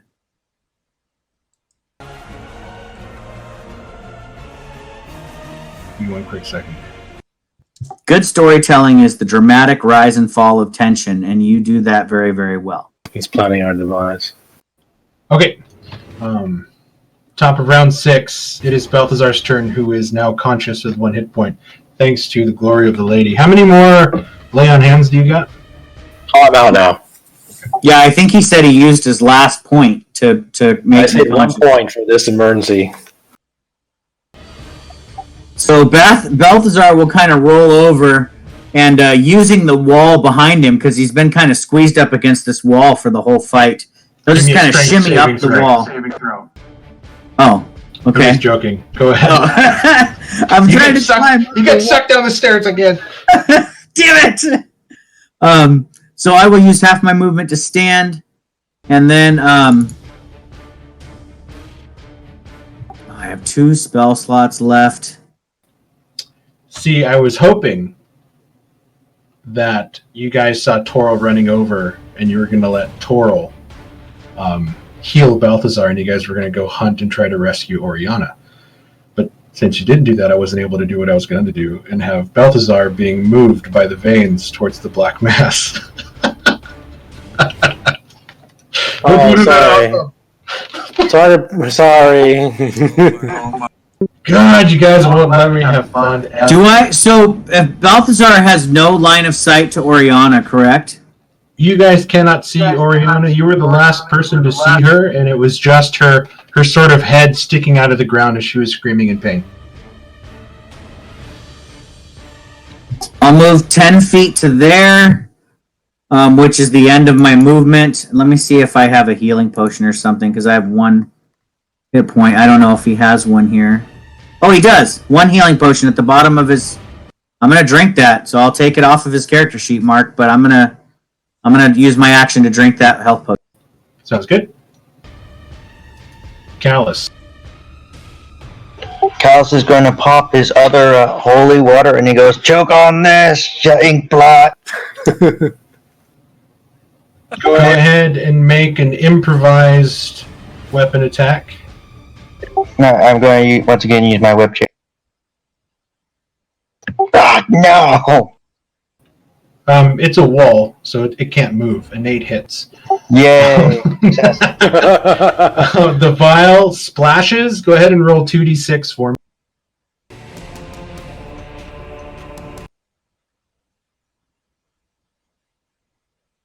It'll take 16 points of radiant damage. Talandris, you see Oriana appear here, her head sticking out of the ground, screaming in pain. You are the only one currently that can see her before she sinks back into the ground. As I see her, I kind of just point with the blade. She's over in that corner. Is that the end of your turn, Callus? I'm going to take a step back. That will be Okay. my turn. This guy's dead.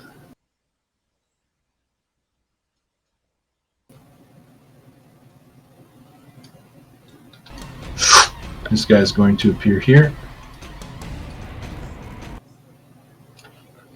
Well within range. No. He's too far away from Toro for sure. He's going to cast a spell at Toro at disadvantage. Dang it. 11. This Oh, one 11 hits will off miss. the wall.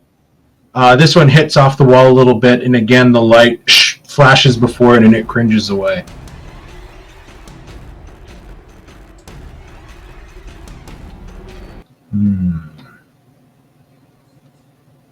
Oriana.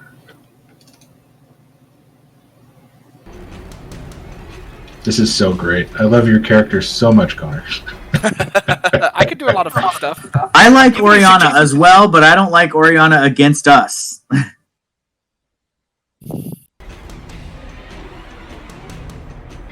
I can't see what the map, so I don't know what he could be planning. I don't know where anyone's at. Oriana appears from the ground here, and again she smiles and she holds out her hand, and she's going to cast Shatter again. Centered on Callus, I need Talandris, Balthazar, and Jareth to give me Constitution saving throws. It's like he's trying to kill me. Sorry, I rolled that one on the GM layer on accident. It's all good. It's 12. Go ahead and use 2. Well, it's only one sorcery point to reroll. Yeah, go ahead and re-roll the 2 if you can. Yeah. I will drop down a sorcery point, and I will reroll. Do you want me? I can reroll the 2 and the 3. Okay, yeah, go for it. So that's a 4 for the 2, and a 1 for the 3. So what is that? That is It's the same 7 as 5. plus 4, so it's 12. Everybody's saved. Everybody's going to take 6 points of thunder damage. Oriana, however, used her movement to reappear. She cannot move. Dude, like if him- I I would like not him. have made that saving throw, Oriana would have dropped Balthazar again. That's pretty... I do have that bonus action 10-foot fly, though.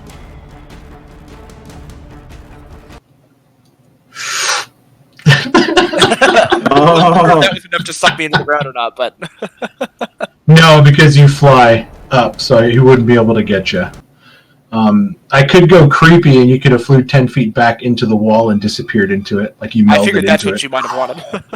But we'll leave it out for now. This should be fun. We'll see what everybody does. Toril. all right. So feeling that the radiant energy is on my side, the fire of Pelor burns in my heart, and I will call upon one of my. Yeah, it is, but we're so close to the end. I feel it. Yeah. I'm going to burn my last spell slot from the mana potion to imbue my Kopesh with the divine power of Pelor using a domain spell. So this will end concentration on protection from evil and good. But for the next minute, I do radiant damage with my attacks now. But I'm going to use my action to turn around towards the last shadow that's over here, parrying us, so that we can focus on Oriana and the thing in the center of the room.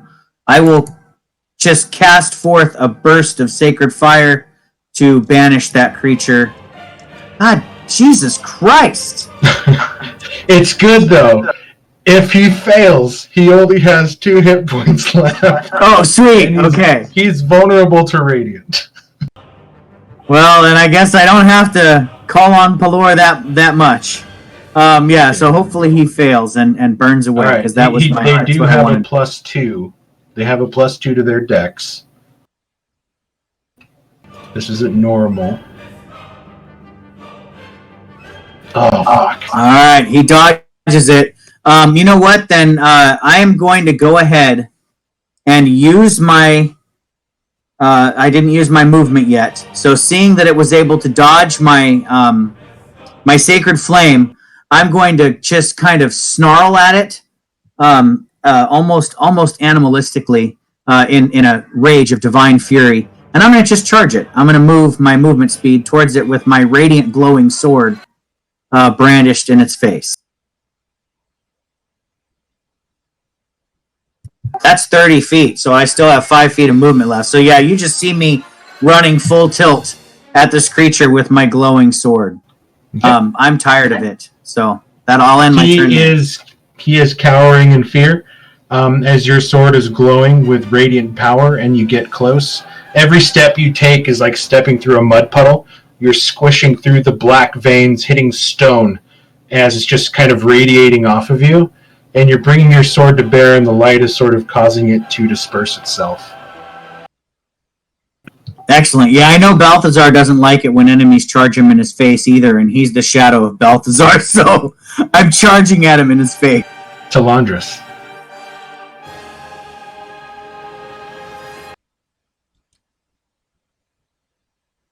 Go get him, Talandris.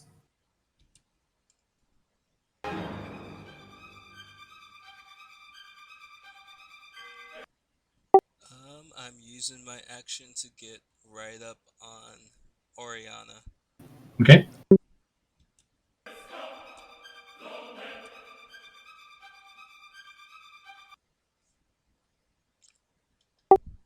I can't take any action since I used my action to get there, but I'm going to freely try and call out to Oriana and just say, snap out of it, this isn't like you. She gives you the Natalie Dormer smile, where like one side of her face kind of comes up, in a very flirtatious sort of motion as you look at her dark black eyes, and she just kind of smiles wider as she looks at you. Jareth. I have a question. Are all these like big veins part of the overall mass that are coming out? Like, is there like a it's you imagine that everything from this column is just reaching out and spreading like a disease. I'm just wondering if covering everything. I guess I'm wondering if I attack, do I have to actually run the mass to attack it? If I can attack part of it, like here, like, and still do damage to it, I want to test something. Okay. Now that I have a magic weapon, do you think I could try? If I move here, is there a mass I can attack?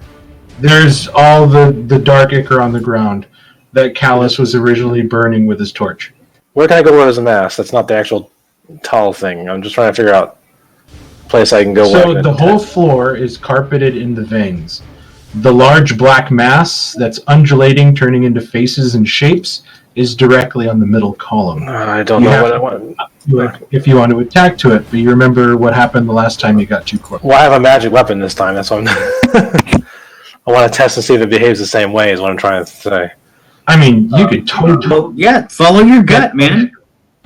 Play it as you're in the moment. That's what you're supposed to do.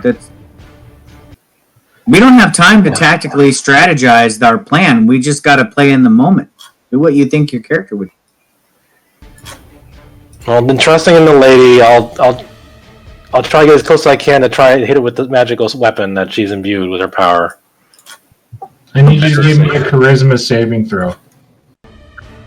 For better or worse, then we figure it out. Nice. You manage to shake off the urge to meet and be one with the mass. Okay, I swing at it then.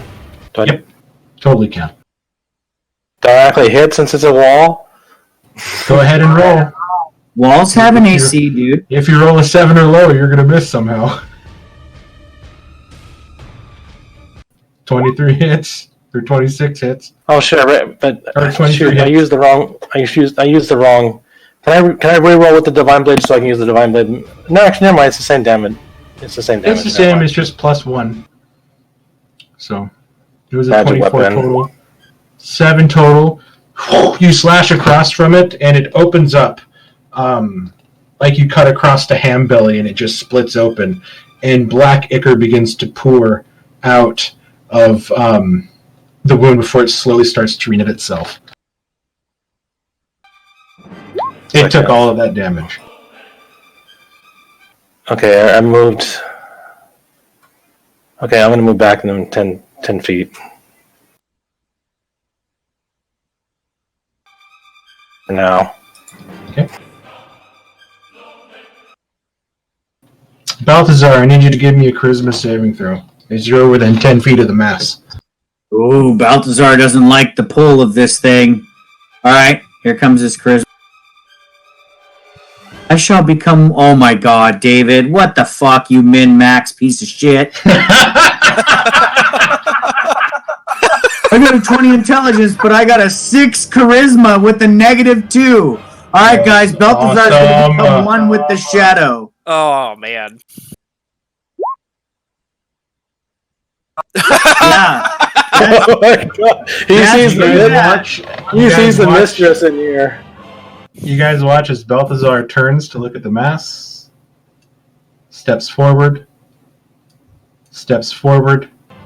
and openly embraces the mass. And you watch as the hands begin to grab him, and they begin to hold him, and they begin to lift him up into the air. Balthazar right now is currently 5 feet up, floating. You guys be prepared for me to like magic missile your asses all to hell. It's coming. Just wait. Oriana and Balthazar will be the only surviving members, but will be turned to evil. Callus moves here. And he winds back with his hand axe, and he screams, "Oriana!" and he just throws it right at her. Okay?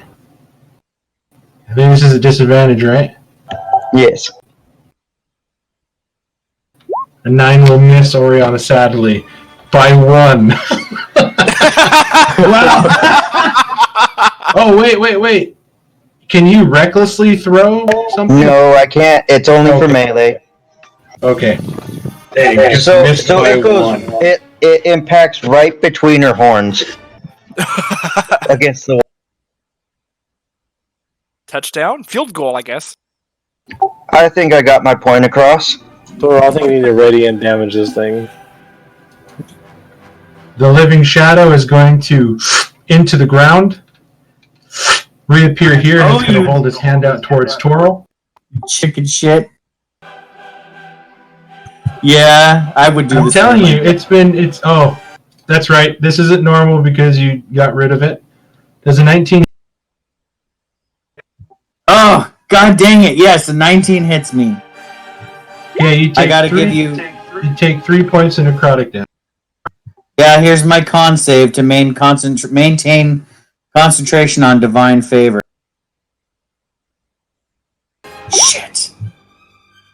Roll has just not rolled very well tonight. Alright, so that's my last spell slot I gone. have a feeling I know what feat you're going to be taking next.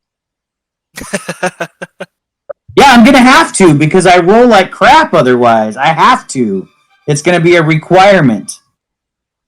But that's not till 8th level, so you got a ways to wait. I got a ways. Okay, until then, the hand clings to the target. Well, my sword is no longer Okay, glowing like divine power. You cannot regain hit points until the start of your next turn as well. Yeah, I can't anyway. I don't have any spell slots left.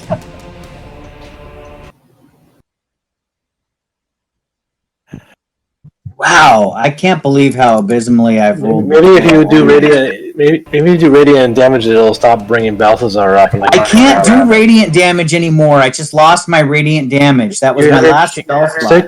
Sacred Flame. I can do my cantrip, but God, that's Still I does might as well pretty good damage to Radiant it. clear. Oriana I'll never. is going to disappear from in front of Talandra's. I mean, he can't dodge as a wall. She's going to appear right next behind Callus, who just threw the axe, and she's going to launch a witch bolt at Callus. Hey, GM, Yes. do you want me to twin it and hit Jareth? Yes, I do. Oh man. Alright, I will use Twin Spell. Let me post that real quick. Boop. And I will cast 2 Witch Bolts. Let's go first one at Callus, missing with the 10. Second one at Jareth, missing with a 7. My fucking Um, god. Thank you. There is a moment, Thanks. Callus, as you feel Oriana behind you and you turn as she launches a spell at you, and a spell at Jareth, and you see her sort of stagger, holding onto her head, shaking it, as if trying to find a moment of clarity and break through whatever haze is taking her. Next attack on her has advantage.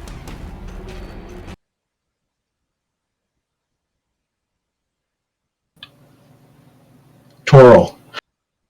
Go get him. I'm gonna pull an Eric and just plan on missing from the get go.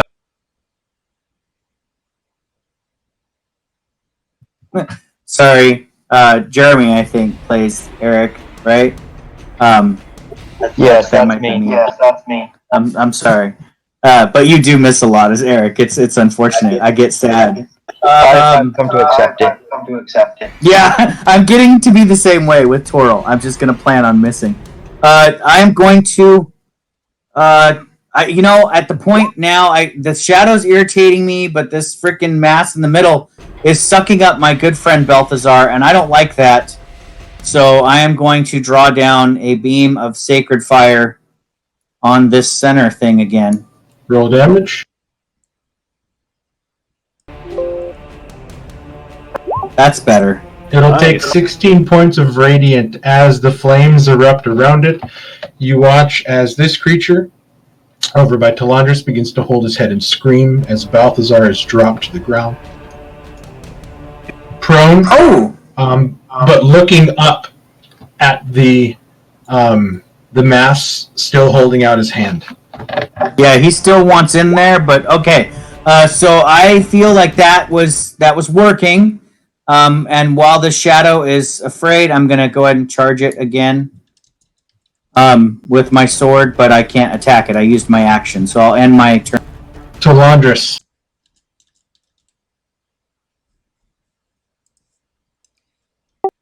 Talandra, seeing what Toro just did after Oriana vanished in front of him, is just gonna turn to Toro. Keep up what you're doing. I'll finish that thing off. That would be helpful and appreciated. It's really irritating me. And I'm going to swing out at that. 23 hits. And it is decapitated and gone. Thank God you destroyed the little ugly gnomish beast.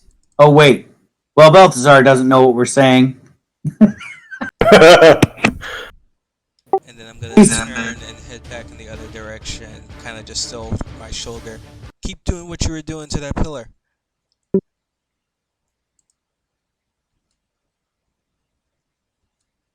And that's my turn. Jareth. Okay, I'm gonna try to get close to Balthazar. Give me a And grab charisma him? throw. Oh, for fuck's sake! I thought it was 15 yards away from it. No, it's 10 feet. That's where Howie got me. Oh, sorry. I still had disadvantage checked. Yeah, so 7. Jareth stops, Ah, for fuck's sake. looks at the pillar, and he begins to push. He pushes Balthazar into the pillar. Nice. Jareth himself walks into the pillar, as both are now being lifted 5 feet up into the ground by multiple hands. Oh my God! If that thing turns Jareth and Balthazar against us, we're freaking dead. All right, what is Balthazar's Balthazar rises. resist the charisma? Balthazar rises 15 more feet. Give me a charisma saving throw, Balthazar. As there is no shadow creature to help push him along this time, unlike Oriana.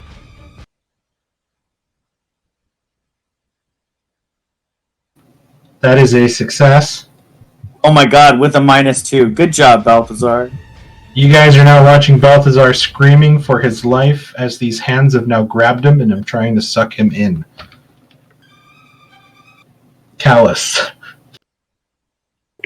Oh, Oriana done messed up. You have advantage on this attack.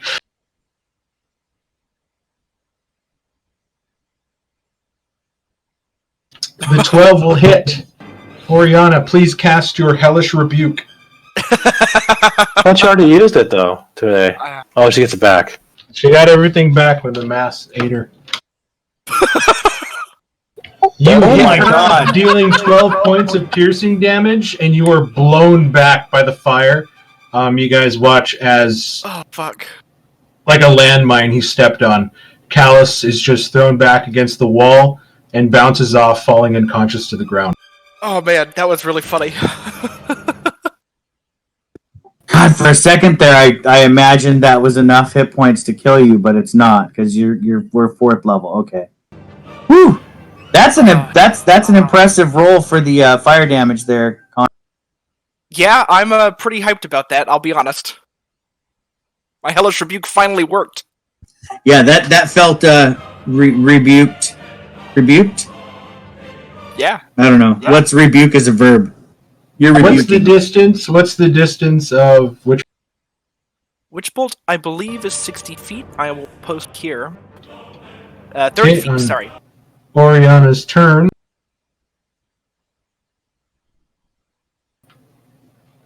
Oh. I can twin it again if you get me between them.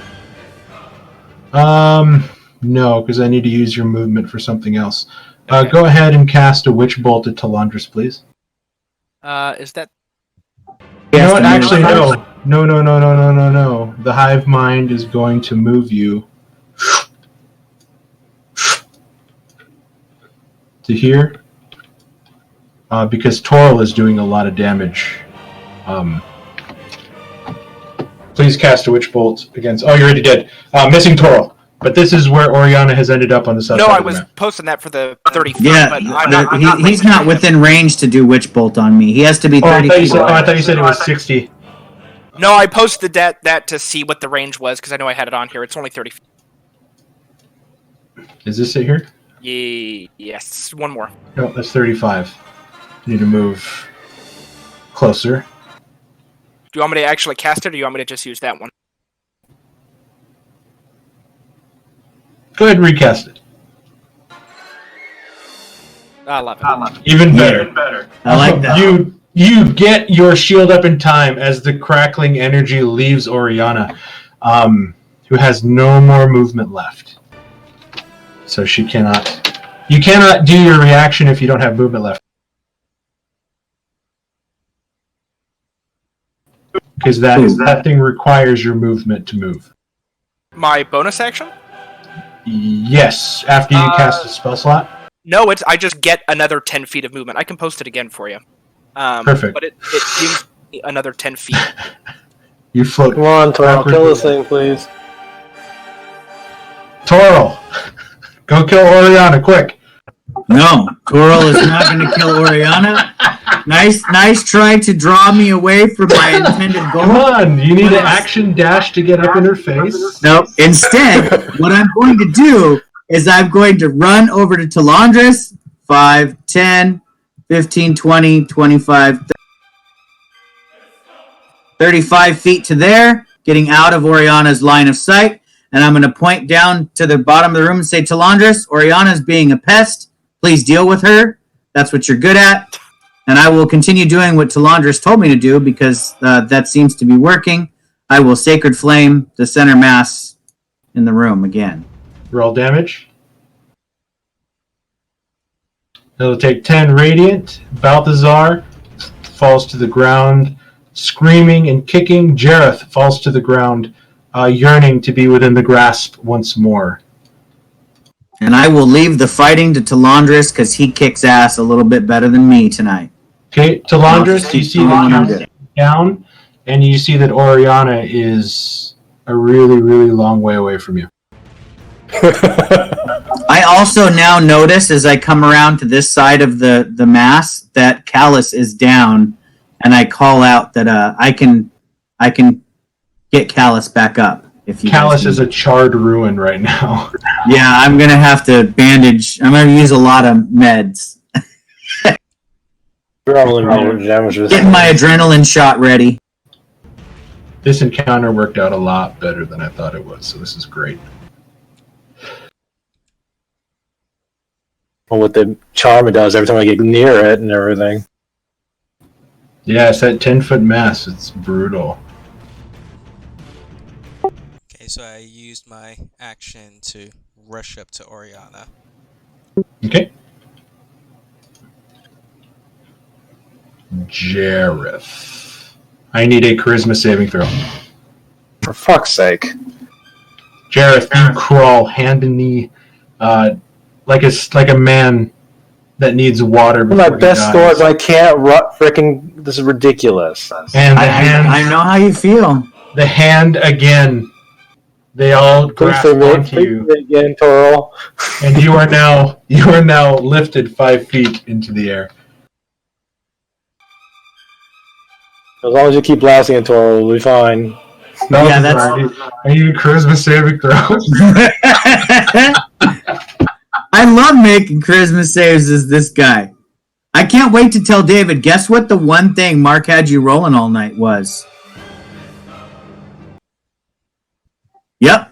There you go. Oh my god!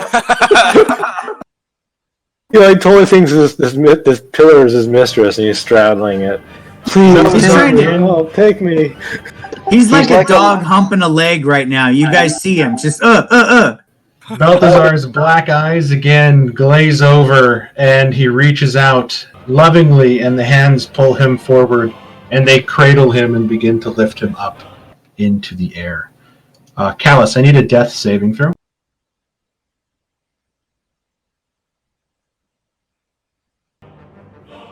That's one success. Oriana, I love this teleport. are you able to twin? If it's a first level spell or a cantrip, yes. Okay, I would like you to cast Witch Bolt at both Toril and Talandris, please. Alright. Talandris is more than 30 feet away, so you can't reach damn it. Talandris. I thought that was exactly 30 feet. 5, 10, And 15, actually, 20, 25, I think 30. you're 35 from me, so yeah, you Yeah. can't reach either.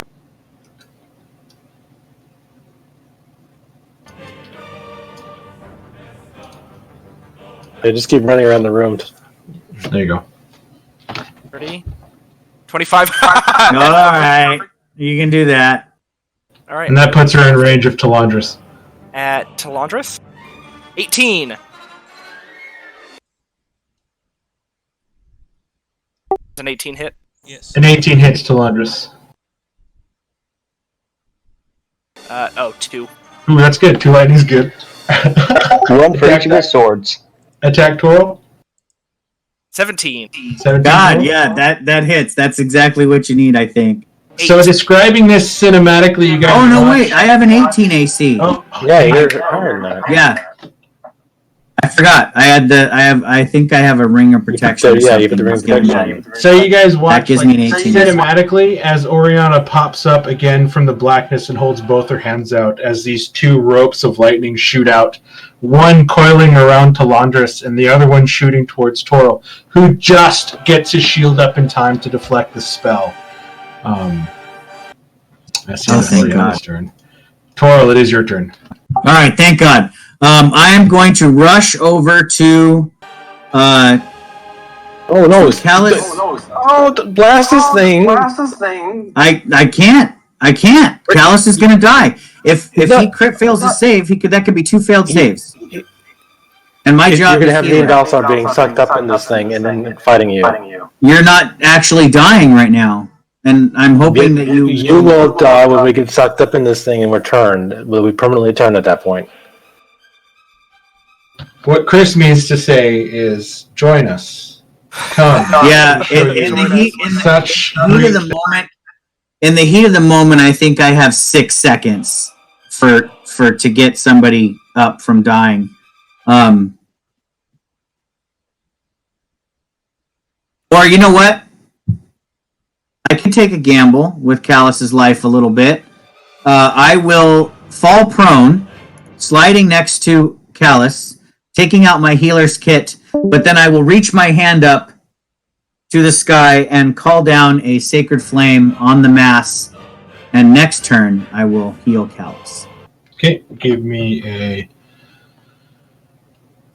Damage roll. It'll take 12 points of damage as again Balthazar is dropped to the ground. And Jareth is dropped to the ground.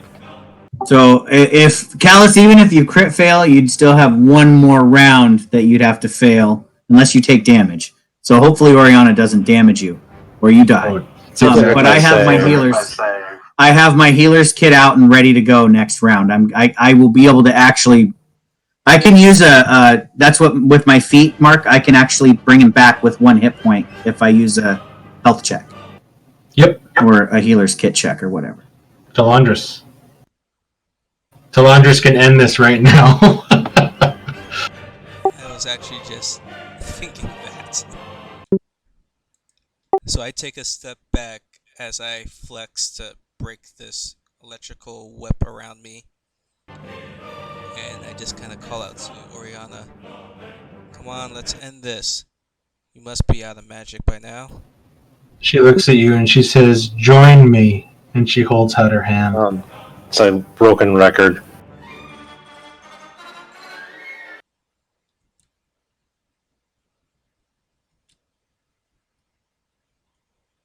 Yeah, but you're gonna do D12 every round against Talandris. No, That's 25. That's 25 feet. You have 10 more feet left. How did you end it? You can break it if you do an action? No, you can't. Range. Oh, okay. Oh yeah, if you leave the range of the spell, you do break the spell. Does Talandris know the ring? Is he proficient in Witch Bolt? I think the way I would imagine it is he's trying to stretch the bolt as far as it'll go and seeing it get weaker and snap If it eventually. snaps. Because I know Doug is. Yeah, Doug knows what he's doing. Yeah, I guess it has a graphic, I understand. From watching oftentimes it's been used, and it has been broken before in our earlier fight in the city.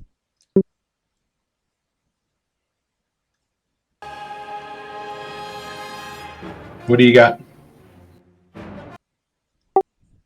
Wait, You gonna what? stay there? Are you gonna stay there? You have 10 more feet of movement. I moved 25, but I used 5 to move out, so that was my full movement. Okay, you can use your action for anything. Take the dodge action, because I do not trust getting that close to the pillar. Okay. Jareth, give me a charisma saving throw. Okay, yay. Oh my god, this is ridiculous! You just need that. sorry. I'm proficient in this damn fucking attribute! Yeah, I know that. I mean, Jeremy and I have spent a whole night. I want to rolling walk nothing up and higher. give Callus a fucking healing potion! Well, I'm gonna heal him, so Yeah, You don't then you need have to. Balthazar and me coming down possessed. I hope not.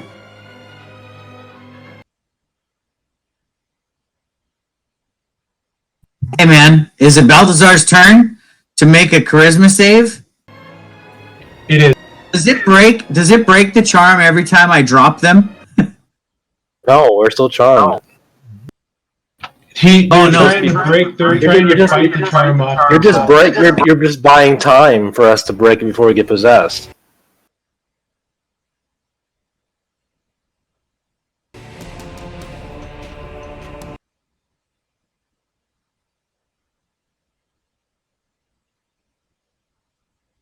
Well, I know Balthazar's not going to make the save unless I have to roll like a 17 or higher or something. So it's going to be up to you, Jareth. You're the one you're the charismatic one, so you got to make the roll. They're both 5 feet into the air again, being cradled by the loving hands. That's awesome. With arms wide open. Let's see. Callus. Give me a death saving throw.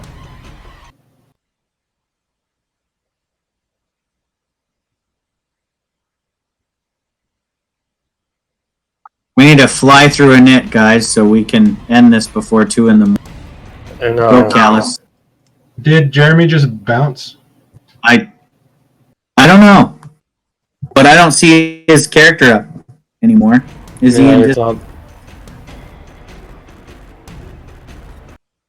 Guess we can roll for him. Yeah, I don't Did see him in anyone hear this Jeremy one. say anything? I didn't hear. No. No, I didn't hear him say anything either. Maybe he just... I don't see anything in chat either. That's very unusual. Usually he says something. Or wants to roll for him.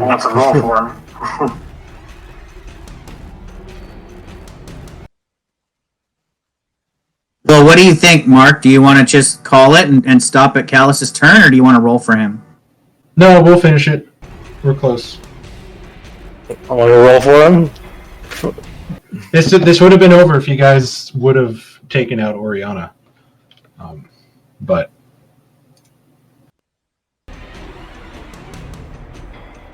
You want me Well, to roll that's for it? That's what Callus wants to do. Take out Oriana. Oh, ouch. One failure. Okay, one failure, one success. Go for it, Oriana. Kill somebody. Oriana is going to bolt away from Talandris. And she is going to cast Thunderwave on Callus and on Toril. Oh no! Talandris, you're supposed to stop her from taking us out! We're both prone. I guess that doesn't matter. We're making con saves, right? Yep. Callus, you can make a con save even when you're unconscious. Yep. Fails with a 12. Callus is dead. Oh, he had one. Yeah, but ooh, I think that's from a melee attack, Mark. Yeah. I think a melee attack while you're at 0 is considered a crit. But You didn't make a melee attack. You made. But I a thought it spell was attack. any damage. no damage. One. I thought. I'm gonna let's check it. But I think it's a melee attack. I'll check it while you roll on. Well, wait, it's my turn. Okay. So we need to check it before your turn so we know if you're going to use it to heal him.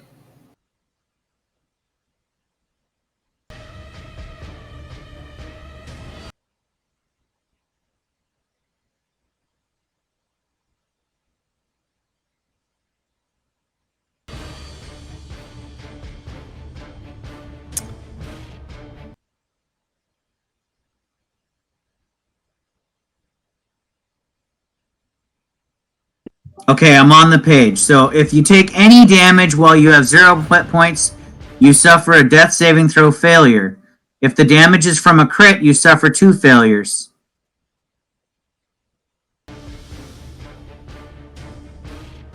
Okay, if they take damage while at 0 HP, they automatically fail 1 death saving throw. Or 2 deaths if it only has 2 failed death saving throws. Yeah, he's not dead.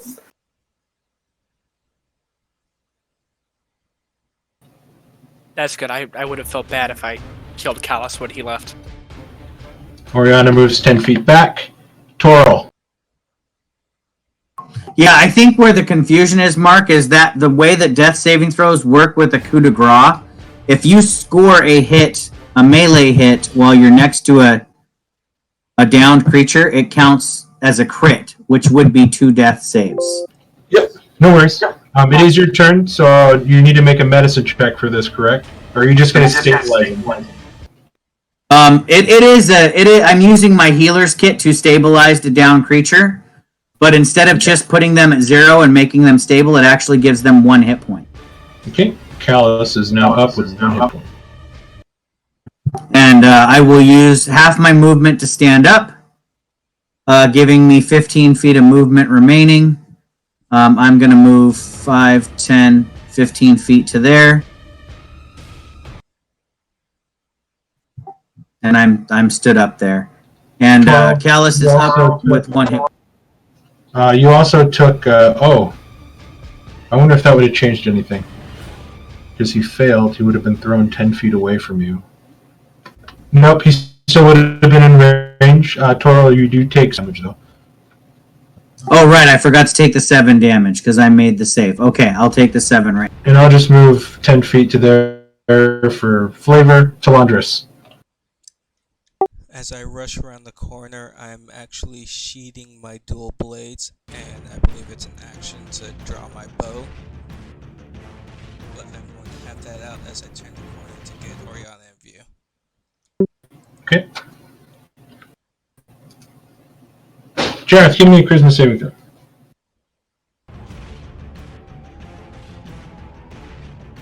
There you go. Jareth, you are now suspended in the air, grabbed by hands, kicking and screaming, but you are now conscious. That's the end of your turn.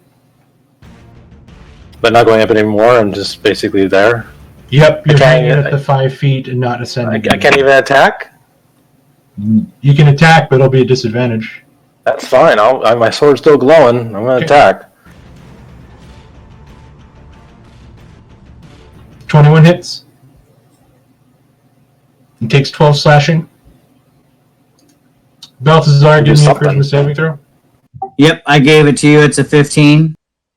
Balthazar succeeds. Balthazar is now kicking and screaming again. Nice. Great. Oh God. This fight Callus is fighting prone on the well. ground.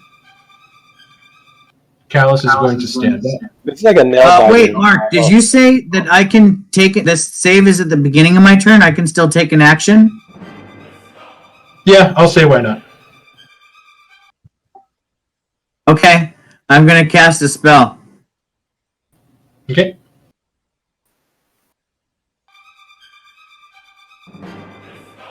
Do I have advantage or disadvantage on a ranged spell attack? Well, you're right next to the thing you're attacking, so I'll say disadvantage. Okay, fair enough. You just need an 8. You hit. Yeah, I got a 19. For Silas's Ray of Light, I fire a beam of dazzling light. If it hits, that takes 1d10 radiant damage and Wow, must I make didn't a know con wizards- save. Nice. 5. So, I mean, I don't know if this thing can be blinded, but it does do radiant damage. So, I mean, if I can blind it, I blind it. If not, it's still going to take 12 points of radiant damage. It'll take 12 points of radiant damage, dropping both of you to there. This is a spell that Mark gave to David, so. It cannot be blinded. Nice. I didn't know you had a spell Callus like is going to that. run 15 feet. Well, he's going to run 10 feet. Because he has 25 feet of movement. I He's have gonna to fly commend- the hand axe. I have to commend you, Mark. This fight is nail biting. I worked really hard for this. You guys are going to earn this fucking keep. Fair This is enough. going to be a normal. Here comes a hand axe attack coming towards Oriana's face. Missing his You were rolling. Oh, You man. look so low for him. Callus does not have any of his hand axes left. Oriana, it is your turn. I have to point out you're rolling low for him. You rolled low on his death save, or low on his con save, or low on his hand axe attack. Oriana, seeing the proximity of Jareth and Balthazar to the mass. No! I just got them out of there! Well, we're not charmed yet. These guys are She's going just to cast. rough. She's going to cast Thunderwave on Balthazar and Jareth. Spell slot? I am out of spell slot. Oh, you are? Yeah. What's your cantrips? I have the Windlash, which moves him 5 feet if I hit. Oh, you know what? Let's do an Alpha Spark Shower for fun. Sounds good. We haven't got to use that today. What is that? We're about You to guys see need it. to make- 'Cause You guys need to It's make a- dexterity saving throws as she starts shooting electrical sparks at you guys. Dude, she's Dazzler from the X-Men. I love it. I try my best. Yay! Jareth rolls a 3. Oh, you need a Balthazar. I was sorry, I was totally spacing it. No Okay, problem. Balthazar dex save. Coming right up. At normal, right? At normal. That was disadvantage. Oh, look at that! Boom! Balthazar doesn't take anything as he ducks down. Full goose So I wall. take 2 damage. Yeah. You take 2 damage. Toral. Alright, so Toril is going to, now that Callus is up and looking, alive, I'm going to go ahead and Sacred Flame the thing in the middle. Okay. God, come on, Toril. And I'll end my turn there. I don't have any spell slots left. All I can do is Sacred Flame and Kopesh. So I'll do that. I can healer's kit people. That too. Oriana's still causing some trouble there, Talandris. I aim my bow, kind of aiming more for the leg. And She's gonna take an arrow to the knee for real. Yeah, dude. Yeah. Let's see it. I bet 14 hits. Hit. still up. Yeah, but you got watch an as arrow. your aim is true. It sinks into her leg, but she feels no physical pain.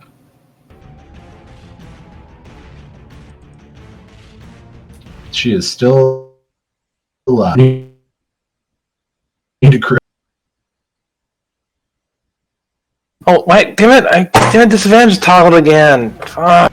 Go ahead and untoggle it and roll. I keep toggling it for like attacks, and then I keep forgetting to untoggle it again. 16 is a success. You can move away, or you can try to get Balthazar out of there. Knock Oriana the flat of my. I'm gonna knock Oriana on the side of the head with my sword. Okay, go ahead and make a sword attack with non-lethal damage. Oh man, 22 hits. that'll hit. I'm dead. Oriana, you get pummeled and thrown against the wall. You land here unconscious due to the non-lethal damage. Oh man, I deserve that. I have been quite the nuisance. I don't want to be a part of you. We are, however, still in initiative due to a member being within close proximity of the mass and one being unconscious making death saves.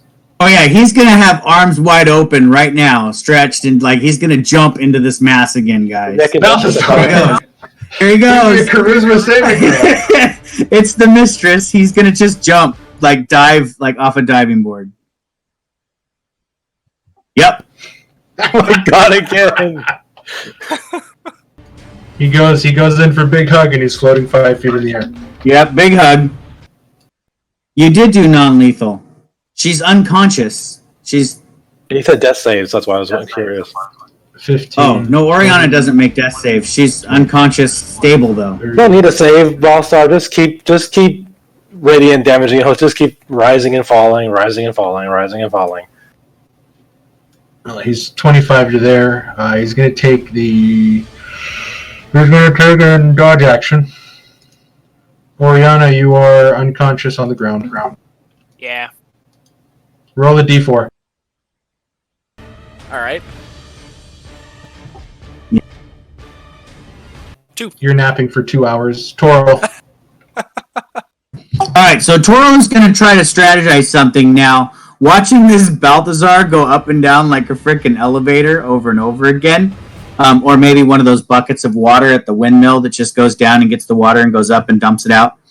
I'm gonna go ahead and move. I'm gonna cast Sacred Flame at the mass to try and drop Balthazar, but I'm gonna go ahead and move towards it within range so that I could try to run in and grab him before he runs, or I'm going to yell out, "We need to grab him!" But I don't want to. Within... Are you going to use all your turns to keep calling down the flame of Palor on this thing? Yeah, from 10 plus feet away, and yelling at my friends to like go in and grab him when he's on the ground. Yeah, I'll try to grab him. That's my strategy, but I don't know if we're going to end up all getting pulled into the thing. But I'm going to basically get like right about here and be Sacred Flaming the thing until we can get Balthazar out of there. So you guys are watching as Toro is approaching, holding out his hands, yelling a litany of prayers to banish darkness and calling upon the light to bring forth a new age of peace to this place, and he's just trying to cleanse this mass. After each sacred flame, you're now watching the mass begin to shrink and shrink and shrink as Balthazar is stuck in this never-ending roller coaster of wanting to be rescued and wanting to be hugged. Jareth calling on the prayers of the lady as well, as sort of light begins to emanate everywhere. And slowly but surely, after what seems about 30 minutes, you're watching as the blackness in the tower begins to pop and smoke. And as if fire is burning through paper, you're watching as the veins are sort of being taken care of, and everything is shrinking like a cancerous tumor being radiated out. And you watch eventually as the black mass itself is no more, and all that is left is the middle pillar. But standing in the middle pillar, not standing, placed in the middle pillar on this side is a large, jagged rent that seems to pulse. But the blackness is gone, just this hue of reddish light. Talandris, Toril, you slowly approach, and in the hole in the stone, you touch the skin, and it's skin. It's actual, almost human skin, and you feel the goosebumps that erupt at your touch, and it quivers, and you pull your hand away. And that's where we're going to end it today. It's alive, guys! It's a living heart or something. Something. It's fleshy. It's squishy in there. That's I gross. have- Just stab it. Holy cow! This, not only this fight, but this whole adventuring day pushed every one of our PCs to their limits, I think. Yeah, Out of I spell swear. slot, out of healing, out of potions, out of everything we had. That's awesome. Yeah, I had a lot of fun just with all the shenanigans of killing my team. And yeah, Oriana, you got to go through all your resources twice. How Yeah. fun is that? I'm glad I wasn't going. I'm glad I wasn't going around smiting everybody. That'd been fun. I would have enjoyed that. Yeah, I'm glad you got rid of all your smites early in the day. That was very helpful. So as you guys are kind of standing there, you watch as the smoke of the blackness that clogged the turrets kind of dissipate as well. And you sort of look out and you watch as the fog that sort of encompasses the area begins to slowly recede and sink. As light begins to break through, as whatever sort of malaise that was held over this place is beginning to eventually be released. You guys also My hear black the eyes sound. You hear the sound of scraping on stone finally now that you can actually hear. And you look out and you see on one of the upper balconies of the keep a large armored figure kind of moving before it starts to stumble and fall. As it falls, it turns into dust, and the dust is taken away by the wind that now blows. And you feel the wind coming through the arrow slits in the windows. And for the first time, you feel safe. Do my eyes go back to normal? Oh, yes! Actually, I need Oriana, Jareth, and Balthazar to give me Constitution saving throws. 23, natural 20. All three of you, as soon as the mass was done, sort of fall to your knees and hold onto your stomachs, and you begin to belch this nasty smoke of thick black out of your bodies. And slowly the veins and everything coming out. Balthazar was not able to handle the strain from this, and he has passed out unconscious. Oriana's conscious too. Oriana is sort of her back is arched in this like exorcist sort of like pose, and it's just exuding from her open mouth.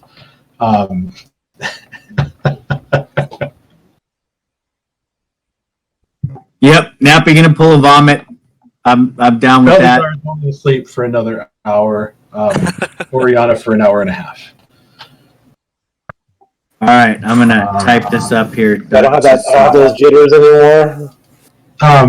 You still have the jitters. Oh, You're going to have them for quite a while. So we okay. gotta figure out some way to peel this tumor out of this pillar. Let's see here. Well, that's gonna suck for my character. Okay. Okay, if you guys look in the handout section, you'll see a subfolder named Base. And now you guys have access to Fort Drakewald.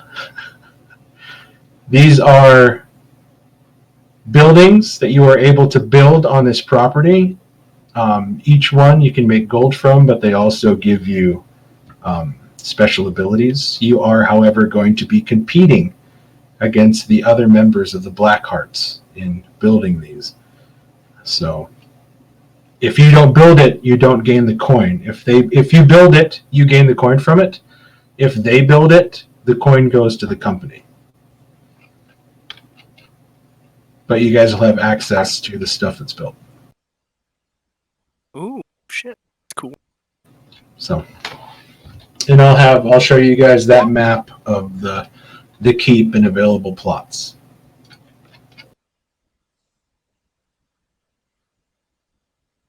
Yeah, well, I think, yeah, okay.